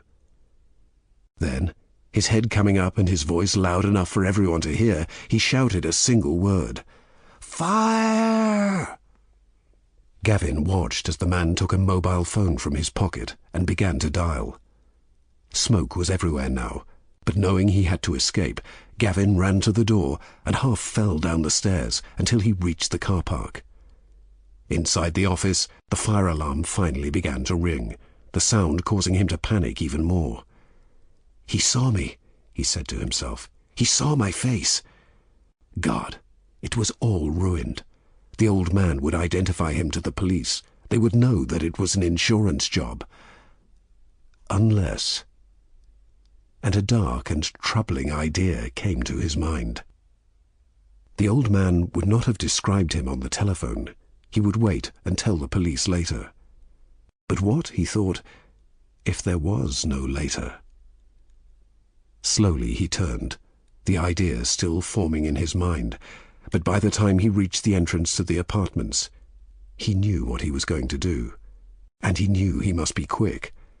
He looked up. It was the second apartment, on the 3rd floor. He opened the door to the building quickly, keeping his face hidden in case there were cameras. Then he ran to the stairs and sped up them, panic, fear, and desperation moving him forwards. When he reached the 3rd floor corridor, he checked that no one was there. Seeing that it was empty, he moved to the second door and stopped. "You can do this, Gavin. Think of the money." He raised his hand and knocked. "Fire department, open the door, sir," he said, not raising his voice too loudly. After a few seconds, the door opened and the old man smiled at him. "That was very quick. I only—" he started to say, but Gavin moved forward, covered the man's mouth with his hand and shut the door. For a second, the old man was too surprised to resist. But then, as he began to struggle to escape, he kicked out, his knee hitting Gavin in the groin, so that he screamed and fell to the floor. The old man moved backwards, his hands against the walls. "What are you doing?" he shouted. "Help me! Somebody help me!" Gavin was in pain, but he was also angry now. In the distance he could hear fire engines moving in their direction, but they would not be here before he had finished. "You're dead, old man," he said, watching as his victim retreated. "No, stay away, I'm warning you." Gavin laughed. "Or what?" The old man's right hand moved to the handle of another door, which he pulled open. "Get him, Maple! Kill!" The thing that sped towards Gavin was so fast that he did not know what it was at first. But when the teeth ripped into his throat, he knew. For a few seconds the dog tore into his flesh, but then finally the old man shouted for it to stop. Gavin felt blood pumping from the wound, and he suddenly felt too tired to move. "Why?" asked the old man. "You saw me. You saw my face. Saw me light the fire," Gavin said, knowing that it did not matter any more. "Saw you?" the old man said, breaking into a laugh, a sound horrible to Gavin's ears. "Ha! You idiot! I haven't seen a damned thing for nearly 20 years. I'm blind." Gavin was beginning to choke on his own blood, but he forced the words from his mouth. "Liar! You saw! You shouted, 'Fire!'" The old man laughed again, and his guide dog began to lick the blood on the floor. "I've got a nose, haven't I? I smelt the smoke. And you know what they say, there's no smoke without fire."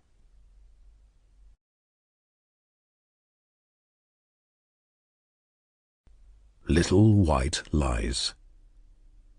"Tell me, was any of it true?" the woman asked, a single tear rolling from her sea-blue eyes. The second interval was over now, and the lights in the great hall slowly faded to black. "Would you believe me if I said yes?" the man in the suit next to her asked, his eyes never leaving her face. A solitary female singer walked onto the stage and began to sing beneath a soft white light. In the darkness, no one could see the couple sitting alone in the private box above the stage, but if they could, they would doubtless have mistaken the woman's sadness for nothing more than empathy for the tragedy on the stage. "No," said the woman, a touch of anger replacing the sadness. "And I don't blame you," said the man. "Yet it was almost all true. Ever since the first day we met, I have been honest with you about my feelings, if not about my true self." The woman shook her head, and she felt her cheeks growing warm. "Lies! It was all lies!" she hissed. For a moment the man was silent, and the singer's voice washed over them. "Perhaps, but they were white lies. Everyone tells white lies. This woman on the stage is pretending to be something she is not. Why can't I?" She turned to him, her eyes flashing cold with anger. "That's her profession." The man nodded. "And this is mine." For the first time, the woman looked down at the gun that he held to her side. "And does your job mean that you're going to kill me?" For a moment, the man looked like she had struck him, but then he lowered the gun and put it on the vacant chair to his right. "I would rather die than hurt you. Catherine, don't you dare call me that. Not now." He smiled sadly. "Lady North, I never thought that I would fall for you like this, but I have. It was never my intention." "Then what was your intention, Mr. Stone, or whatever your real name is?" "My name is Mark, just like I told you. Stone is just a cover, one of many. And my intention? Well, this was my intention. For you to invite me to share this box with you tonight." "Why? What are you going to do?" Mark sighed. "My job, like I told you. My job meant that I had to be here tonight. I learnt about you several months ago. I discovered that you reserve this box every time Medea plays at the Albert Hall. Why is that? Is it because it was the last opera you saw before your parents—" "Say another word about my family, and I'll scream," Lady Stone hissed. On the stage, the female lead had been joined by a tenor, and his deep tones added a sense of dread to the hall. "Forgive me. I should leave you now," Mark said, and for the first time the woman turned to look at his face. The face that she had come to love over the past 7 weeks. The green eyes that she had stared into for hours each night. The dark hair that she had run her fingers through 100 times. "Leave? Why should I let you? You say you won't hurt me, so why shouldn't I shout for help? You're a criminal. I could call the police." "Perhaps, but I don't think you should. It's true that I do things that are outside of the law, but sometimes people have to. The man in the next box is an ambassador from a country where wars have killed thousands of people." "So? You intend to kill him for that? He's an ambassador. He makes no decisions for his country. He only represents it." Mark shook his head. "No, that's not why I intend to kill him. I intend to kill him because of the 3 young women that he kidnapped and killed the last time he visited one of his neighbouring countries. Everybody knew that it was him, but as an ambassador he was protected, and the threat of war meant that not even the authorities dared bring him to justice. I work for people who need assistance with this type of thing, but I only ever work for people who are in the right." Lady North watched him carefully for a moment. "Why should I believe you?" He shook his head again. "Maybe you shouldn't. I'm sorry, but I have to go now. Catherine." "No, just go."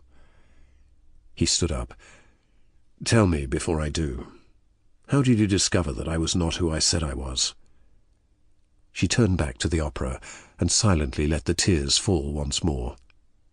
"Did you really think that I would not check? I'm the sole heir to my family's fortune.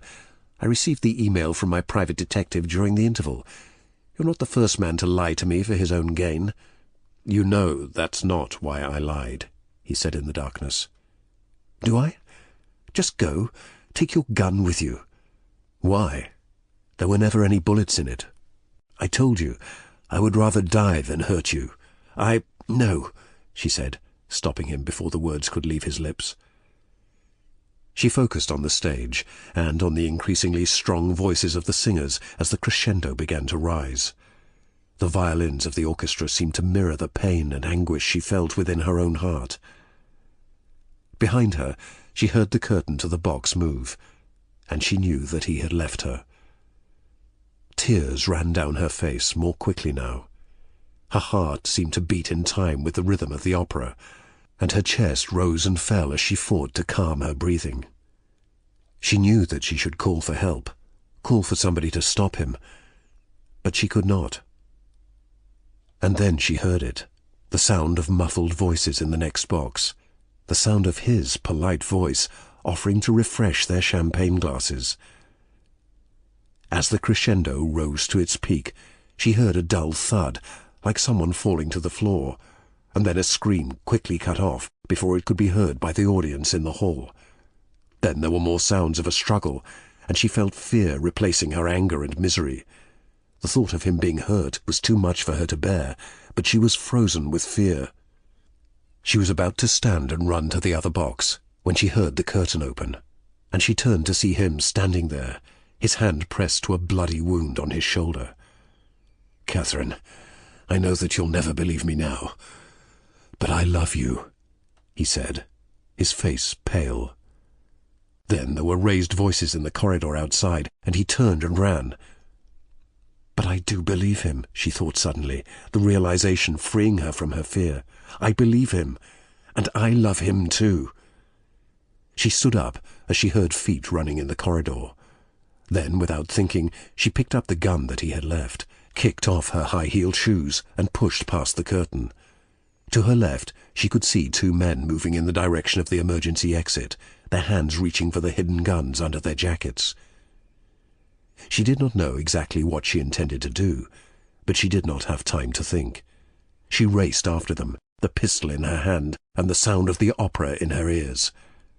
When she pushed open the door to the empty back stairs, she heard someone shouting in front of her and stopped.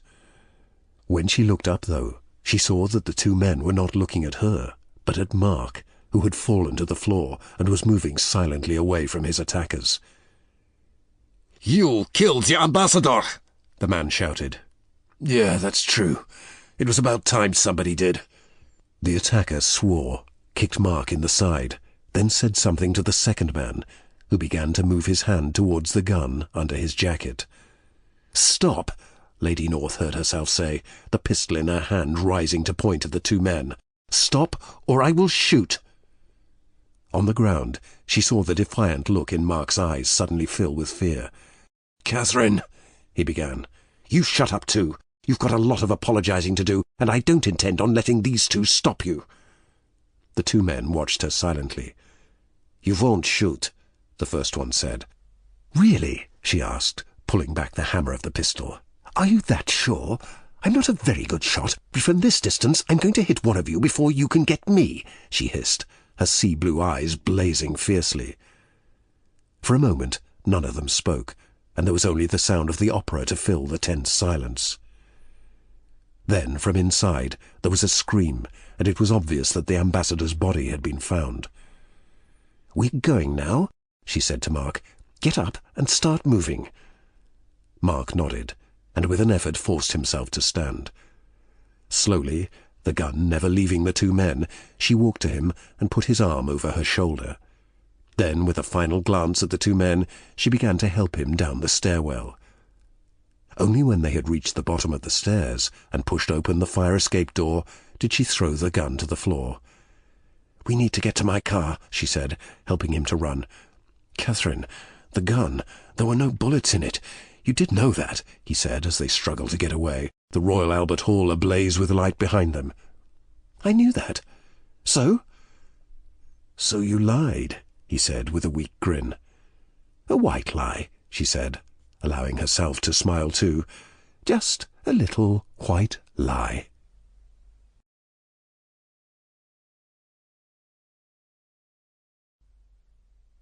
What does not kill you? A light rain was falling as the police car slowly made its way along the quiet country roads, grey clouds sitting above the Wangamarino wetlands in a way that suggested they would never leave. Constable Klein watched the green landscape of forests, swamps and peat bogs in silence, the question forming in her mind, but not quite reaching her lips. "Go on," Detective Cole said, his hands on the steering wheel and his eyes on the road. "Ask me. You know you want to." Klein looked at him. His face was serious as always, his grey eyes as unreadable as the clouds above them. He was not a man without humour, but he was also not a man to waste his words. "Okay," she said. "Do you really think he's dead?" Does it matter what I think? The inquest has agreed to declare him dead, so he's dead. Klein looked back at the swamps and the miles of endless wilderness. "So why are you coming out here?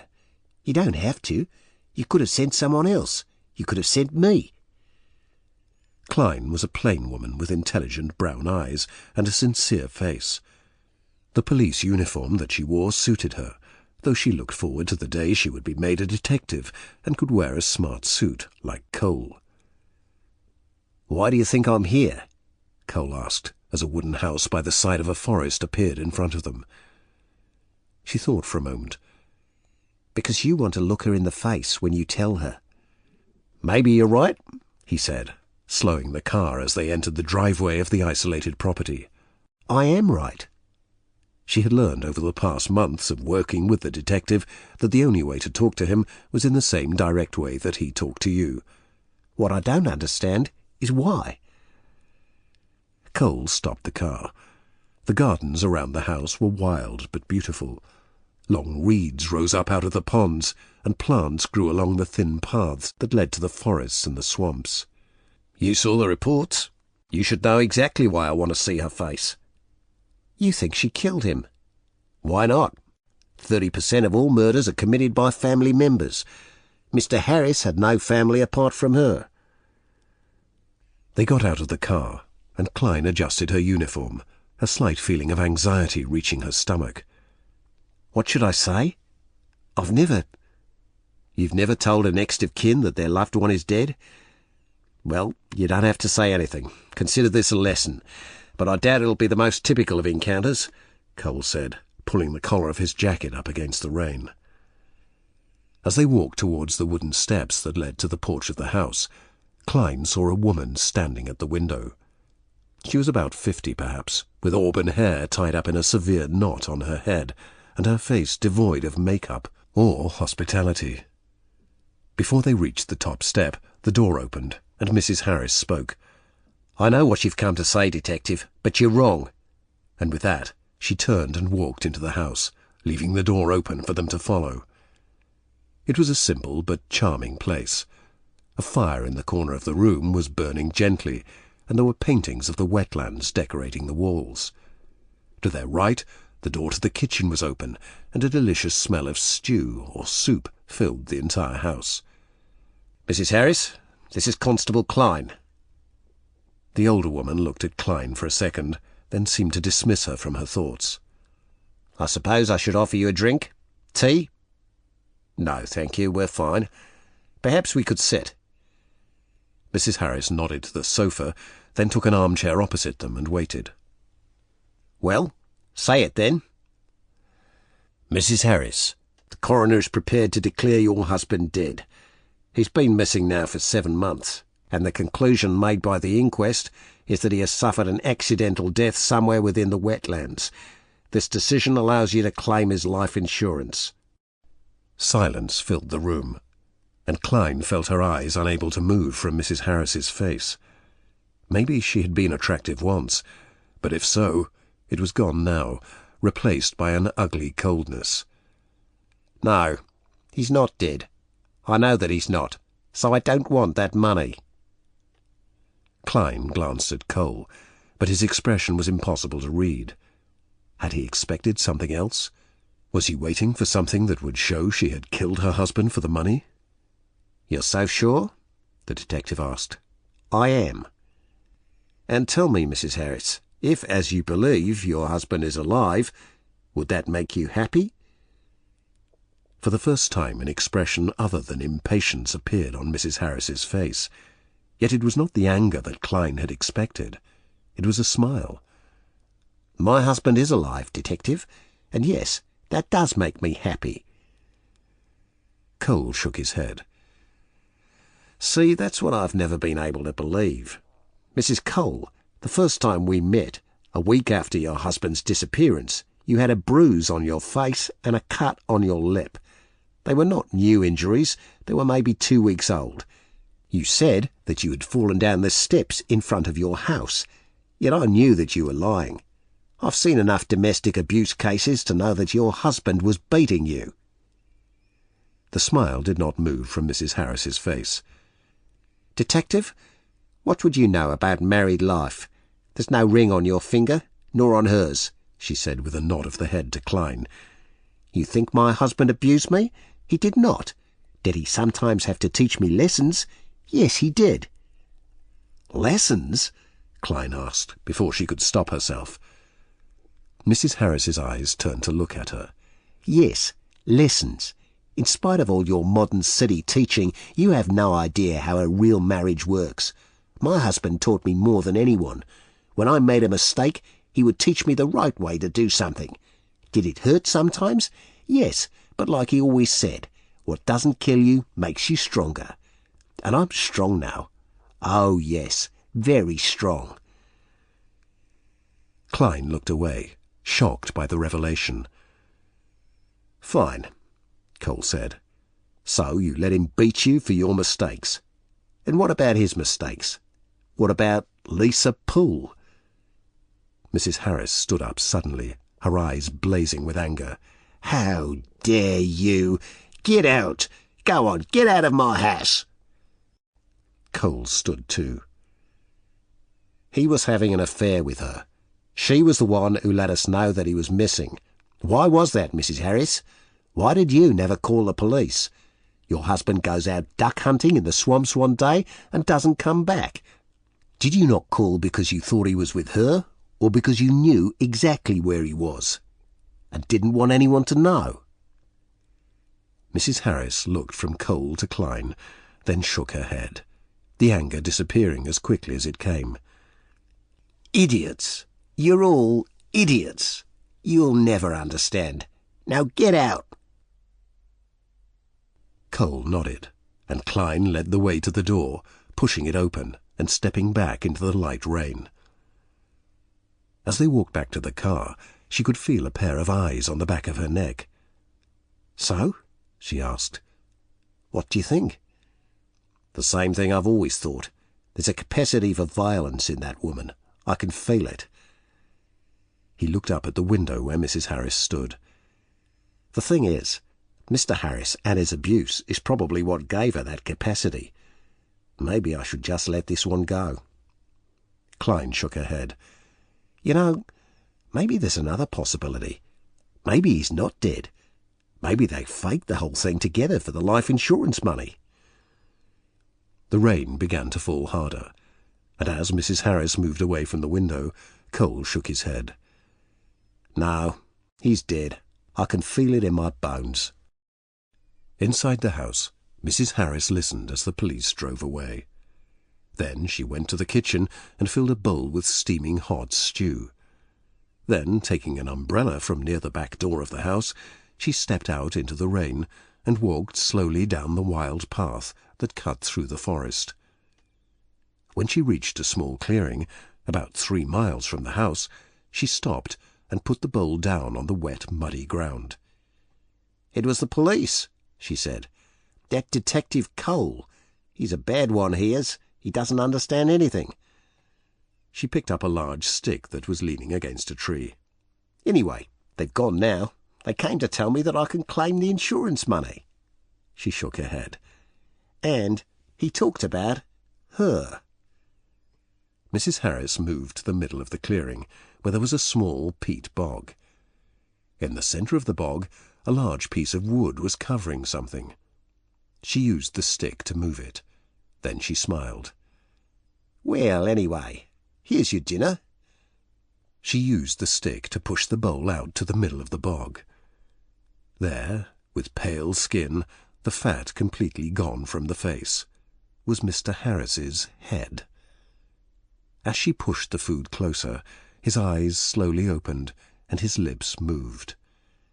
"How you fell into this old bog, I don't know," said Mrs. Harris kindly. "I guess it was God's punishment for what you did with that woman. You were just lucky that I found you." Mr. Harris's lips moved again, the eyes pleading. What? Kill you? Oh, no, I would never do that. Remember, dear, it's just like you always say. What doesn't kill you makes you stronger. A skeleton in the closet. In New York, housemates are never hard to find. You put an ad online, place a few posters at the library, the local gym, a friendly corner shop. By the time you get back to your apartment, the red light on your answering machine is blinking. You hit play, and you try to take notes from the mix of different accents and voices that are all trying to convince you that they are the one, that they are the person who should enter your home, the person who will be living just yards away from where you sleep at night. After that, you have 2 or 3 weeks of interviews, an opportunity to separate the vaguely normal candidates from the crazies who seem to populate the Big Apple. Just look up the next time you're walking down the street. Look up at all of those apartment buildings rising into the sky. Think about all of the strange people living together like rabbits, most of them complete strangers once. Now they share a door, a space, an address, and all just because of that first ad. That was not, however, the way that I met Suki. It was a rainy Sunday afternoon. I remember because my hair was soaked by the time I reached the coffee house on the corner. Jack was already there, with a grin on his face and a comment about my appearance. I remember thanking him sarcastically, and he replied, "That is what friends are for." Friends. Yes, Jack and I were friends. Had there been a time when I wanted more than that? Yes. However, that is not important. I knew that I was not the kind of girl that Jack would ever be interested in. He liked educated, artistic women, whereas I was just his stupid friend Maggie. But anyway, like I said, that is not important. This is not a story about Jack and me. It is about Suki, the woman who I would meet in that warm, quiet coffee house. So, Jack asked, when are you going to advertise for a new housemate? When did Kathy move out? 2 months ago? You could save a lot of money if you found someone. I put the large cappuccino down and shook my head. I just can't do it. I hate looking for housemates. I hate letting those strangers into my apartment. Kathy was okay. Jack grinned. You mean she was hot? She was not okay. She was filthy. She never cleaned. Yeah, but she had a great figure. I shook my head. Excuse me? The polite voice that interrupted my thoughts belonged to an Asian lady. She was sitting on the next table to ours, and I could not remember seeing her before that moment.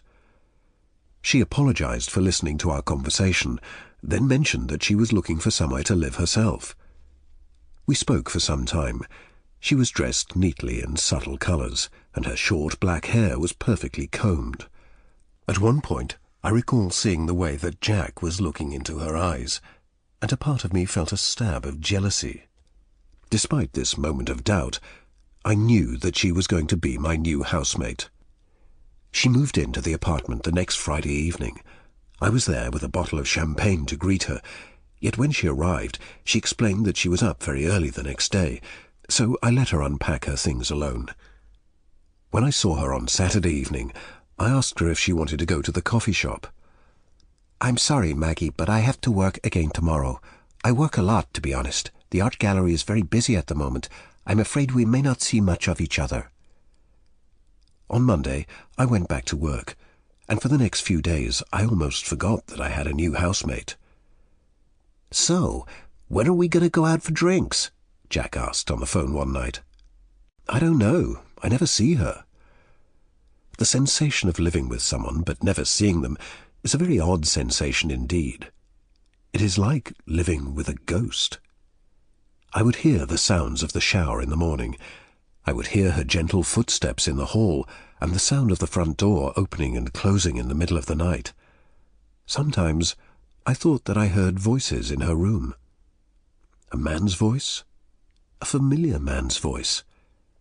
Once I even awoke in the middle of the night and thought that I heard Suki shouting a name, though perhaps that was just a dream. It continued like this for 5 weeks. Suki, my perfect housemate, was a ghost to me now. Until the night that I saw the body. It was nearly 2 a.m, yet I was awake in my bedroom, a book in my hands, and sleep impossible due to the strong coffee that I had drunk earlier that night with Jack. When I heard the sound of the front door opening, I turned the light off quickly, although I was not exactly sure why. My bedroom door was open slightly, no more than a crack, so when I saw her slowly pass my door, I knew that she could not know that I was sitting there watching in the dark. And that was when I saw it. She moved slowly past the door, walking backwards, and in her hands she dragged a large black bag. A large black bag with what I can only say looked like bones sticking out of the top. "It was a body, Jack," I hissed down the phone at him early the next morning. Maggie, you don't know that. You must be mistaken. You've not been yourself these last few weeks. That's because of her. Jack, you have to believe me. I stopped talking and listened. I was in the bathroom, a knife in my hand, and the door locked. In the hallway, I could hear her steps, and waited until I heard the front door open and close. "She's gone out. Where are you?" "I'm nearly at your building." "Okay, listen. When you get here, wait at the lobby. I have to see what's in her room. If you see her coming back, call me." "Wait, Maggie, I don't even know what she looks like." "Of course you do." "No, Maggie, he started to say, but I hung up. It had to be now. I opened the bathroom door slowly and looked around. The apartment was silent and empty. With the knife still in my hand, I walked to the closed door of Suki's room. "Suki?" I asked quietly. There was no reply. I put my hand on the door and pushed. Inside, the curtains were half drawn, the light from the window dancing around the room. Around me, a perfectly normal room. There were pictures of her family on a table by the bed, shoes in a neat row near the window, a collection of books on the shelf. Could I have made a mistake? I moved to the closet in the corner of the room, and for a moment I hesitated before I opened it. And there it was. The black bag was hanging up like a dress. Inside it, I could see the same bright white bones that I had seen the night before. "Maggie!" I screamed as I turned. She was standing right behind me. "Suki, what is this?" I asked, my voice shrill with terror. She looked at me with her mysterious eyes. "Maggie, this is very wrong. You aren't allowed to enter my room." She moved towards me, and I stepped back, the knife behind me. "This is a skeleton, Maggie, from the art gallery. I use it for my drawings." She opened the bag further, and revealed where the bones were held together by metal. "Oh, God," I said, feeling like an idiot. "I'm so sorry." Suki just looked at me. "I think you should go now, Maggie." I nodded and quickly left her room, closing the door behind me. It was then that I felt the hand on my shoulder, and I turned quickly, the knife rising defensively. "Maggie!" Jack shouted as he stepped back. "Jack, I'm sorry." "What are you doing with a knife, Maggie?" he asked, his face worried. "I was scared, but it's okay. You were right. I made a mistake. It was just a skeleton for her drawings," I said. "But," I thought for a second, "why didn't you call me when you saw her coming back?" "She's here? Maggie, I tried to tell you. I don't know what she looks like." "Of course you do. You met her that day in the coffee shop." "What? Maggie, are you okay? I've never met her. I've just heard you talk about her constantly for the last 5 weeks. "What?" I heard myself ask. But Jack was already pushing open the door to Suki's room. "Maggie, I don't understand." I followed him into the room. The empty room. There were no pictures, no shoes, no books. I moved to the mirror and stopped. And then I began to understand. I looked into the mirror. "Suki," I whispered, and in the reflection I saw her smile. She lifted a hand to her short black hair, and I saw the knife that she was holding, that I was holding, that we were holding. Jack had never wanted me. He had always wanted an educated, artistic woman. Well, now he could have Suki.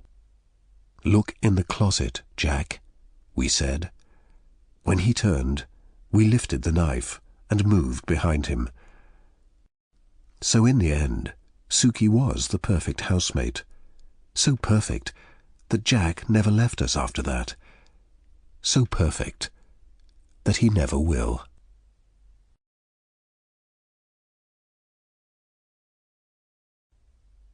To Die For. "Look at this place. It's a palace," Detective Lou said, removing his hat and looking up at the elaborately painted ceiling of the hotel's lobby. The reception was beneath a vast domed roof, the type of which you would expect to find in a cathedral, not in a holiday resort, and the entire space was filled with palm trees, exotic flowers, statues of South Africa's wildlife, and patiently smiling attendants who were ready to supply the guests with anything they might desire. "What? You've never been here?" asked Detective Smith, opening his white shirt so that he could enjoy the cool breeze of the air conditioning. "Of course not," Lou said with a shake of his head. "I've only ever seen it from the outside." Smith laughed and slapped his partner on the back. "Well, you're in for a treat. I say we get this thing wrapped up quickly and get some drinks by the pool. You need to familiarise yourself with the place. That's what a good cop would do." Lou shook his head, but smiled as they walked over to the long mahogany reception desk. The two detectives were as opposite as it was possible to be. Lou was tall, with dark skin and jet-black hair, while Smith was short and fair, with a grin that mocked his partner's more serious demeanour. "Wrap it up quickly. You heard what the chief said. This doesn't sound like it's going to be quick." "Yeah, well," Smith said, placing a stick of gum in his mouth and beginning to chew. "The chief must have made a mistake. I bet we'll be at the side of the pool by 5. They reached the reception desk, flashed their badges, and were told the room number. "They could at least show us the way," Smith said, as they headed towards one of the lifts. "I don't even know if this is—" The door to the lift opened, and a hotel maid in a blue uniform stepped out, a pile of towels in her hands and a smile on her mouth. "Hello," said Smith. "Say, is this the right elevator for room 732? The maid looked at him with a pair of big blue eyes that Smith thought he might drown in. "No, sorry, it's the opposite tower. You need the lift over there." Smith thanked her and watched her walk away while shaking his head. "You see that? Even the staff are gorgeous. She had eyes to die for." "Yeah, sure. Come on," Lou said, heading for the opposite lift. As they reached the 7th floor, they could smell the smoke. "I hate crimes that involve fire," said Smith, taking his gum out and sticking it onto the wall. "You know why? Because I hate Marx. He's always so serious. You remember that arson case back in Rustenburg? He started shouting at me for something. I can't remember what." Lou shook his head as they walked along the corridor. "You started smoking." "So? So the place was still covered in petrol." Smith laughed. "Oh, yeah. Ah, well, good job I've quit." They reached the room. 2 cops in uniform were standing outside, their faces looking unhappy. "Hey, boys, what's up?" asked Smith. "It's not nice in there, Detective," Constable Jones said. "Ah, nothing we haven't seen before?" "I bet you've never seen this," said the other, his face pale. "Yeah? What is it?" Jones shook his head. "We don't really know, sir. The fire alarm went off. When security got here, the door was locked, so they used their own keys to get in. There was smoke everywhere and a burning body on the bed. After they put the fire out, they searched the place, but there was no one else there." Lou raised an eyebrow. "So, obviously the murderer left before security got here." "Well, according to the guest in the opposite room, Mr. Kane." The door to the opposite room opened. "That's me. I'm Mr. Kane," said an elderly Briton with a colonial-style white moustache. "No one left that room. I heard the alarm, and I opened my door. My wife Marjorie phoned reception. I did not leave this spot. I tell you, no one left that room. OK, thank you, sir. One of the constables will take a formal statement from you in a minute, said Lou with a polite smile. Mr. Kane shook his head. The man was blind drunk. He nearly fell into me when I saw him here in the corridor. When was that, sir? Asked Lou. About an hour before the alarm went off. Thank you. That's all for now. The man closed the door. What do we need his word for? Asked Smith. Surely they've got cameras in all the corridors? Yes, sir, said Jones, but the video just confirms what Mr. Kane said. No one came in or out of this room until security got here. They entered the room, extinguished the flames, but they were too late. Smith shook his head. Well then, what the hell are we doing here? We're homicide detectives. No murderer, no murder. No murder, no us. Come on, Lou, let's hit that bar early. The door to room 732 opened, and a serious-faced man in a green plastic suit and white gloves looked at them. Marks, said Lou, with a nod of the head. Marks, said Smith, with a look of annoyance. Marks stared at them coldly, passed them face masks, and walked back into the room. One of you stay here, one of you come with us, Lou said to the uniformed cops. Neither looked happy, but Jones nodded and followed them into the room. The scene was horrific. The ceiling of the room was black. The bed was a blackened mess of burnt sheets and melted mattress, with the metal springs visible and pressing into the char-grilled corpse. "Who is it?" Smith asked. "Mr. Thorpe," the uniformed cop said. "American expat who lives in Johannesburg. Married, no kids, a lot of money, and a gambling addiction. A regular of Sun City." "The wife?" Lou asked. "Not here. The girl at reception was pretty useful. She told me all about Mr. Thorpe. He comes here 3 or 4 times a year, always alone, always gambling. He drinks by the pool every afternoon, sleeps for a few hours in the evening, hits the casino at night. Then, win or lose, he finds a woman to bring back to his room, normally the type of woman you have to pay for." "The good life," said Smith, walking to the large windows that opened onto the balcony. "OK, Mox, tell us how he set himself on fire with a cigarette in his sleep so we can get out of here." "I wish I could," said Marks, "but I've inspected the scene carefully. There's no obvious incendiary. No cigarette, no matches, no electronics. More importantly, there was not enough smoke in this room to render him unconscious. The fire only burned for a few minutes, but it burned quickly, and from this initial inspection, it seems the victim did not even try to extinguish the flames, nor move from the bed. To be honest, detectives, I don't believe this man died from his burns. I believe he died from the shock." Lou looked at Marks. The man had never failed to give them an answer before, but today he seemed to be hesitating. "So what? He just exploded into flames, but lay there until his heart failed?" asked Smith. Jones nodded his head. "It happens. Spontaneous combustion." Smith laughed. "Yeah, sure." Lou looked at Marks. "That's just a myth, right?" Marks shrugged. "I thought so, but it does look like that." "That doesn't explain why he didn't move. If I was set on fire, I'd dive straight off the balcony into the pool." Lou shook his head. "The neighbour said Thorpe was blind drunk. What if he was wrong? What if someone had drugged Thorpe? There are chemicals which can paralyse a person, right, Marks?" Marks shrugged. "Perhaps, but without an incendiary it still doesn't explain the fire." Smith swore. "Damn it, man, this is your job. Find out how he did it so we can go to the bar." Marks gave him an angry look. "Well, detective, maybe you could do your job and look for something flammable." Smith and Lou began to search the room, but there was nothing obvious. "What about this?" asked Lou, holding up a bottle of tanning oil. Marks shook his head. "No, not strong enough." "Give me that. I need a bit of colour to attract the ladies," said Smith, reaching for the bottle, opening it and putting some of the contents onto his hands. "Jesus, not strong enough. This stuff stinks." Marks looked at him, then walked across the room and took the bottle. He poured a little onto his hand and looked across at Lou. "This isn't tanning lotion. It's acetone, a highly flammable liquid." "Ah, Jesus, it's all over my hands," said Smith. "So this is a murder?" Marks turned back to the body. Perhaps, if someone changed his tanning oil for this, but... What? Well, it's a very risky way of killing someone. Why, what's risky about that? You just let him rub it on and then you throw a match at the guy, said Smith, opening a drawer and wiping his hands on the dead guy's socks. Sure, but there was no one in the room to throw a match. There's nothing here that could have ignited the acetone. It's a mystery. Hey, look, his wallet, said Smith, taking it from the drawer and opening it. Lou moved to the window and stared out at the hotel balconies and the high South African sun that hung above the hotel.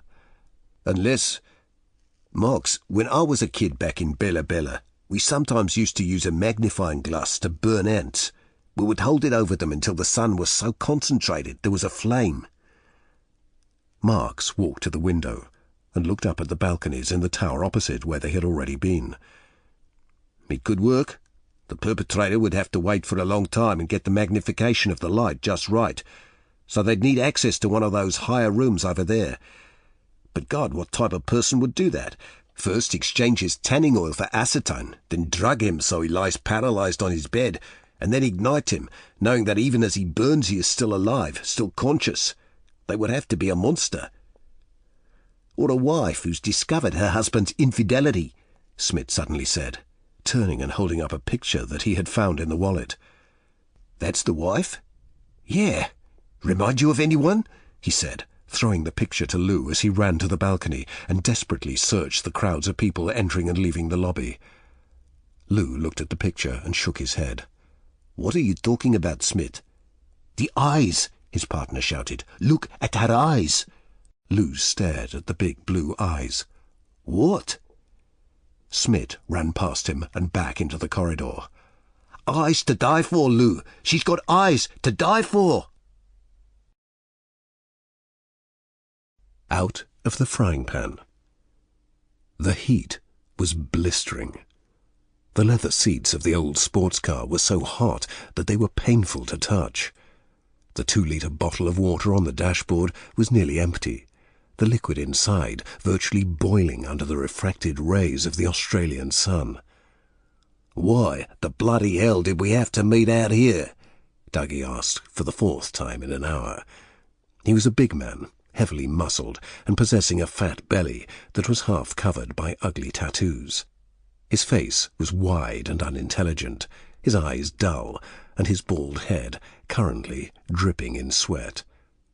Beside him, Stu swore. Stu was a much thinner man with shallow cheeks, dark hair, and a cruel mouth. Despite the almost unbearable heat in the car, his face was bone dry, which was a matter of great pride to him, as he was renowned for his ability to keep cool in even the most baking Australian climates. This could not be said, however, for his ability to keep his temper. I bloody told you 3 times. They want us scared, you idiot. They want us sitting here, sweating, looking out at the desert and wondering if we're going to end up under it. Yeah? Asked Dougie, looking out of the open window. Well, it's bloody working. The sports car was a small island of white paint and rusty metal within a sea of sand, bush, and mirages. All around them, for as far as the eye could see, was the great sandy desert. The rough country road that they had followed for more than 2 hours was the only indication of civilization. The constant buzzing of flies, the only indication of life. Alice Springs was more than 40 miles away now, and the isolation was as intense as the heat. And they're late. Didn't they say too? Are you sure this is the right place? Of course I'm sure, you moron. We went past that old broken-down bus 2 miles back. He felt his anger growing, so he took another cigarette from his pack and lit it, the hot, dry smoke filling the car. They want to be late. They want us sitting here, nervous, worrying and sweating. And look at yourself. You're like a bloody pig. Dougie took a filthy white handkerchief from his pocket and wiped it across his face. It's good to sweat. It keeps you cool. Yeah? Well, you must be bloody freezing. In the distance, in the haze of the heat mirage, they suddenly saw a small, dark shape, and they stopped talking. Stu's hand moved slowly to the automatic pistol on his leg, and Dougie watched nervously. For a moment, there was a tense silence in the car. The cigarette smoke and the flies filled that silence, and the heat seemed to magnify it, and yet even then Stu did not let a single bead of sweat form on his forehead. The mirage shifted, and the small dark shape was revealed, a skinny, half-starved kangaroo. It continued its quick approach towards the car for another few bounds before it abruptly stopped, its head coming up and its eyes suddenly wide and fearful. Then, as if it knew that the two dangerous criminals in the car were watching, it turned and headed back towards the horizon. "It's not them," Dougie said. Stu looked at him with disdain. "Oh, do you really think so?" he said, his voice full of aggression. In the lock-up in Adelaide, Dougie had been a useful bodyguard. Since they had been out, however, Stu had begun to feel that the big man was bad luck. All three of the jobs they had done had failed. The bank job was a disaster. They had nearly been caught by the police for the burglary, and the last job resulted in a black eye for Stu. Still, without that last job, they would not have been able to arrange this meeting with the infamous Alice Springs drug dealer called the Snake. The job had been to rob a small-time criminal operating back in Adelaide, but when they had broken into his apartment, he had been there with two members of a local gang. There had been a fight, and Stu had grabbed a bag of cash that had been on a table. It was only when they had got out of the city and had been celebrating that they realized that the money had been fake. But it had been too late to turn back, and they had decided to leave Adelaide and the south until things calmed down. Now they were here, with $20,000 of counterfeit money, and with only one chance to do something with it. "Do you remember the plan?" he asked Dougie, his eyes scanning the horizon. "Sure, it's simple." "Don't just say sure. Tell me what the plan is." Dougie shook his head. "You've told me 10 times. You do the speaking, I bring the money from the boot. I take the coke back to the boot, and then I wait." "Where do you wait?" Stu snapped. "Next to the boot." "And what do you do?" "If they take the money and there's no problem, I don't do anything." "And if they realise it's fake?" "Then I grab the shotgun from the boot and I start shooting." Stu was about to say more when he heard the sound of an engine in the distance. It was an expensive black Jeep, and it was heading across the bush straight at them. "This is it," Stu said. Dougie nodded, and they both got out of the car and watched as the doors of the Jeep opened and two large men in black shirts got out. One of the men walked forward and looked at them both. "You armed?" Stu nodded. "If you want to do business with the Snake, you put your guns on the ground." Stu looked at Dougie. "Do what the man says, Dougie." And they both placed their handguns on the hot desert sand. Satisfied, the men in the black shirts moved back to the Jeep and said something. "Good," said another voice, and a tall, deeply tanned man stepped out of the Jeep and smiled. He was well dressed in a light white suit and had a cold drink in his right hand. For a moment he looked at Stu and then smiled, put the drink down on the bonnet of the Jeep and walked across to him. "Stu, so you're the guy who wants to buy 2 kilos of coke from me. Good. You never know what to expect when you arrive for this type of business meeting, but I've got a good feeling about you." For a moment the Snake looked at him closely and then nodded. "Well, look at you, Stu. You're as cool as a cucumber, aren't you? I like that. I like doing business with men with cool heads." Stu nodded, but said nothing.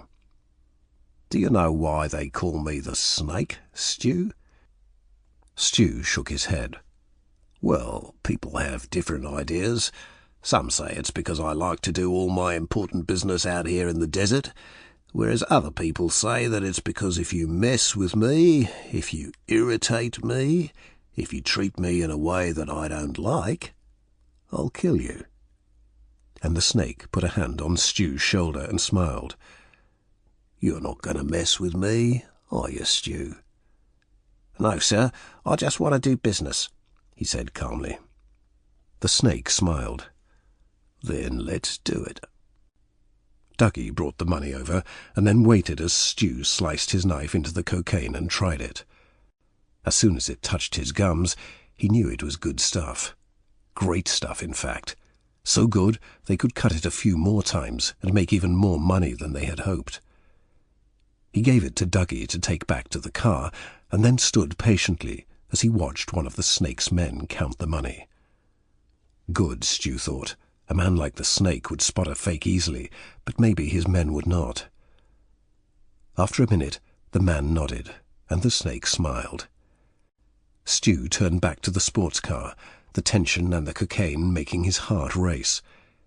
He had almost reached the car when he heard the snake speak again.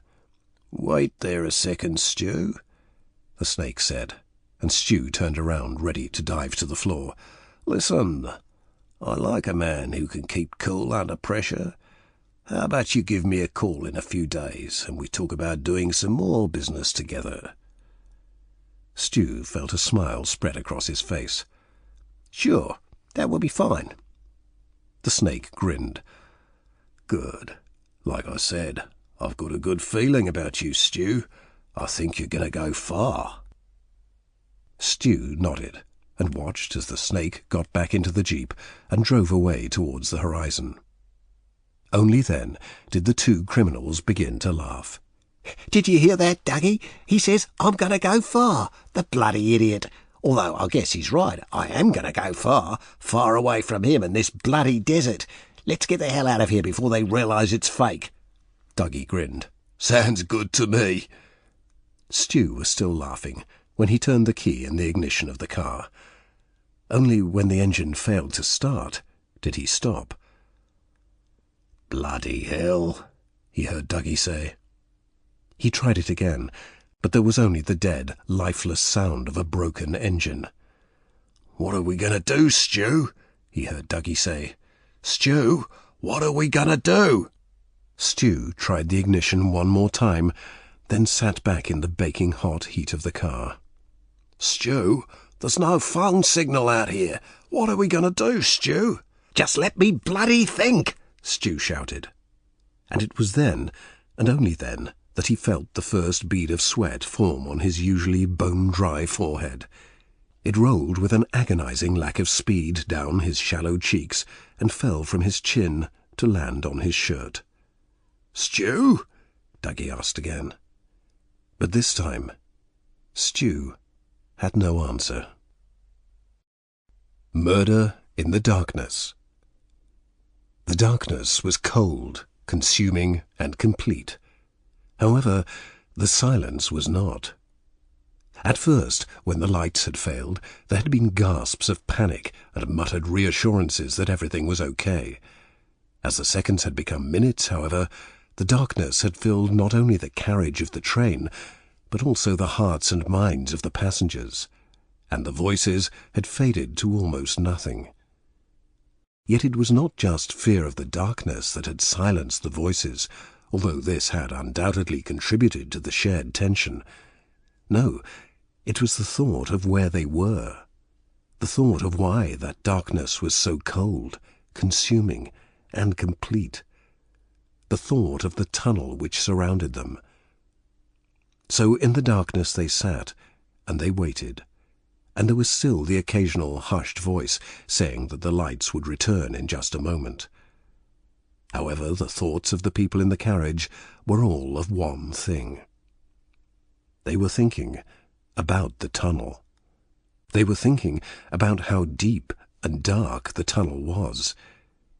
They were thinking about the enormous weight of the sea above them. For this was no ordinary tunnel. It was a 31-mile-long tunnel buried 250 feet beneath the sea. It was the Channel Tunnel. And there was a quiet sense of dread within the almost empty carriage of the passenger train. Nick's mind rewound an hour or so to the moment where he had boarded the train at St. Pancras Station. It was a cold February evening, and the air was decorated with a thin fog which had covered the glass ceiling of the terminal. Taking his seat by the window, he stared at his reflection for a moment, noticing the dark rings under his eyes, and running a hand through his chestnut hair to straighten it. Idly, he turned to the few passengers sharing his carriage, inspecting their faces and guessing at their characters to pass the time. In the far corner there was a thin and elderly woman, a book in her hand and a delicate lace hat upon her head. A grandmother journeying to France to see her grandchildren, perhaps, or a widow returning to the place where she had first met her late husband. On the table opposite the elderly lady, an American couple were talking about their trip to London, commenting on everything from the quaint little houses to the high price of a ticket on the Underground. Nick turned away from them to look at a younger couple on the next table. The man was flicking through a newspaper, and the woman was reading a French phrasebook. Occasionally the woman would let her eyes move from the phrasebook to the ring on her left hand. Then she would smile and look up at the man. Nick smiled too. It was easy enough to guess that they were going on their honeymoon. Behind him he heard two men conversing in an Eastern European language that he could not identify. Turning his head, he saw that they were both wearing dark suits and had serious expressions on their tanned faces.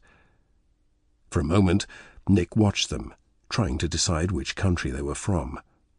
Then one of the men noticed him, and both stopped talking, their eyes focusing on him with an intensity that made him look away. He was about to take a book from his bag when he noticed a woman in a black leather jacket boarding the train. She looked at her ticket and then spoke in French to the attendant, who directed her to a seat at the back of the carriage. For a moment, Nick watched her, but then, not wanting to annoy her too, he turned back to his coffee. On the platform, the conductor looked at his watch and then raised his whistle to his lips. "Wait!" a voice shouted. A slightly overweight man in a white shirt and smart black trousers was running to catch the train. His thin blonde hair was a mess, and his round face was covered in sweat. With an expression of annoyance, the conductor signalled for him to be quick, and the man jumped onto the train, with a small black briefcase in his right hand. Curious, Nick watched as the man looked back at the platform, as if he was expecting to see someone. Then, with a satisfied smile, he hit the button on the door to the carriage and entered, breathing hard, with sweat soaking his white shirt. As the man began to walk along the aisle, he turned his head quickly from side to side, noticing the faces of the other passengers. When he saw the two men in dark suits watching him, he stopped for a moment, an expression of fear moving across his face. Then the men turned away, and he continued to move along the aisle until he reached the table opposite Nick's. "Just made it," Nick said, as the man fell back into one of the seats. The man turned to look at him, his hand moving to the black briefcase. "What?" he asked, with a look of suspicion in his eyes. "The train. You only just made it."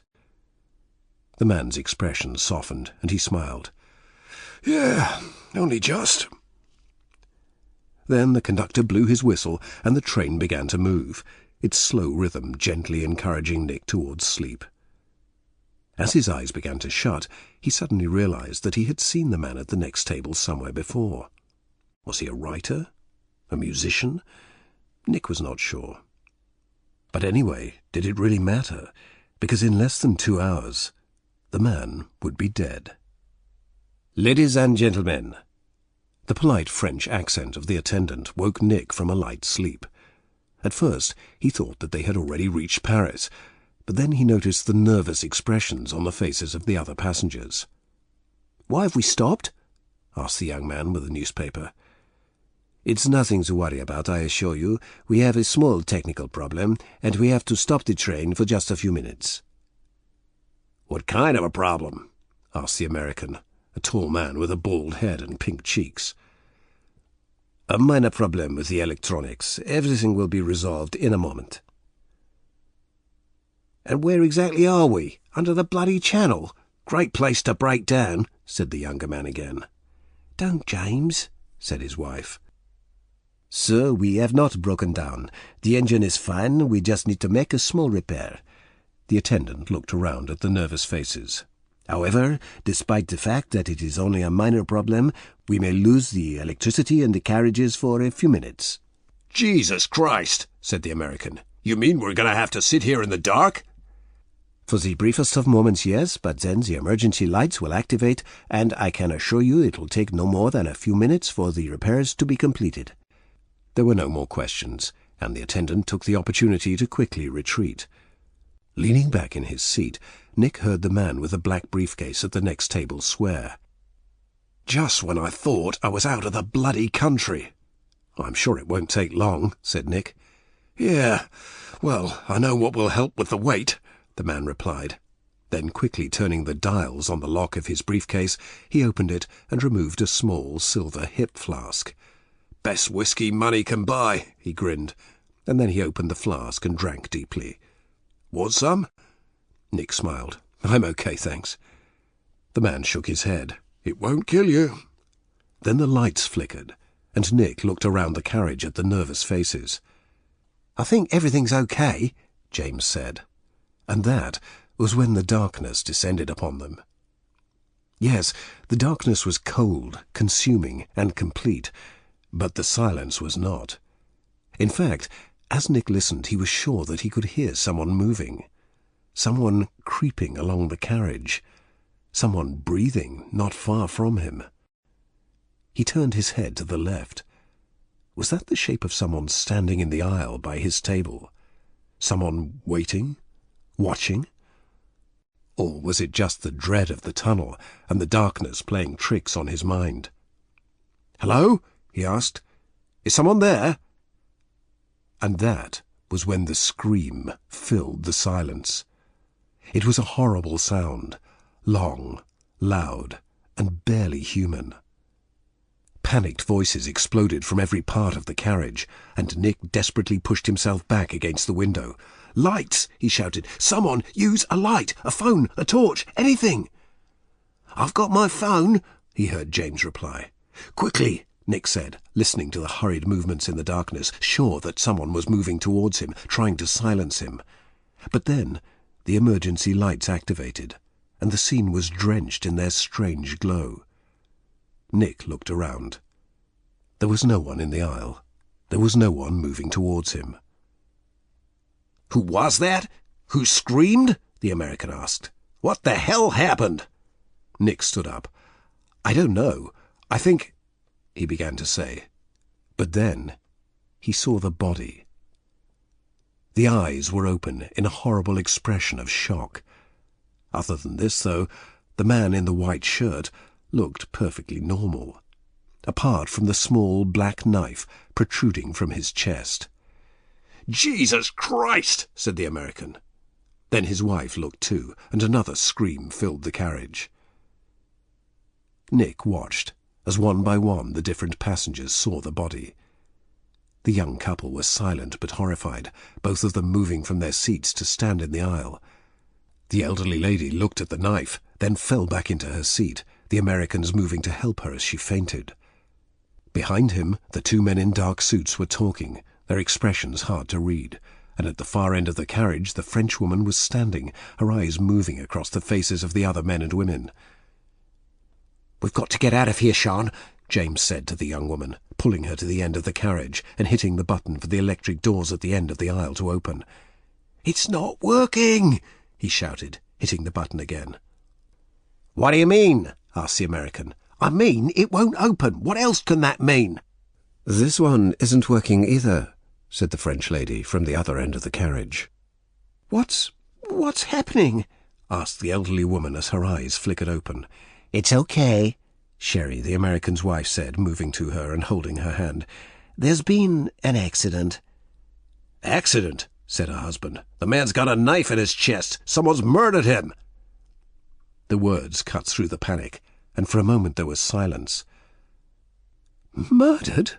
repeated the elderly lady, but then her eyes rolled back into her head as she fainted again. "Larry, don't say that!" Sherry shouted at her husband. "But he's right," said the Frenchwoman. And there's something else which you should consider. Nick looked at her. I know. What? Asked James. What do you know? Think about it. The lights went out because they cut the electricity to do the repairs. So? So that's why the doors won't open either. They cut the power, the lights went out, the doors locked, and this man was murdered. Which means, continued the Frenchwoman, that the murderer is still in this carriage. She looked around at the other passengers, watching their faces. The murderer is one of you. For a moment, no one replied, as each person searched the faces of the others. What the hell do you mean, one of you? Larry shouted. You're in here too. It could be you. The Frenchwoman shrugged. Yes, but I know that it wasn't me. Look, we have to be calm about this, Nick said. It won't be long until the electricity is turned on again. We just need to wait. The Frenchwoman nodded. I agree. Be calm? Wait? Asked James. You just told us that someone in here is a murderer. Are we supposed to just wait until they kill someone else? Nick shook his head. I don't think that's going to happen. Why not? Asked the Frenchwoman, taking a cigarette from her pocket and lighting it. I don't think you can smoke in here, said Sherry. And I don't think you can kill people either. But look, she said, and nodded at the body. Behind him, Nick could hear the two men in suits quietly talking, and he saw Larry look at them suspiciously. What the hell are those two jabbering about? The two men stopped talking, and one of them turned to Larry. Excuse me? Oh, so you do speak English. Maybe you could speak a bit more of it. The man's expression turned cold. I speak English, but my colleague does not. And tell me, why should I speak English? Why don't you try speaking my language? Larry wiped the sweat from his head and sat down. You said you didn't think anyone else would be killed, asked the Frenchwoman. Why? Nick shook his head. I don't know. There was something about this guy. When he got onto the train, I remember thinking that he looked nervous. What? Asked James. Like he knew someone wanted to kill him. Maybe not kill him, but something.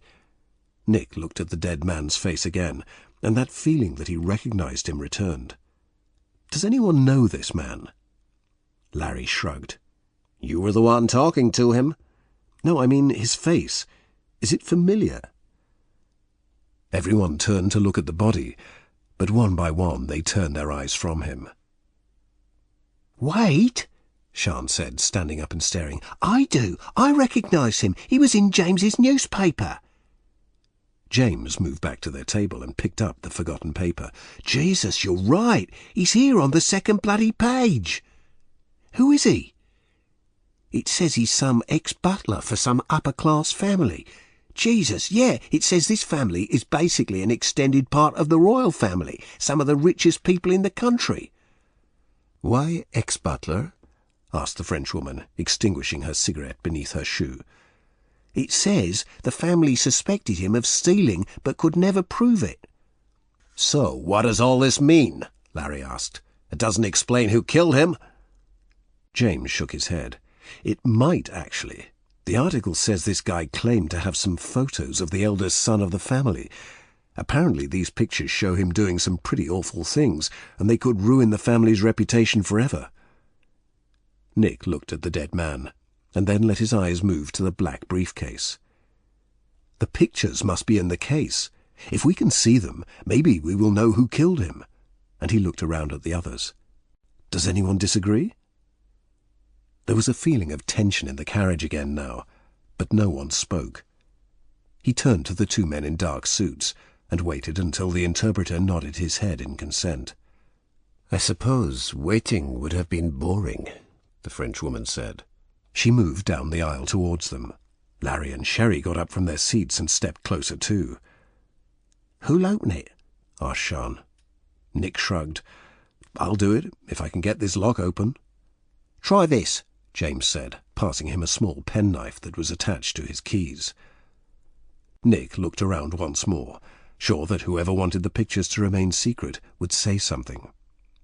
Then, turning the case towards him, he slid the small, blunt knife between the first lock and twisted it, the metal breaking easily. "You know," said James, "whatever is in there could make us rich." Nick shook his head. "I just want to know who killed him." He put the knife under the second lock and was about to turn when suddenly the emergency lights flickered. "Jesus, if they turn off too," James began. Then the darkness swallowed them once more. The first scream he heard was Sian's. Nick was sure of that, but he did not know if it was the loss of the lights or something much worse. The second scream, however, came from Larry, and it was a scream of pain. All around him, voices filled the darkness with fear and panic. Then something hard hit him around the head, and he fell back dizzy and confused. "The briefcase!" a voice shouted. "Get the briefcase!" Nick felt hands push him away, but he was angry now, the anger suffocating the fear. He swung his right arm, but there was nothing there. He swung the left, and his fist smashed against skin and bone. "Bastard!" a voice shouted in the darkness. "Lights! James, get the lights!" For a moment there was nothing.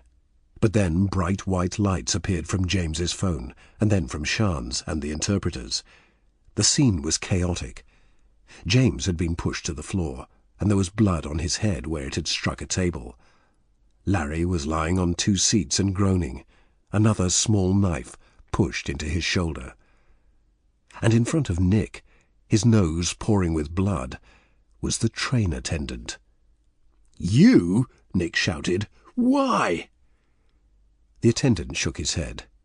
"She paid me. She said all I had to do was cut the lights and make it seem like the doors were locked. She said no one would know, that no one would suspect her, and she would escape and never tell anyone I helped.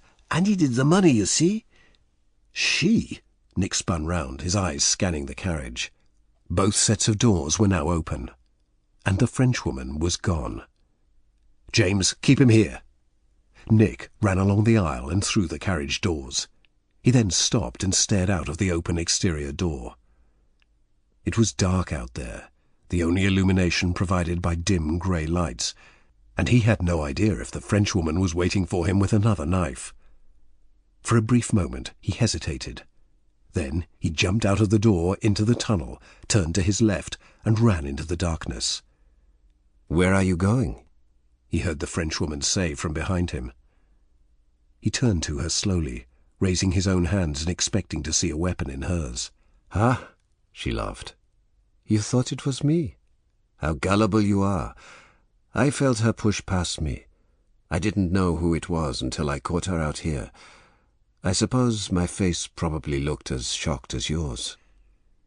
Nick lowered his hands and shook his head. "I don't believe it. Why?" The elderly woman was silent for a moment, her arms held firmly behind her back by the Frenchwoman. Her lace hat was gone, and her thin dark hair was a mess. By her feet was another knife, which Nick guessed the Frenchwoman had taken from her. When she spoke, her voice was cold and bitter. "Why? You ask me that?" she shrieked, her tone hinting at some type of mania. "That man deserved to die. He was a thief and a liar. More than that, though, he betrayed one of the oldest and noblest families in the country. I would do it again in an instant." "Who are you?" asked Nick. "You can't be part of the family, or he would have recognized you." The woman shook her head, her old eyes half crazed. "Oh, but I am part of the family, one of the most important parts. I looked after the boy like a mother. I protected him from scum like that dead man all his young life. And yes, they took my job from me when they said I was too old, but that doesn't mean I just give in. It doesn't mean I just stop loving him. I had enough money saved up to pay that idiot attendant to stop the train. I would have paid every penny I had, because I knew the family would thank me. I knew my little lord would thank me. Because I could kill that thief and go to prison, and the family could keep its reputation." Nick shook his head again. "Englishman, it's not hard to see, is it?" the Frenchwoman said with a raised eyebrow. "Our sweet little old lady. is our rich lord's nanny. Auf Wiederhören bei Audible.